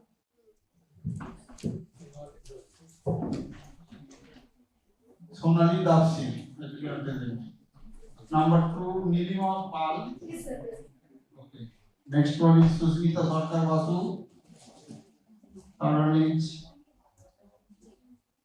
Atala NVSSR Samarao.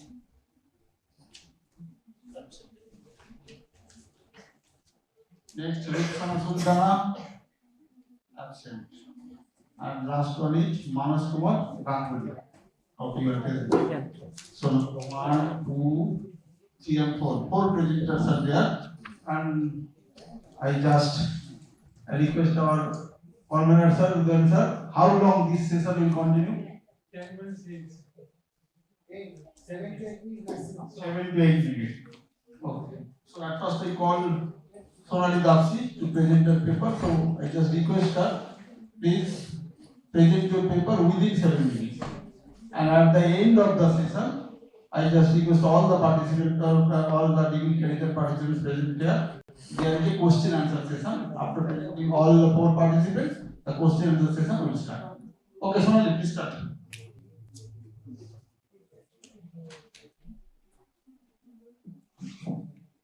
Good afternoon, everyone. Today, my topic is actually non-book material, a comparative study of the institute in West Bengal. Actually, this study is for non-book paintings, photos, and poems, which is kept in some museum and some colleges. Objective of this paper, it is the actually historical metal objects, the heritage of libraries in Calcutta. This study is actually budget allotment and how to preserve it, how to develop these collections of this library. This research, actually this is the study of research, survey oriented research, some Calcutta oriented libraries. We have find the weather or environmental studies for this purpose, and other is the user education, sufficient staff for this PCR provider user education and proper usage of the handling and regular inspections for non-book material. We have seen to the preserve the photography, points, and photos. Actually, the minimum weather or cool or temperature relative 3 to 30 to 40 relative humidities. Cool temperature is 24 centigrade below. Clean and stable environmental issue for this, and the radiation of our Calcutta zone areas and the atmospheric populations or pollutions and etc. These are protected our these kinds of materials. We have seen different types of problems. First is the photographs. This is the historical of many years ago. Some photographs are there. How to preserve it? More storage of enclosure. Some of libraries we have been seen to get the another place or wasted material, or some are resolved and to residents through photographic processing for chemicals and use of enthusiastic and processing-based chemical reaction for this purpose. The environment factor is most important factor. It is to the temperature combined with damaging effects of the air pollution and to the cause of the many colors, dyes, and arranged factors 60% and temperature of 75 to 80 Fahrenheit for this preserve of this আর ফেরত দিতে চাইছে না তখন গভর্নমেন্টের through দিয়ে দুটো education তখন তাদের জানানো হলো যে কি তখন প্রসেসিং চলছে ওই জন্য এখন নিয়ম হয়েছে বিদেশে পাঠানো ফরেন নিয়ে মানে মিনিস্ট্রি থেকে অ্যাপ্রুভাল না নিলে হবে না এই কোহিনুরের মতন অবস্থা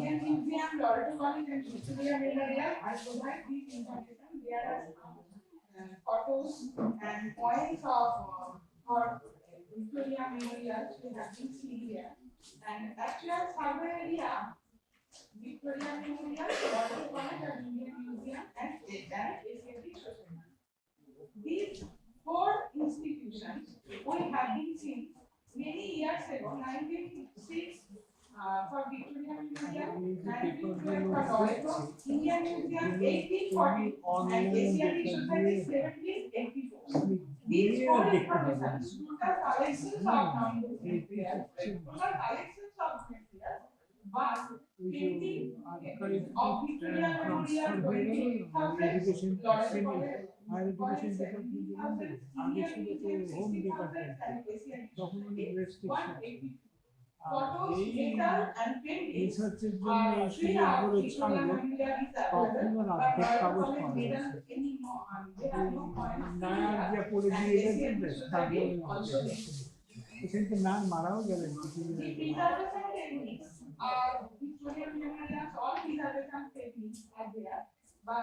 Loreto College preservation techniques and de-acidifications are there and fumigations are there.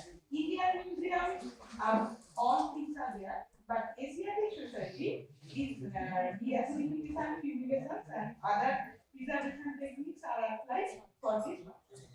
Preservation materials, these tissue, metal, gum or wet papers are used for this purpose. And chemical reactions for chemical solutions are used for different purpose. There are Indian museums, some silica gel or other things are not provided here. যেগুলো সব অনলাইনে যেটা ethanol কি বোতল দেখতে গেছে যে ethanol আছে কি নেই হ্যাঁ ন্যাশনাল লাইব্রেরিতে তো সে ডিপার্টমেন্ট উঠেই গেল প্রিজার্ভেশন ডিপার্টমেন্ট যেটা হ্যাঁ এখন একমাত্র এশিয়াটিক সোসাইটিতে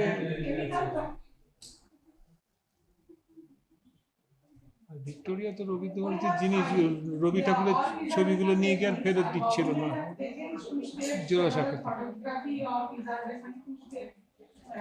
If the found of the Asiatic Society of photocopy is more exist and some foreign countries to photocopy of the Victoria Memorial for provide their preservation and to adopted their preservations of photocopy or coins and some monies are expended but some videos of they are not sufficient staff for this purpose, not for proper training for this purpose. Environmental factors are most important and they are not provide money for taking for this preservation purpose.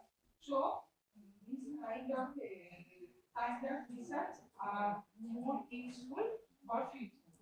Thank you. Okay, Dr. Sonali Dapsi, thank you for your nice presentation. And now I call Nilima Pal.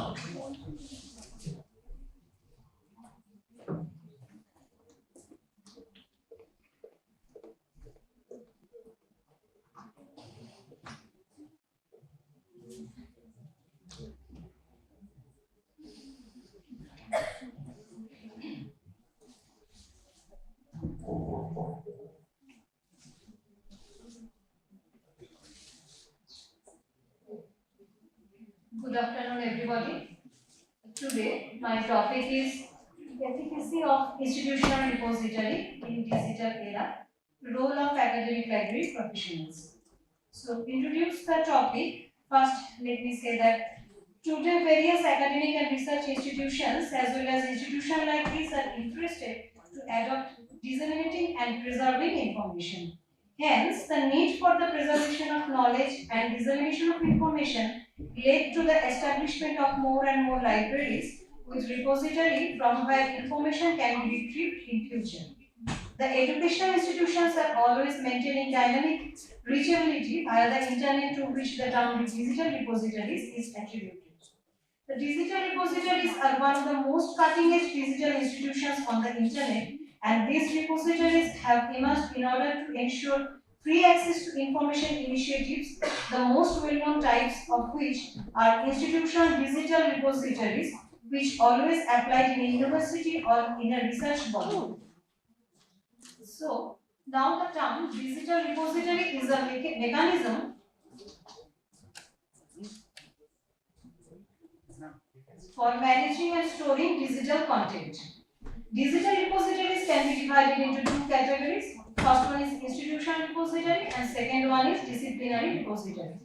So today my concern is related with institutional repository. Institutional digital repository is an electronic archive where various scholarly outputs is stored, managed and preserved in digital format by the librarians for the benefit of faculty members, researchers and students of an institution. It is the simplest way of searching and recovery of desired documents within the outside of the institution. Here two, Lynch and Jane, have defined institutional repository in their own way. So now the objectives. Some of the objectives are mentioned here, like scholarly communication, preserving digital materials, demonstrate the quality, the scientific, social and economic relevance of an institution research, information asset management by institutions, provides the possibility to standardize institutional records, to allow the creation of personalized publication list, etc. So now the features of institutional repository. The institutional repository should have OAI submission facility so that the user can avail required information as and when required. Institutional repository should have simple submission and registration of papers or document by faculty, research scholars and other members. It should provide user-friendly searching and browsing access, import and export facility, and it should be accessibility over the internet. Information repository facilities should be started by the basic motivation of library staff to grow content through the self-archiving by the author of article. So, institutional repository may contain preprints of articles or research reports, the journal articles accepted for publication, teaching materials, conference papers, doctoral thesis and dissertations, photographs and video recordings, computer software, etc. etc. Please concentrate on your main point. Actually, you are willing to say the role of academic life. Yes. So, we just highlighted that. So now coming to the role of library professionals. An institutional repository is a digital artifacts emerging from the digital transformation of the university libraries. So the librarians also need to cultivate new skills in order to sustain their own duties. Soft skills are also a need, as the librarians now have to communicate more with the repository users, especially when it comes to academic staff, who in many cases are not willing to submit their work to the repository, either due to lack of time or because they do not understand the importance of repository,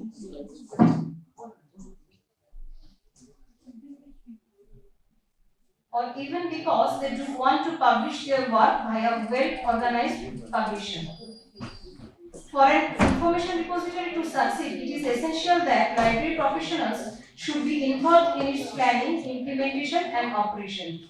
So librarians have crucial role to play in both establishing and maintaining information repository through advocacy, collection, administrations and metadata specialists, building content, and librarians also should be able to train staff and students to use the information repository and help them prepare their digital products. Now there is some challenges towards information repository regarding the implementation and maintenance of a sound information repository system such as inadequate power supply, and sometimes the electricity power sector is not enough competent to maintain a repository and it really affects the servers. Copyright issues, inadequacy in technical support and security, continuous change in hardware and software support, lack of skilled personnel to manage the repository, and obviously the main thing is cost. Now, the repository movement in India started mainly after 2002. Drafting of a model national open access policy for developing countries by Bangalore Declaration in 2006 also support this view and advocate for open access institutional repository. The assorted government and skilled bodies also are concerned to assist this establishment and universities for building intellectual repositories. Recently, the Government of India has set up the Knowledge Commission to arrange a transparent cut map for the establishment of upper learning in India for taking the initiative like upgradation of libraries and building institutional repositories. Similarly, the University Grants Commission has already set up a separate agency, particularly in FlipNet, with the target of modernization of library. In FlipNet,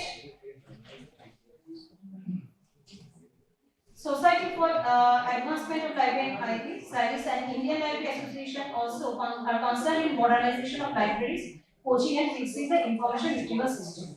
So, here some information repository software are mentioned. I am mentioning only the terms. Details are mentioned in the main article. So some of these are CGSware, Fedora, DSpace, Mycode, ePrints projects, etc. So, to conclude, I must say that informational institutional repository is a crucial role for the universities and academic libraries can play a vital role in its creation and operation by supporting the academic community in its research needs, as if they are the distillery of knowledge in the heart of the university. The librarians are able to accomplish their primary reason for creating a digital repository, which is to store and disseminate the knowledge that is produced within the universities. As digital institutional repositories are quite new and increasing part of digital transformation in academic libraries, it is strongly believed that research should continue, especially in the implications that repositories may bring to academic life as well as to library and publication. Here is some references. Okay. Thank you, Dr. Nilima Pal. Now I call Sumitra Sarkar Basu to come.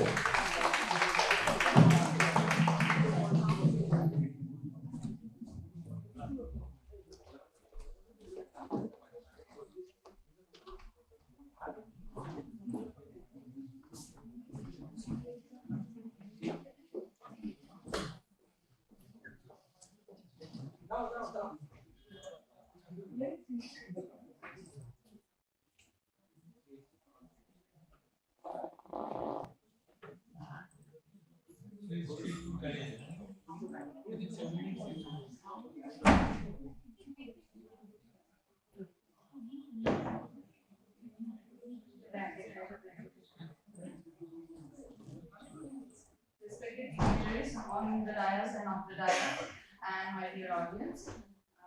I am Dr. Shushmita Shastradashma, librarian of the college, and today my presentation is Libraries, Innovation and Transformation of Academic Libraries in the Digital Age.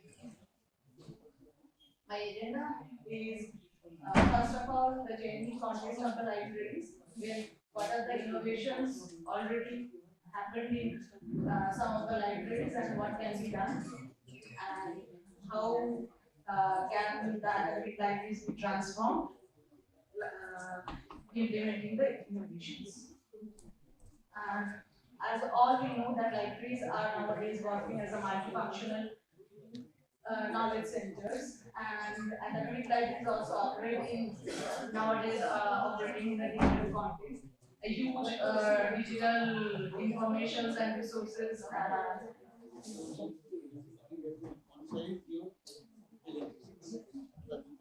Yeah, all these transformations as a result of adoption and perspectives of digital technologies have resulted in a rapid change in scholarly publishing and knowledge preservation. And what are the changes here are divided in four sub-themes. Changes in the information landscape, production of more information, rapid growth of user-created content.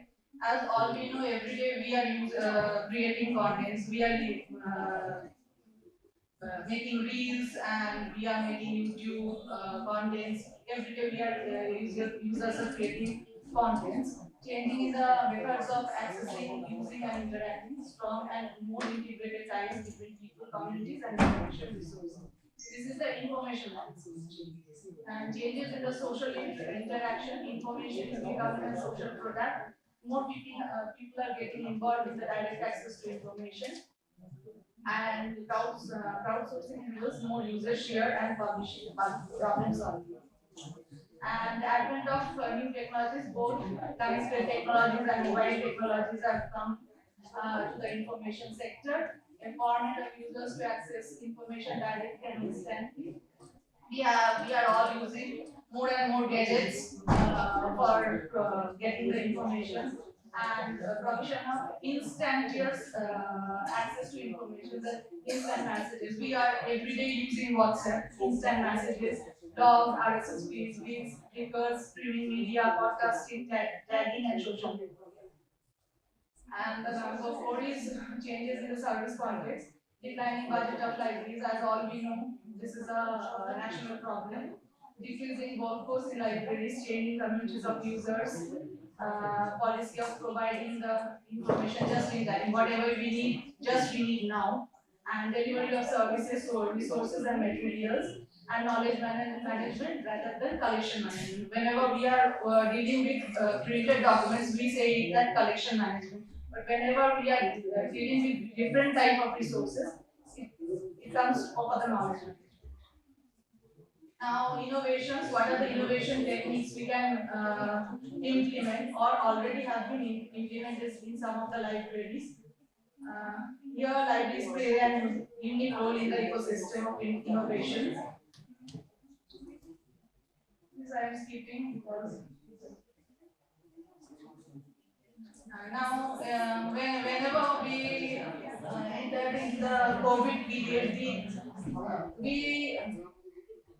but this probably always reminded them necessity is the mother of invention. When we need to continue through the classes or online resources and everything during the COVID, we have taken various creative solutions that that included the virtual reference with increasing complexity, a new focus on digital literacy and online learning, and we started using the born digital collection.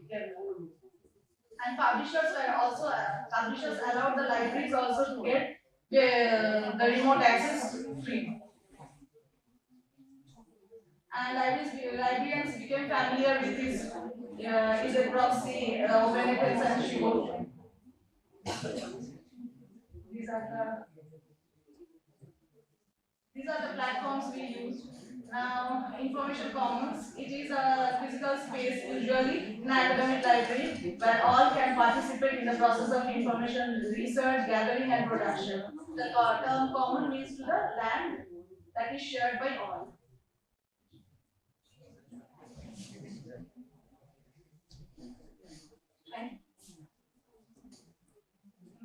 And next is some of the libraries are using their spaces for various kinds of things, that is meditation of prayer rooms, gender, nutrition, inclusion, bathrooms, specially designed lactation rooms, family.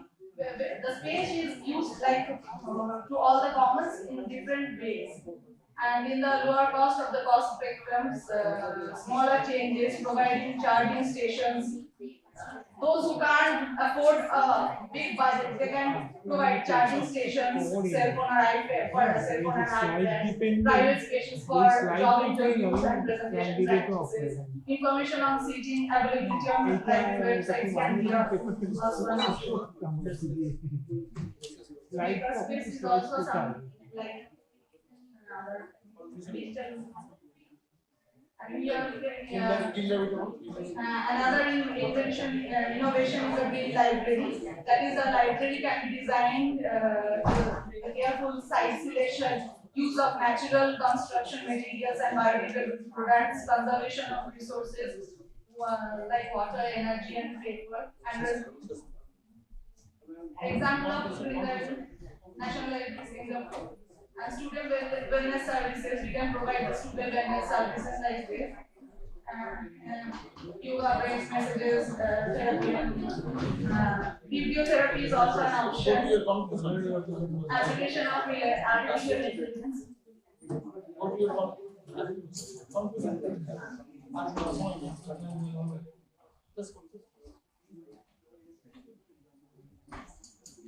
Transformation, areas of transformation in the library, we can do this in physical ambience, collection in facilities, and in services, we can do this to implement the innovations.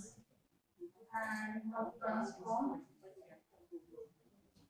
This is my conclusion that we can use the artificial intelligence is very much required in the libraries, but concerns persist also in the factors, user privacy, funding, staff expertise, and alignment with institutional goals. Thus, we must be thoughtful and responsible during the integration of technology in the library services and replacing Hey.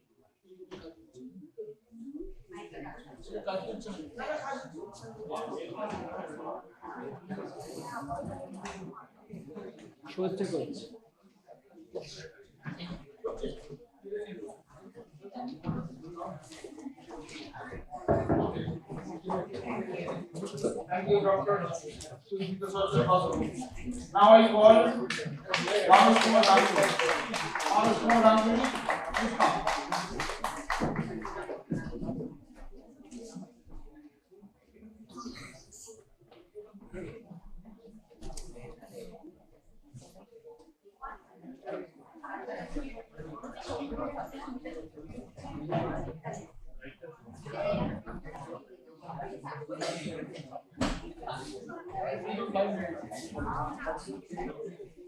Good evening to all.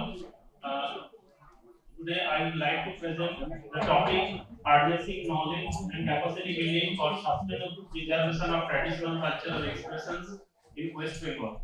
So the outline of this presentation is that just describe about all the details, the overview.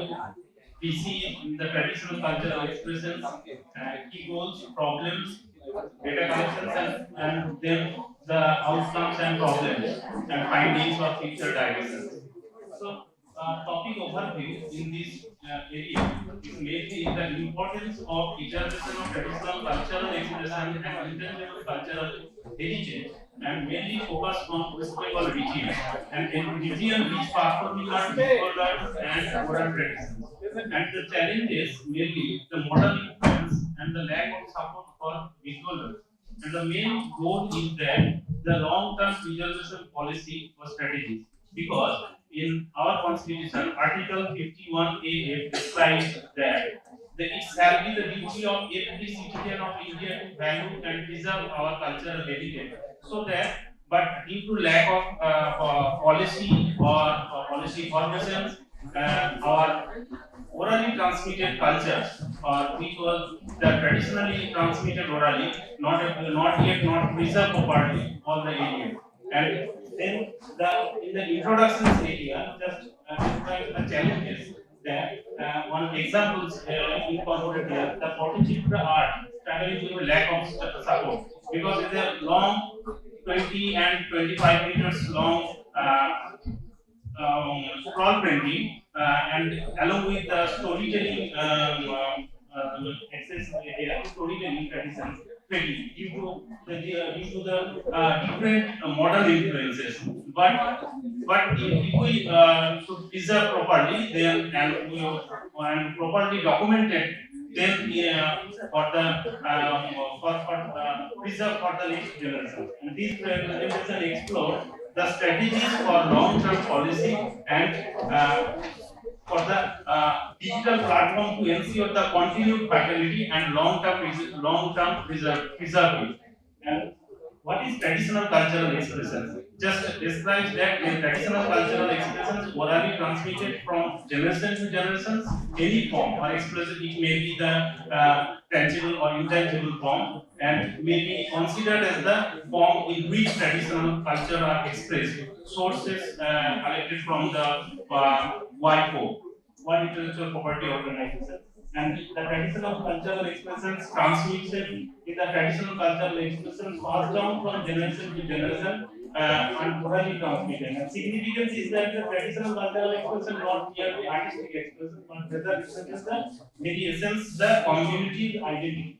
And key goals is that they evaluate and current preservation strategies, identify the goal of knowledge integration, address the capacity building, and propose the comprehensive solution for knowledge application and skill development.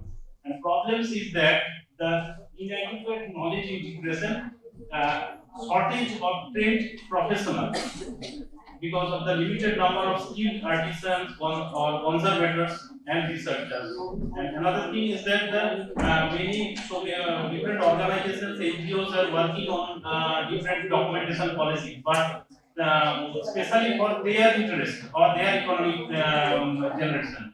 But existing programs like the Ministry of Culture, INTSA, CCI, IFA, they are working on that, but fragmented policy and limited impact, but society yet not benefited properly and fully documented. So not yet documented fully.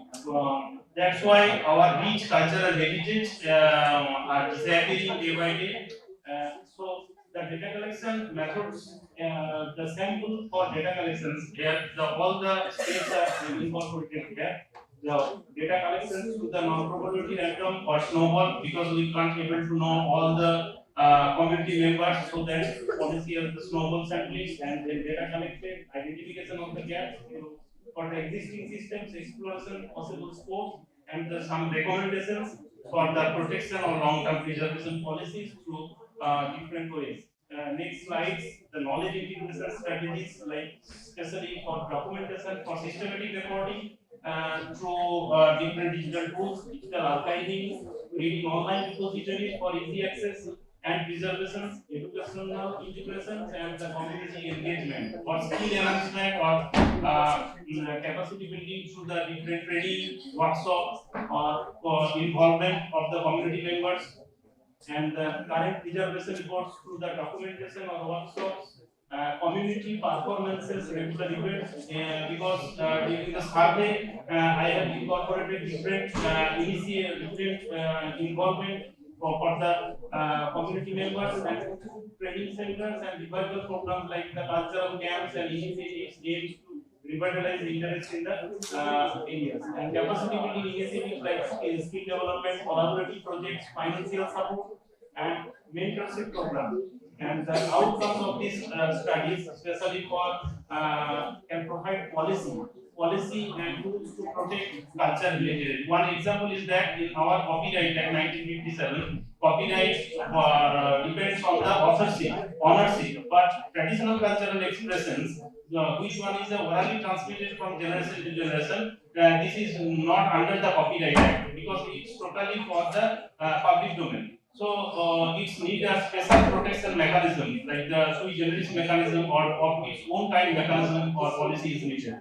So the provide a policy and tools to protect the cultural heritage depends on the cultural form, and empower artists through capacity building initiatives. The valuable traditional cultural expressions need to be documented, decoded, preserved, revitalized, and proper metadata format for accessible for the users or as per requirement are benefit for the humankind. And it inspires to develop a data bank, digital library, and authentic traditional cultural expression that can be facilitated as a tool to study of folk culture for the next generations, and way to get introduced to the authentic traditional cultural expression for next generations. And in the conclusions, some approach here incorporated that combining knowledge integration, capacity building, and community engagement. And the collaborative effort coordinating between the government bodies, NGOs, and cultural organizations, and the comprehensive support,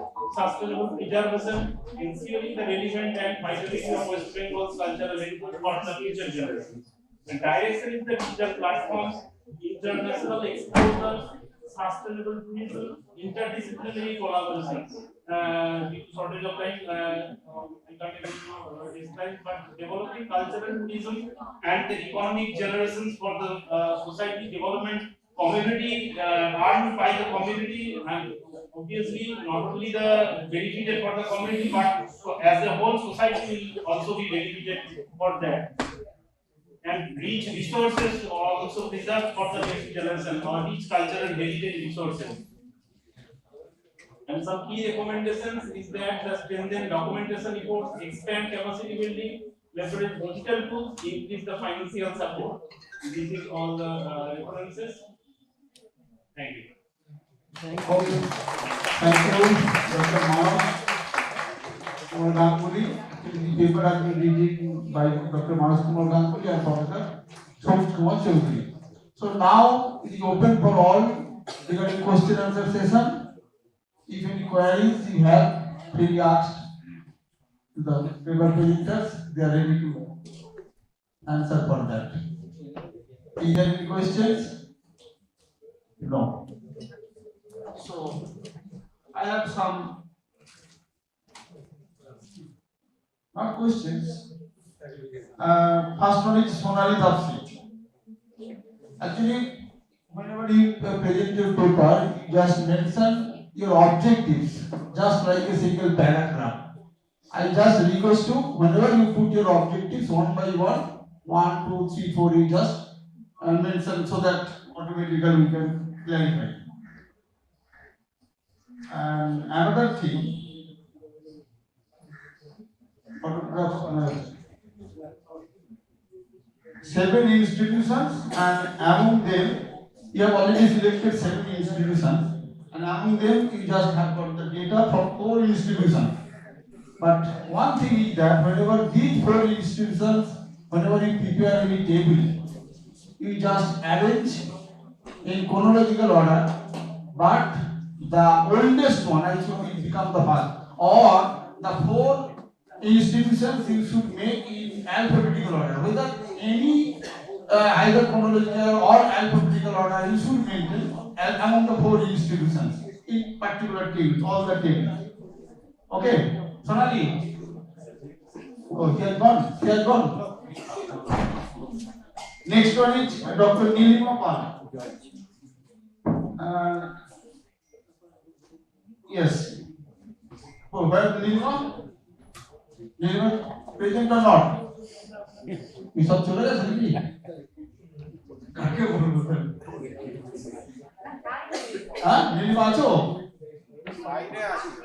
না ও যেটা objectives গুলো দিয়েছে মানে আমার মনে হয় সবগুলো objectives এর আগে একটা টু বসালে ভালো হতো মানে যেটা হওয়া উচিত যে কোনো অবজেক্টিভ যখন লিখি টু ফাইন্ড আউট বা টু মানে সেই ওয়ার্ডটা ওকে ইনকর্পোরেট করলে সবগুলো ভালো হতো এটাও আমি সাজেশন দিতে পারি তো নেই ন্যাচারালি না আচ্ছা third one Susmita Sarkar. His paper is Innovations and Transformations of Academic Libraries in the Digital Era. Here only you have already discussed, but my suggestion is that these innovations, whenever you should select some colleges or institutions, and among themselves you should make a comparative study. I think it's a better one. Otherwise your paper, I think it is general paper, this type of innovation. But if it is research oriented paper, then you just select some institution, some university or some colleges. Then among themselves you should find out the data whether they have actually what they have already did in their colleges or institutions. And you just make a competitive study. So I think it's a better one, and that's why it is a research oriented article, I think. And that it's a common article. And third one is Dr. Manas Kumar Ganguly. I think it is your PhD research work. Related. Yes, that's why. And it is contributed by another author, that is our another professor, Dr. Somit Kumar Chaudhary. He has already done a nice job. But one thing, I have already requested you. Actually, you have already shown your limitations. Suppose performing art, visual art, oral art, or oral tradition, and whether you just incorporate some music or some dances. So you have already told us that oral traditions that never under the Copyright Act, but you have already sample regarding the sample size. You already mentioned the snowball sample. Snowball sample you have already collected. So regarding the respondent, snowball sample is applied for that. But regarding the different arts of the performing arts, different types are there. How many types you have already incorporated into your Incorporating papers. how many areas? Regarding performing arts, so many performing arts there, so many vocal music are there, so many another thing is dances are there. So among themselves, which all you are incorporating into your paper or your thesis, all types. No. So you should mention that. Among themselves, which part, which dances, what type of dances you have already included, what types of music you have already incorporated. I think otherwise, anybody they just understand that all types of music, all types of dances is just incorporated into thesis. So scope and poverty definitely you should mention clearly that what types of music, what types of dances you have already incorporated. I think it's a better one. So and again last one. I just already Chaudhary sir already told some say what regarding our invited speaker, Dr. K. Master. So nicely you have already presented your paper.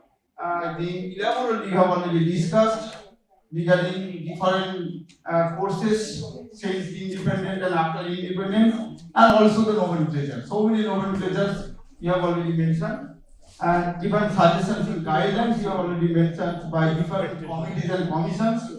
And at the end, you have already just touched the that is curriculum just 2022. That is our latest. That is CCA on it. We are called just our education. Anything, yes. But what they one I just tell you one request.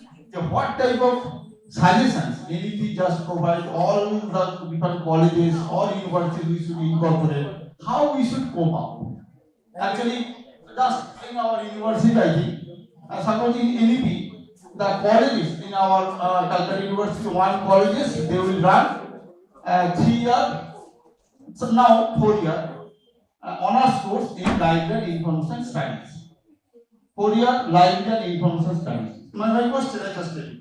And after, but in our Calcutta University, we have already introduced 2 year integrated bilingual MBBS course. So my question is that after 4 years, as per recommendations of the NEP 2022, after 4 years, if one candidate they just pass the honors degree and secure above 75 marks, 75% marks, they directly join into the university for the PhD program. Number 3. After 4 years, some one student they just secured their honors, but secured the marks below 75. They just came into the university for 1 year master degree program. And if 3 year courses some have already done, and if you willing to pursue the master's degree to the university, so 2 years master degree program they should join. So how will you we should cope up after in this situation? How different universities they will cope up in this situation? Though this was not actually it was not elaborated, NEP was not elaborated completely. Only in this context, I just wanted to say, I will come on the point also. In this presentation, I just wanted to say that NEP speaks about credit transfer, about MOOCs courses, about SWAM courses. So these kind of courses in the higher under category of higher education, they emphasize on the MOOCs courses, SWAM courses, and UGC also has notified that this much percentage you should take from the MOOCs or SWAM courses.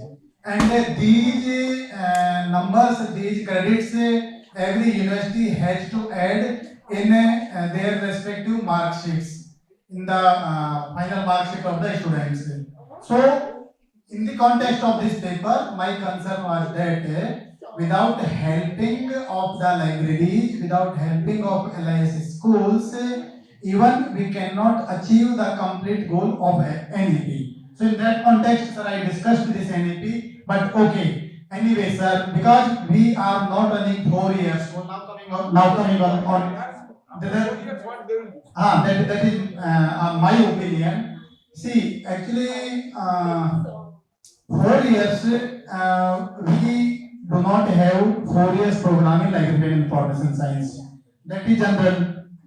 And wherever we are having integrated program, there they have specified some guidelines. Every university is having some NEP committee. So on the basis of these guidelines, we have formulated like this much credit will go to the practical, this much credit go to the CBCS paper, and this much credit go to this and that paper. So likewise, and total credits should not go beyond this.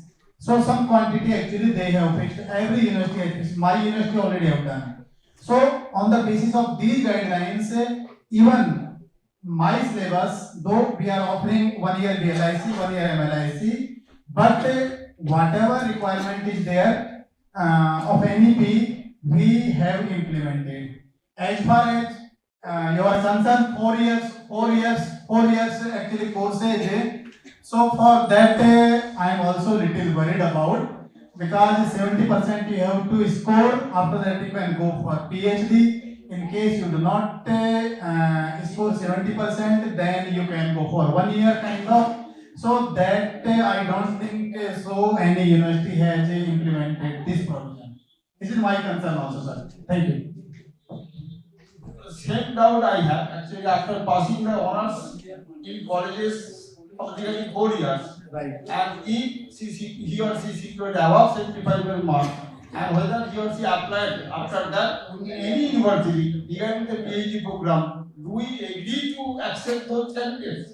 By age of Without having their master's degree or PhD degree, we have so far as we know in university that is lying. We have not incorporated. That's the problem. That's the problem. Whether I don't know whether the future we will after 4 years. Okay. So we can conclude that, and now I request our chairperson, Professor Chaudhary sir.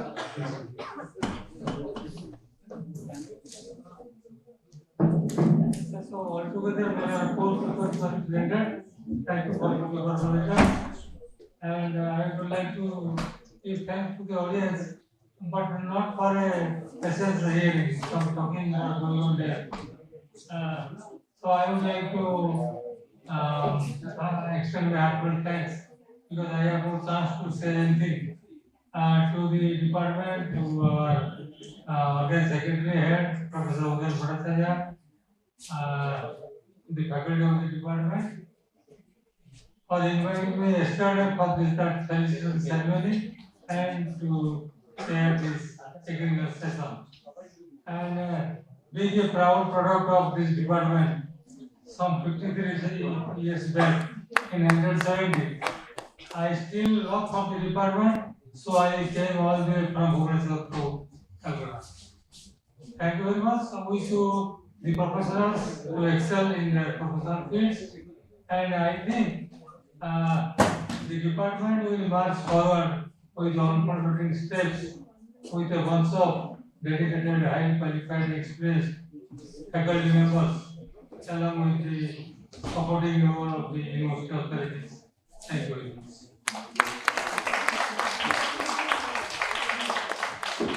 I just want to give my heartfelt thanks to Professor Uday Bhattacharya for inviting me as the chairperson of this session and to attend this Chinese celebrations of this department. So I am really proud. I just thank you. All the participants, all the dignitaries present here. So your nice cooperation. So we are really successful for as we conducted this session. So thank you. Thank you, sir. Our second technical session is over. For the next technical session, I would request Ms. Joya Sharma, research scholar of this department, to contribute. Thank you.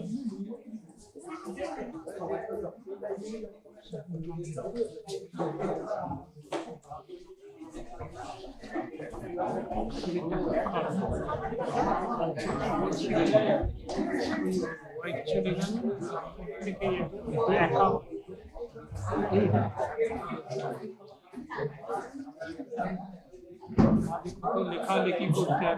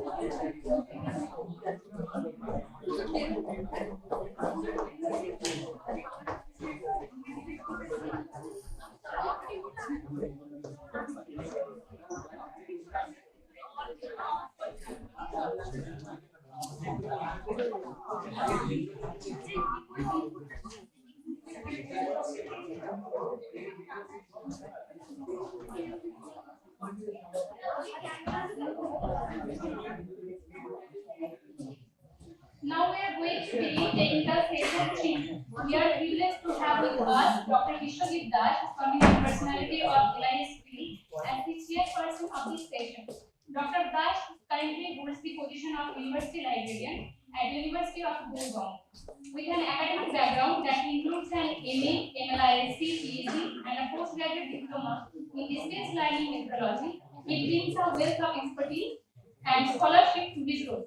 Over the course of a distinguished 25-year career, he has served at several prestigious institutions, including Jadavpur University, University of Bardhaman, Asiatic Society, Institute of Food Technology, and University of Gurgaon. A prolific scholar and author, Dr. Das has published more than 10 books, written over 20 articles, contributed to 30 book chapters, and actively participated in more than 30 seminars. His extensive body of work and ongoing engagement in the scholarly community reflects his deep commitment to advancing knowledge in the field. I would like to request sir to please have a seat on the dais.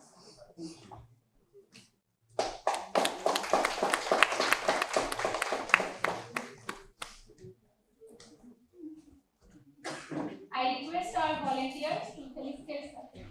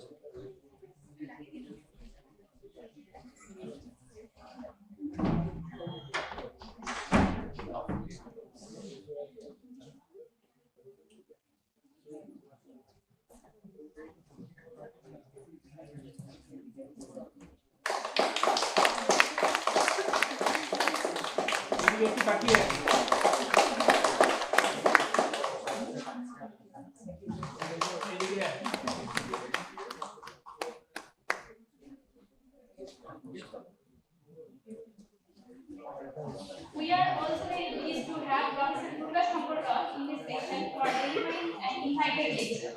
Professor Roth is a distinguished academician holding the position of professor in the Department of Library and Information Science at Jadavpur University. He earned his income in LIC and PhD from Jadavpur University with an associate in documentation and information science from the Indian Statistical Institute. Prior to his current role, he served as a lecturer in the Department of Library and Information Science at Rabindra Bharati University.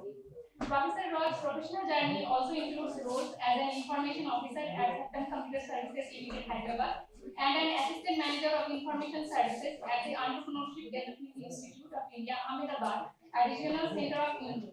Professor Roth has significantly contributed to the academic landscape, 3 published books, and numerous articles in national and international journals. Additionally, he has played a pivotal role in guiding and supervising several PhD theses.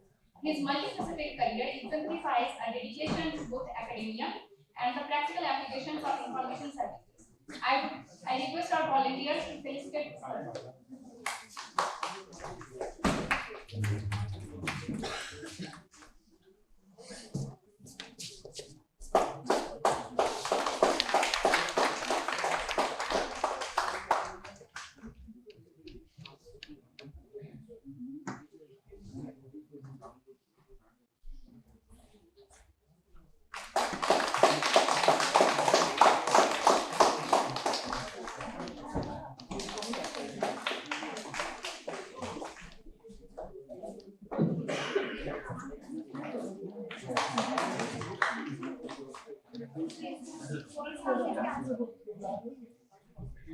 Now I request Dr. Dar to carry out the session.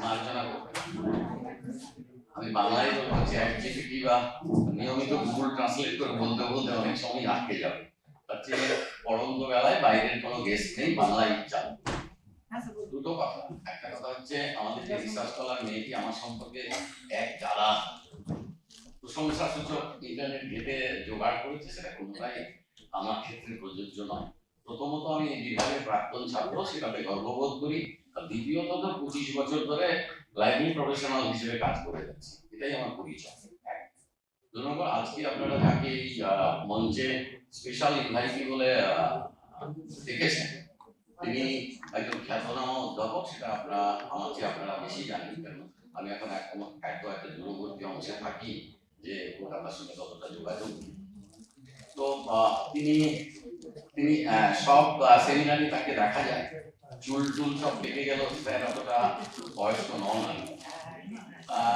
আমি সরাসরি পড়িনি কিন্তু এক লোকের মতো তার অনেক paper পড়ে শিক্ষা নেওয়ার চেষ্টা করেছি তিনি মাঝে মাঝে অচ্ছুত বলে দূরে সরিয়ে দেওয়ার চেষ্টাও করেছেন যাই হোক আমরা মূল ইয়েতে চলে আসি আমাদের বিদগ্ধ স্পিকারের কথা আমরা শুনি আমি অনুরোধ করবো এই সেশনের যিনি ইনভাইটেড বক্তা ডিপার্টমেন্ট এখনো পরিবারের আমার সামনে বসেছিলেন প্রফেসর অমিতাভ চট্টোপাধ্যায় এখনো তার কাছে একটু গেলে মাথা নড়ে যায় আর কি ভয়ে তিনি তখন 9 বছরের হেড অফ দ্য ডিপার্টমেন্ট ছিলেন মোটামুটি কানে ধরেই সবকিছু করাবেন আমার সহপাঠী মৌসুমী আছেন মৌসুমীও স্বীকার করবেন যাই হোক আমি আর দীর্ঘায়িত করবো না আমরা এমনিতে সময় কম পেয়েছি খারাপ আবহাওয়ার জন্য যেমন ম্যাচের ওভার কমে যায় আমি আশা করবো আমরাও ওভারটা কমিয়ে দিতে পারবো সেটা ইনভাইটেড স্পিকারের ক্ষেত্রেও প্রযোজ্য পরবর্তী বক্তাদের ক্ষেত্রেও প্রযোজ্য ধন্যবাদ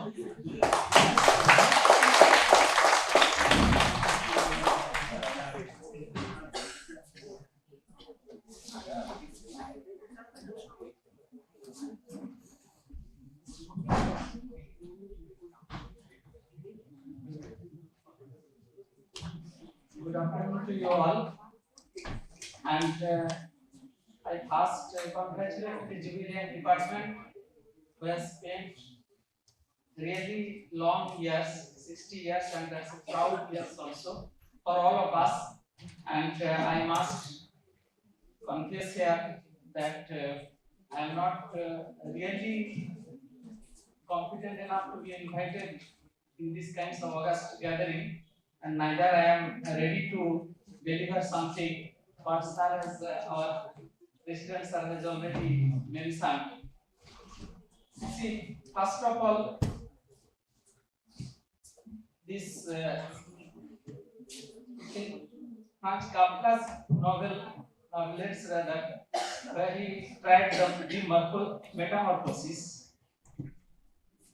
how a traveling salesman rather peddler once got up after a dry naps in a summer day and found out that it becomes an insect. And throughout the novel, nowhere Kapla mentioned that why exactly it had happened. What is the reason behind it? That doesn't happen in our library scenario. In library, everywhere, whenever from clay tablets to tabs, what sir has mentioned, I mean the topic of this seminar, everywhere there are specific reasons, and to my mind, I find none of them yet lost its relevance, not even the clay tablets. How even simple clay tablets, when it got burned, it may be accidentally, but it really extended its lifetime. That is what happened there. Now and also, I always feel that it is supply driven approach. In supply, whenever market demands, in that way only our reading materials goes. Then comes from library point of view, it's a boon that we need not have to take the shoulder the responsibility to what extent people are coming to our library, whether footfall are reducing day by day or not, we did not have to bother much. The reason being, at any time, anywhere, someone, somewhere in some form, probably downloading something or at least clicking some electronic materials, whatever we have arranged here. So probably we are not that much questionable to the community as well, but to our mind. Honestly speaking, every time being in this library arena, always we feel what exactly is the purpose, why this library has established. The basic reason of library is to maximize the utility of reading materials. Ramanathan told books are for use. Use means it is to be read. So unless reading is there, probably the existence of library is totally a futile exercise.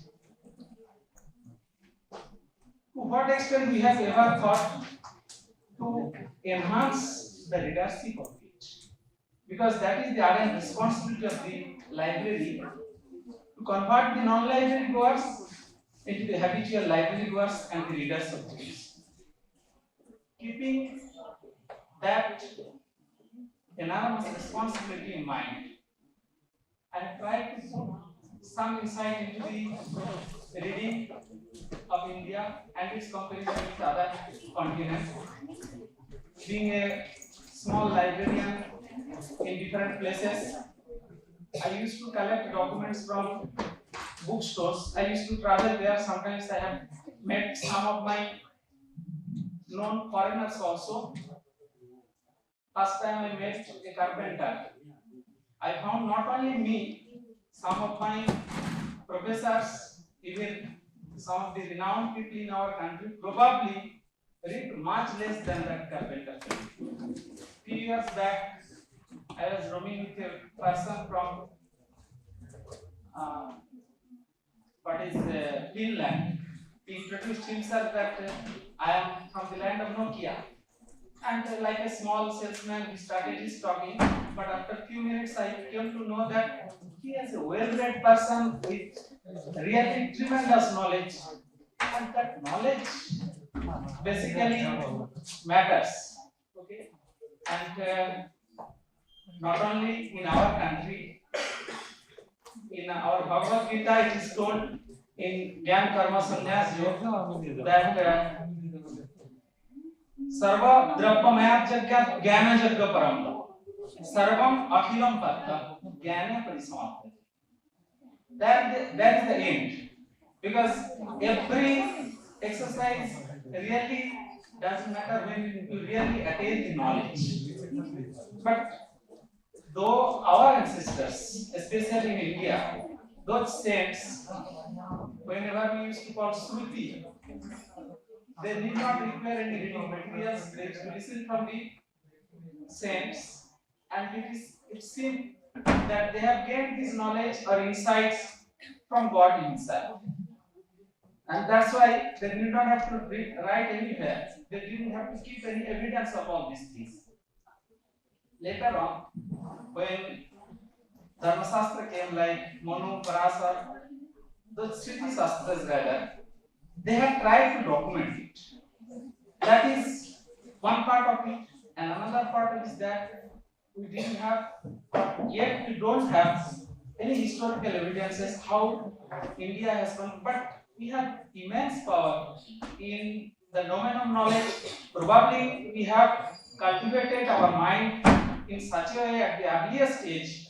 Nowhere in India and in the globe they have any comparison of our ancient sages. But we don't have any evidence of all these things. Now, in the present era, when it comes, it's really, we are a meager or rather a very poor reader in any aspect of the knowledge. I would see very rapidly, within 2 minutes, I will test your patience. Just allow me 2 to 3 minutes more. Here is landscape what he is telling, and probably presented the digital age or the diverse genres from most of us will say that see our students are reading at quota and they are on pressure, they are dying day by day. So much study.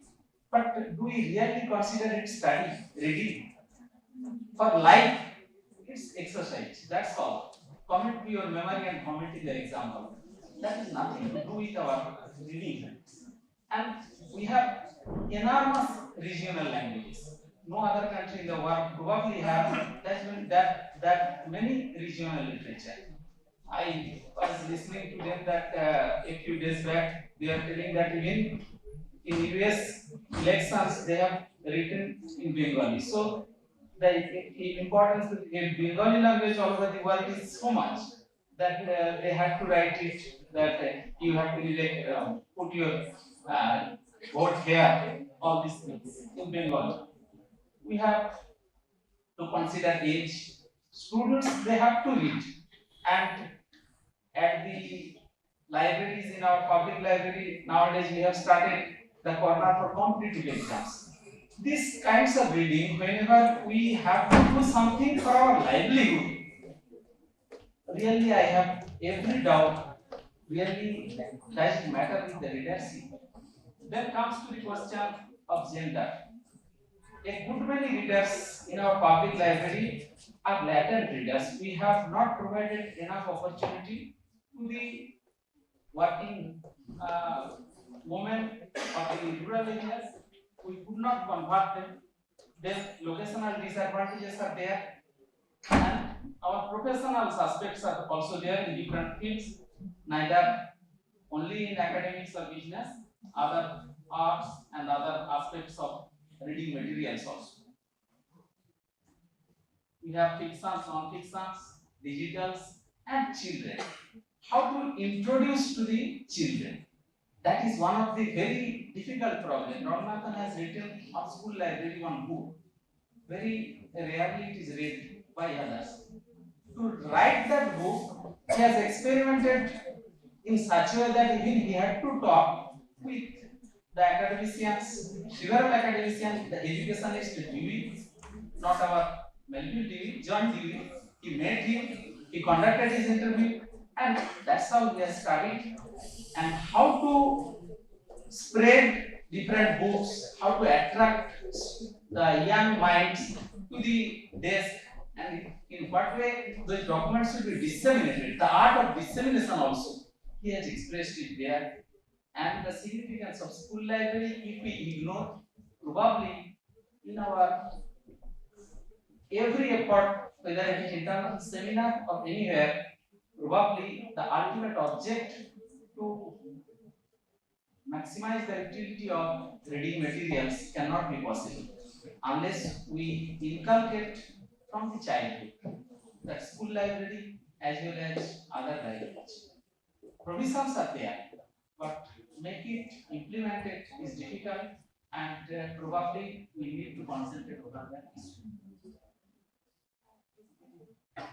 digital distractions, most of us know much better than me how it vacillates, it never concentrates on the knowledge. We go from one end to another end. That is the basic idea of what we call the text to hypertext. Because hypertext, idea of hypertext and hypermedia is to vacillate, is to shift from switching over your concentration from one end to another, and whichever comes to catch it to your mind, suddenly you click there and go away. Declining interest because we don't much concentrate on our environment. Reading materials, not only Tagore or Netaji Subhash Chandra Bose told that we did not have too much inclined to the books, concentrate over this, because Rabindranath told that Babu Kore Tola Hai Mon is that idea to think, because thinking is also another aspect of reading. Then accessibility barriers are there, educational shortcomings are there. Educational shortcomings in the sense language problem. Most of the good reading materials are available in different languages which are not known to us, like German, English, or other languages. We now also could remember the first translation of the Einstein's theory of relativity done by none other than our Bose, and which is yet one of the available translation all over the world in English. That's why they came to India at the centenary years of the relativity theory. One copy was available in University of Calcutta, another copy is in Indian Statistical Institute. Diverse landscapes, technological shifts, and emerging markets. This market, another concept. But just a stray, what I say, if we traverse into different continent compared to Asian continents, I better prefer African nations also. They are far ahead of us. That is one problem, one very, what I say, very pathetic aspect of our life. Literacy challenges, mobile reading, local storytelling, reading trends in the America much more ahead, almost 70 to 20 books per year. They go through. Even reading trends in Asia also, some of the nations are much ahead of us in India.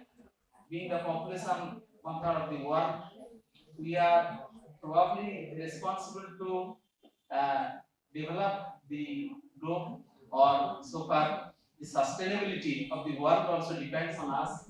Considering that this topic has taken the literacy challenges, and as our President Sir has already mentioned, I won't extend my deliberation much, but I will really seek your concentration how to develop the national mission on reading, some sort of plan, reading plan all over the nation. I will ask you to go through some of the European nations, how they have started their culture or national mission of reading, and public library system also in United States, and especially in the Norway, Sweden like countries, East European countries also, most of the funded by different industrialists, those who have really contributed a lot in the public library systems. I also would suggest our community, our library community, whether in India any private institutes would come forward, like private foundation, they have taken responsibility for our Uttarakhand and other states also, they are doing works. In India, some other states also have come forward, like Kerala, they have done a lot.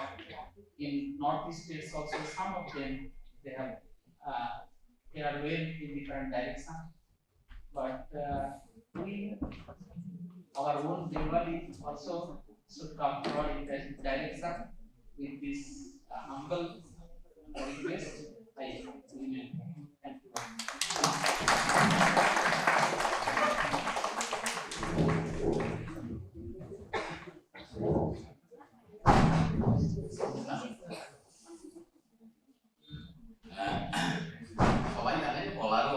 করি যে দুর্গাশঙ্কর বাবু সব টপিকই খুব ভালো বলেন, আমরা এতকাল তাদের বলা দেখেই বড় হয়েছি। মানে কিশোর কুমার যেমন সব ধরনের গান গাইতে পারেন, দুর্গারাও সব ধরনের টপিকের উপর বলতে পারেন। এবং আমরা এই ধরনের সেমিনারে বলতে সবসময় শুনেছি ইনসাইটফুল, যেটা মাইন্ড ব্লোয়িং, অসাম, এই শব্দগুলো আর আমি নাই বা বললাম, আমার বলা দিয়ে উনি যে স্ট্রেচারে বিলং করেন কিছুই জানেন। তো যাই হোক, একটা তথ্য আপনাদের দিই, প্রফেসর রকিং খুব ভালো গান করে, আমি সময় দিতে পারবো না আজকে, পরে কোনো একদিন বলবো স্যারকে গাইতে। এবং সেটা জিয়াউল সম্ভবত আছে আমাদের রবীন্দ্রভারতের হেড অফ দ্য ডিপার্টমেন্ট, তার ডিপার্টমেন্টের একটা প্রোগ্রামে উনি একটা গান গিয়েছেন, সেই গানটা ভাইরালও হয়েছে। ইনফরমেশন সায়েন্সের লোক তো খবরগুলো রাখি আমাদের না বললো। যাই হোক, আমরা দেরি করবো না, আমাদের টেকনিক্যাল সেকশনে যারা যারা উপস্থিত আছেন একটু হাত তুলবেন। গীতা সরকার আছেন? চলে আসেন একদম, শুধু শুরুটা মেথডোলজি কনক্লুশন এবং র্যাপিড ফায়ার করব। পরের জন্য কাম করে কি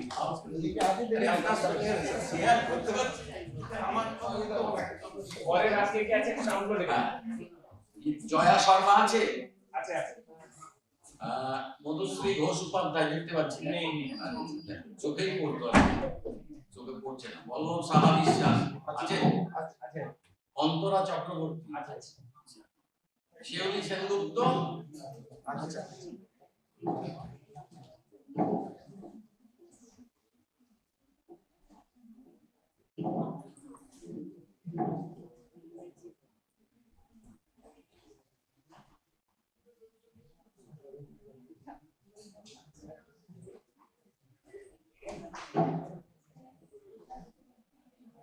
My respected teachers and my friends, my topic is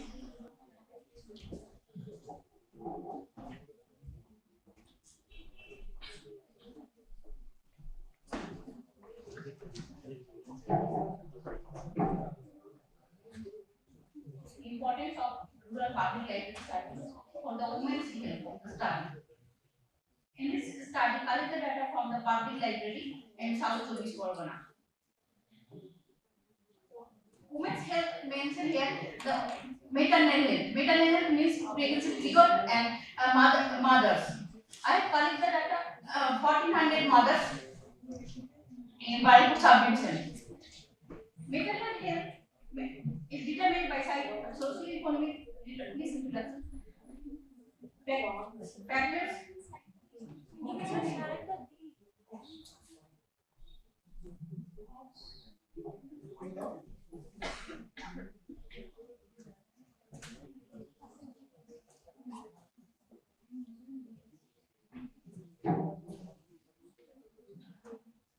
Maternal health determines socio-economic factors.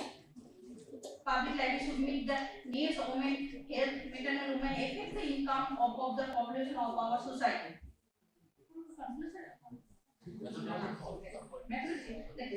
In this study is based on review of literature.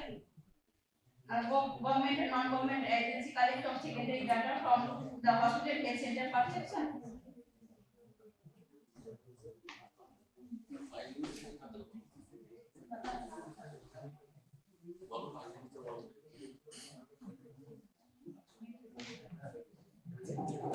Hospital area and skill work study was conducted in the summer of 2020. A study is conducted at 24 Pargana, and objective, the main objective of the study is the health service is to get proper way of information for women health from the library. According to census of India, 60% women are literate, but my study has taken 44% mothers secondary level and 14% complete the college level degree, and 10% women are illiterate. Fine. Maternal women, 4900 mothers from the 46 mothers 46 mothers take the service from the library, and they did not get the proper service from the library, and did not get proper service from health and other service. Most of mothers used to they have to belong to the urban area and rural population, they did not aware about the public library. About information resource of public library needed library for the maximum library use the library educational purpose and different information to public library uses and reading habits most of the mothers reading habits for the career purpose, not only for entertainment and other purpose. Economic purpose, they have to not use the library. User conclusion. The study also concludes the determinant. The veterinary health service will same across the 7 blocks of Raipur subdivision for like different veterinary health service in rural areas. So it's all public and it's a social organization. You can like all along self-education and also to provide various awareness programs. But the impact of the public life on the society as well as women is crucial. In this study, it is found that the critical women users and the opinion that they did not get good level of inspiration from libraries to get informed. Conclusion drawn not only on the structure questionnaires but from the lengthy open-ended discussion with mothers who receive minimum level of education like class 10, higher secondary, graduation. Non-formal education, adult education, child care, mother awareness program or negligible identity or not.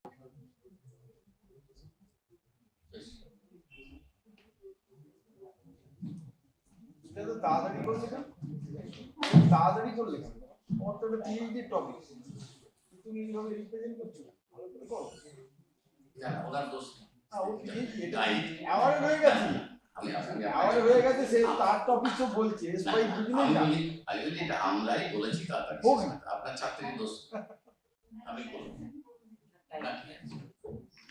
আমি বলেছি আমরা ধরে নিয়েছি বিষয়ে রক্ষণা করতে যাবো। আমাদের পরবর্তী বক্তা চলে আসুন। পরবর্তী বক্তা হচ্ছেন জয়া শর্মা, প্লিজ কাম। আছে না নেই? না থাকলেও খুশি হবো। ঠিক আছে, শেষ হয়ে যাচ্ছে।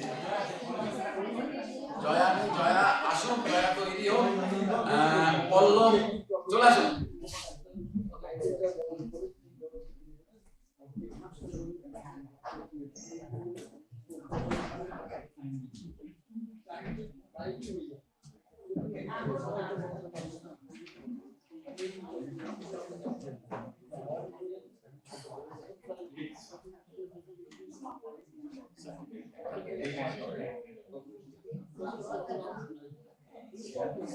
আমিও চেয়ারপারসন স্যারের স্বাধীনভাবে বাংলাতেই আমি কিছুটা প্রথমে বলছি।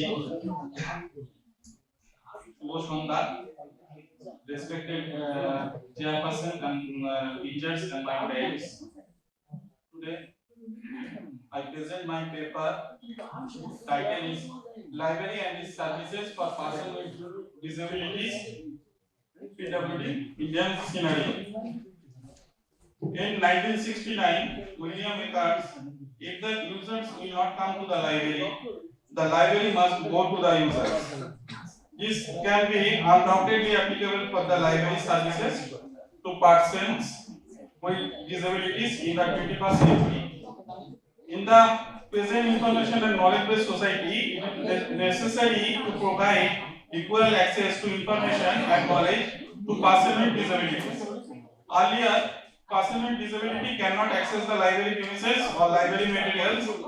In recent years, the term inclusive library has been universally accepted by the policy makers, library information professionals. Inclusive library means library for open to all. Library should be various formats of material in library available in library with ICT enabled facilities and modern services. According to WHO, World Health Organization, a conceptual framework for disability is defined. Okay.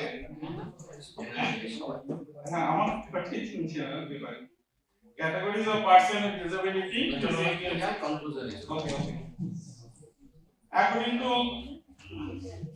census report 2011, more than 2 crore 68 lakhs 10,587 people are disabled all over the country. Some important legislative framework in India.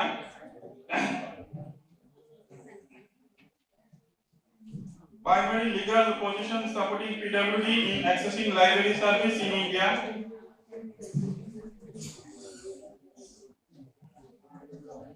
Library services for PWD users.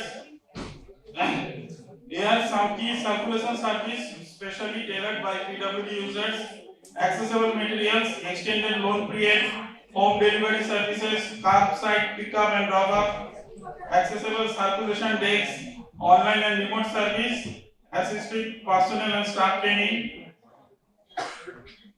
I discussed some reference services also.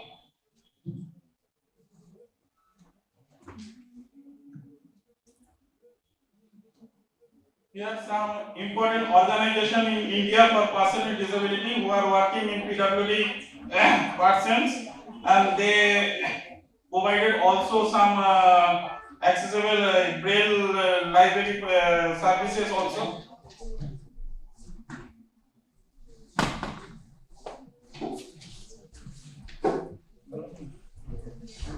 Here are some educational institutions. Some important recommendation and suggestion.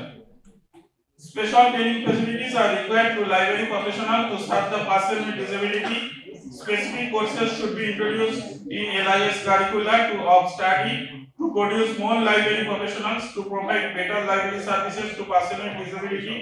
Uniform standard and norms are required to facilitate physical access to library. Uniform collection policies needed to fulfill the information need of persons with disability. There is a need to develop digital accessible information system consortium in India. There is a need to produce more braille literature in different regional language. Application of ICT should be facilitated to provide better and quality services to persons with disability. Conclusion. We may conclude that in a knowledge society, every person has right to access information globally, whether he or she is normal or with different categories of disabilities. In a country like India, where more than 2 crore people are disabled all over the country, which includes rural and urban people also, it becomes necessary to develop national uniform standard for library services, assisting ICT per person with disability to make possible to access online information sources and to prepare skilled library professionals to facilitate effective library service to persons with disability. Thank you. ধন্যবাদ জানাচ্ছি বল্লভ শাহ বিশ্বাস। এরপরের বক্তা doctor Ranjana Chakraborty, খুবই সংক্ষিপ্ত, যাই সময় লাগে।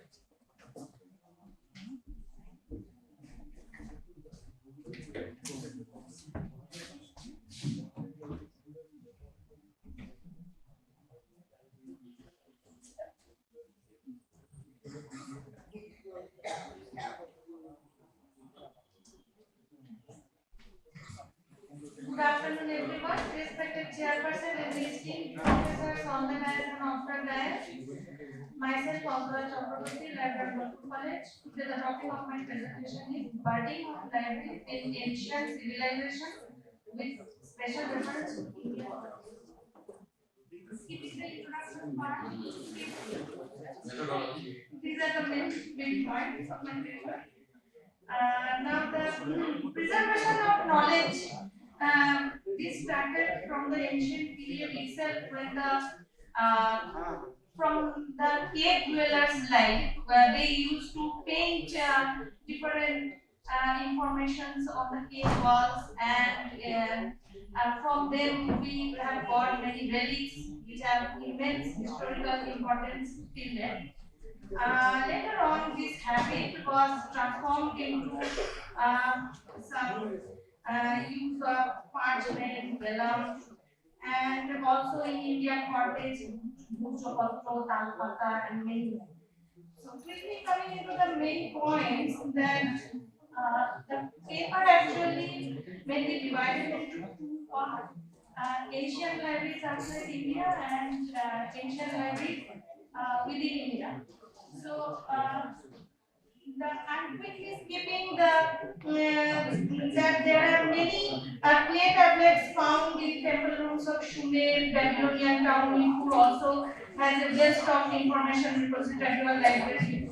There are also the Royal Library of Pashupani which has more than 30,000 clay tablets in it. And also there are many such evidences found in Mesopotamia, ancient Egypt, ancient Persia, Syria, and so on. Same also found in the great library of Alexandria. Quickly skipping into the Indian context, India has a very rich Vedic oral culture where the information transmitted orally through the Guru Shishya tradition. And hence the name of Veda is Shruti. And this later on, much later, they have felt the need for documentation of this. Hence, the invent of Puthi in India has been found, and different scriptures have been written in Sanskrit language, Pali, Prakrit language, and they use the Puthis are written on leaves, sheets of wood, wooden bars, sponge shells, poems, and many more. Now, quickly coming into the next point. Next point is Lokshikatha. The women folk are mainly used to confine within the four walls of their domestic environment. So, in order to express their emotion, ideas, they used to stitch different things on their handicrafts and the katha. That's also known as Lokshikatha. So these are also helpful for building the detailed cultural, social, historical facts.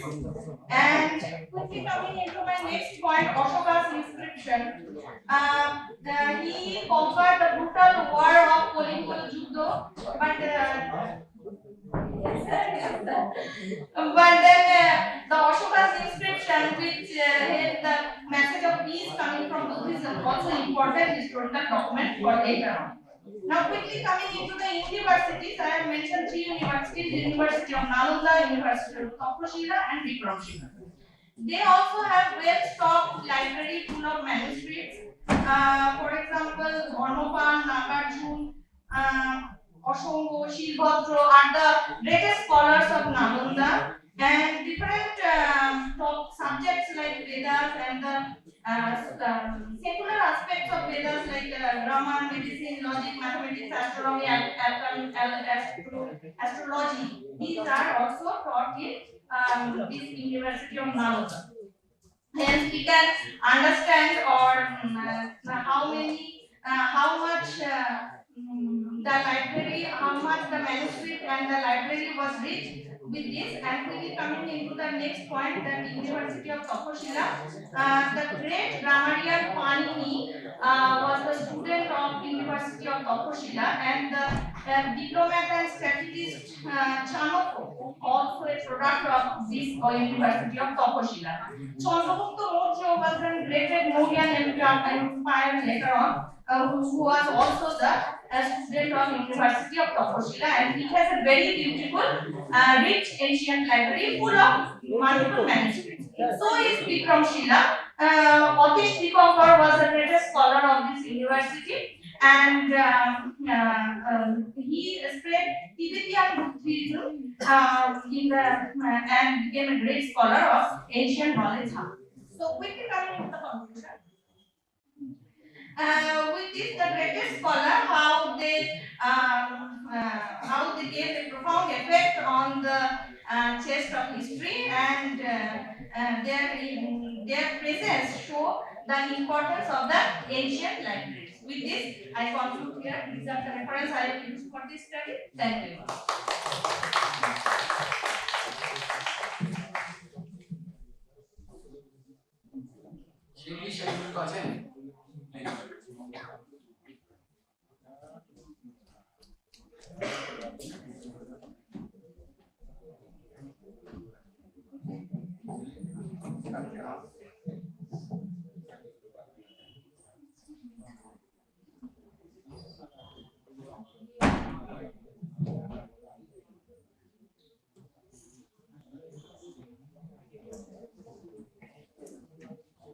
Namaskar.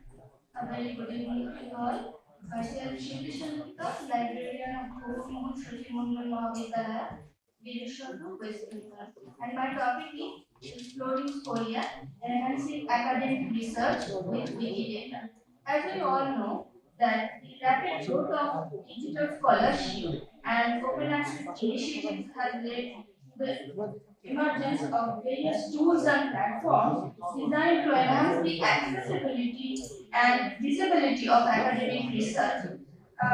One such platform is Scholia, an innovative web-based tool that leverages the vast data structure of Wikidata to generate the scholarly profiles, visualizations, and citations for individual researchers, institutions, and scholarly works.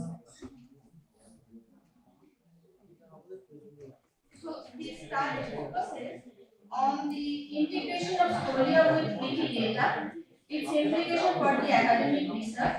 The primary purpose of the study is to assess how Scholia enhances the academic research by providing a data-driven open access platform for visualizing and analyzing scholarly outputs.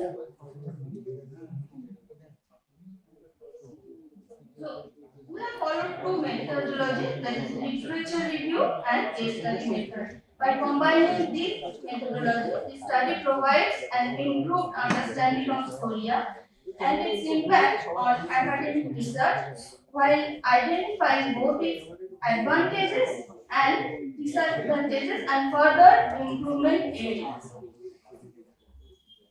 So, what is Spolia? If we go back in the ancient time, Spolia refers to the annotations, explanations, commentaries about ancient texts in Greek and Rome. And they provide the explanations about the original text. In our present study, actually we are providing analysis of the scholarly works in the present context. So, what are the components? And this Scholia is a freely accessible and open access solution for generating scholarly profiles, which is developed in the year 2016 by a research team including Finn Arup Nielsen as a part of greater effort to integrate Wikidata into scholarly ecosystem.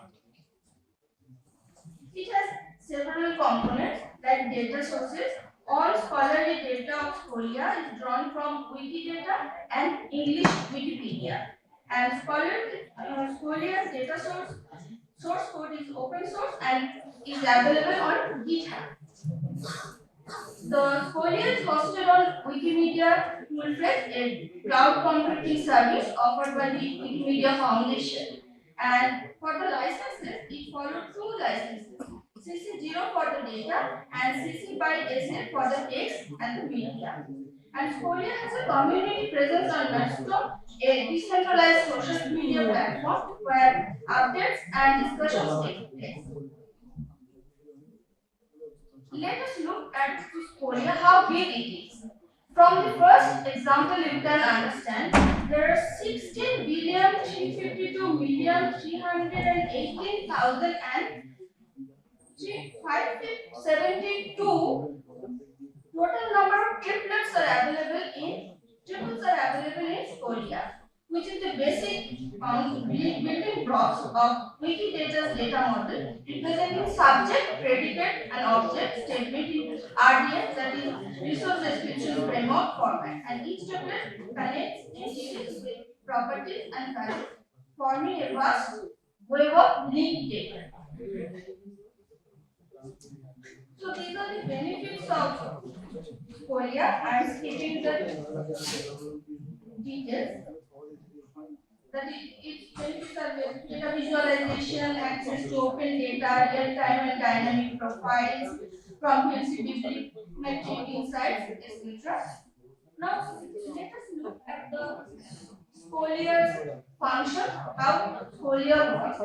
Scholia works by utilizing Wikidata, a freely available, structured and linked knowledge base, along with particular queries to dynamically retrieve and display scholarly information. That is step by step. In the next few slides, you will see how Scholia works. First, the data source, that is Wikidata. Entities in Wikidata include papers, books, researchers, universities, journals, conferences, and many more, and each identified a unique Q number. For example, this is the item page for the English writer Douglas Adams in Wikidata. You can see that the Q number is Q42.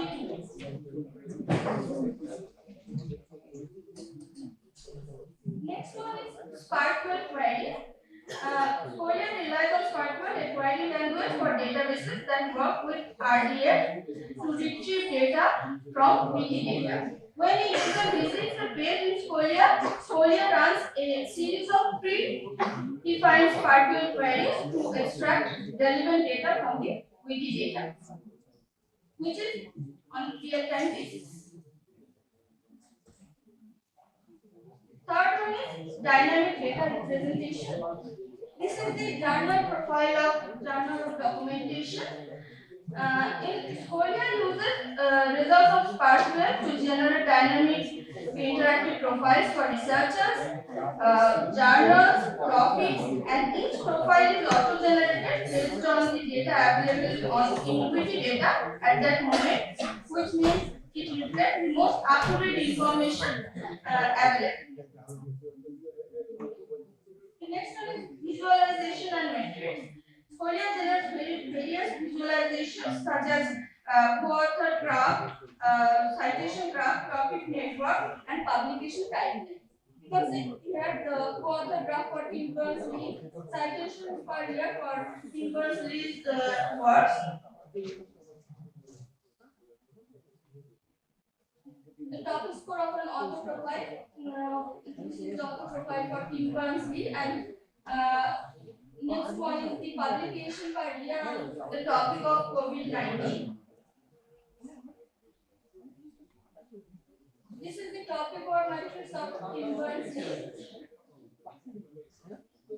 This is the bibliometric indicators. Here you can see the cited works on articles. That is a very important article for the case of Scholia.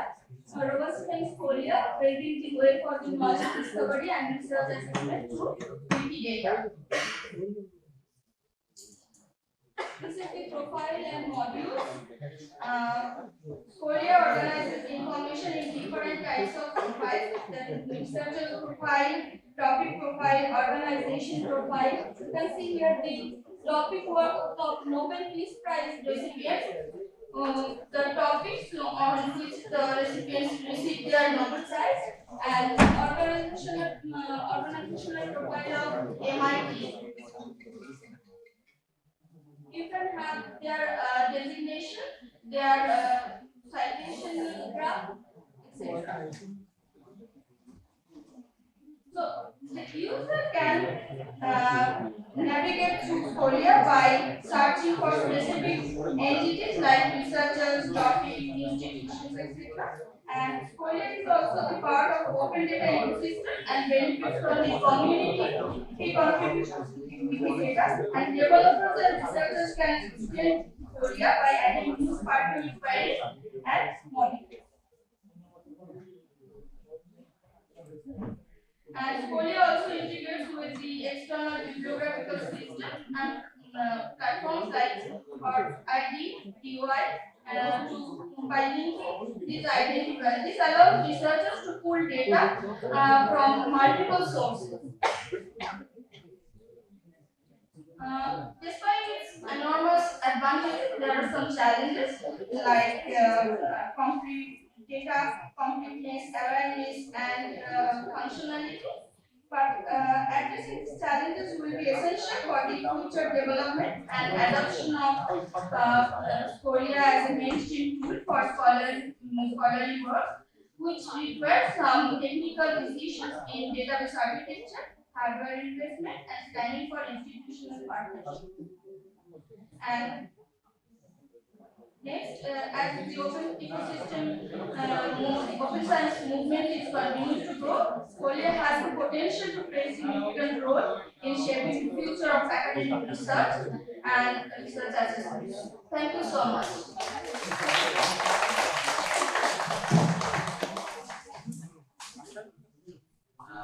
আমরা একদম শেষ মুহূর্তে এসে পৌঁছেছি। আমরা সমস্ত প্রেজেন্টারকে ধন্যবাদ জানাচ্ছি। তারা সবাই ভালো প্রেজেন্ট করেছেন। আমরা একদম অন্তিম মুহূর্তে আমি আমার পক্ষ থেকে আমার নিজেরই বিভাগকে ধন্যবাদ জানাচ্ছি, আমার মাস্টারমশাইকে ধন্যবাদ জানাচ্ছি, বিশেষ করে প্রফেসর উদয়ন ভট্টাচার্য। আমি তার একদম প্রথম ব্যাচের ছাত্র এবং এখনো অব্দি মেন্টরশিপ জারি রয়েছে। তো এটা থাকুক, বিভাগ যেন এই মেন্টরশিপটা বজায় রাখে, আমরাও সমৃদ্ধ হই, আমরাও বেঁচে পড়তে থাকি। ধন্যবাদ জানাচ্ছি বিভাগকে, ডেকেছেন, বসতে দিয়েছেন, খেতে দিয়েছেন, আবার একটা খামও দিয়েছেন। সব দিক দিয়েই দেওয়াটা একদম পরিপূর্ণ। সেই জন্য আমার ধন্যবাদ, আমার শ্রদ্ধা, আমার কৃতজ্ঞতা। আমি আমাদের আজকের বিশেষ বক্তাকে বিশেষ করার জন্য ধন্যবাদ স্যার। চেয়ারম্যান স্যার যে কথাগুলি বলেছেন, আরো একবার আমরা এই অনুষ্ঠানের শেষ পর্বে এই বিভাগের 60 বছর পূর্তি উপলক্ষে যে বিশেষ অনুষ্ঠান, সেটির মাধ্যমে শুধুমাত্র এই বিভাগ নয়, সমস্ত বিভাগ বেঙ্গলের বা পশ্চিমবঙ্গের বাইরের যেখান থেকে বিভিন্ন জায়গা থেকে বক্তারা এসেছেন এখানে, প্রত্যেকে যে ইনসাইট গুলো আমরা নেব, আমাদের নিজেদেরকে তার মাধ্যমে আলোকিত করব এবং গ্রন্থাগার বিজ্ঞানের বিভিন্ন উন্নতিতে এতে সহায়ক হবে। তাতেই এই বিশ্ববিদ্যালয় এবং এই বিভাগের মর্যাদা আরো বেশি উন্নয়ন হবে। এই আশা করি আপনাদের সবাইকে আমার কৃতজ্ঞতা জানিয়ে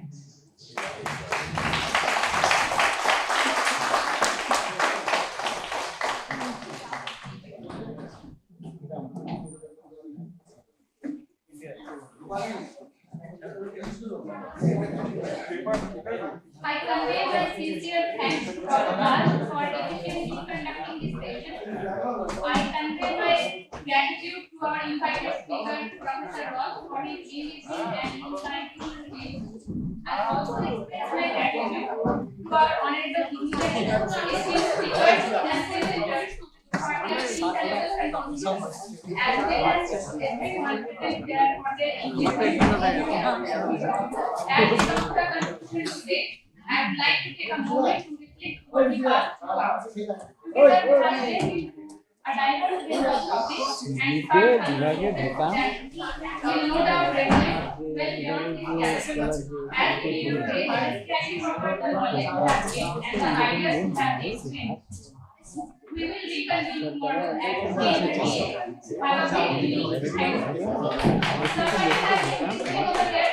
It's coming. করোনা সঞ্চয় শুধু চেক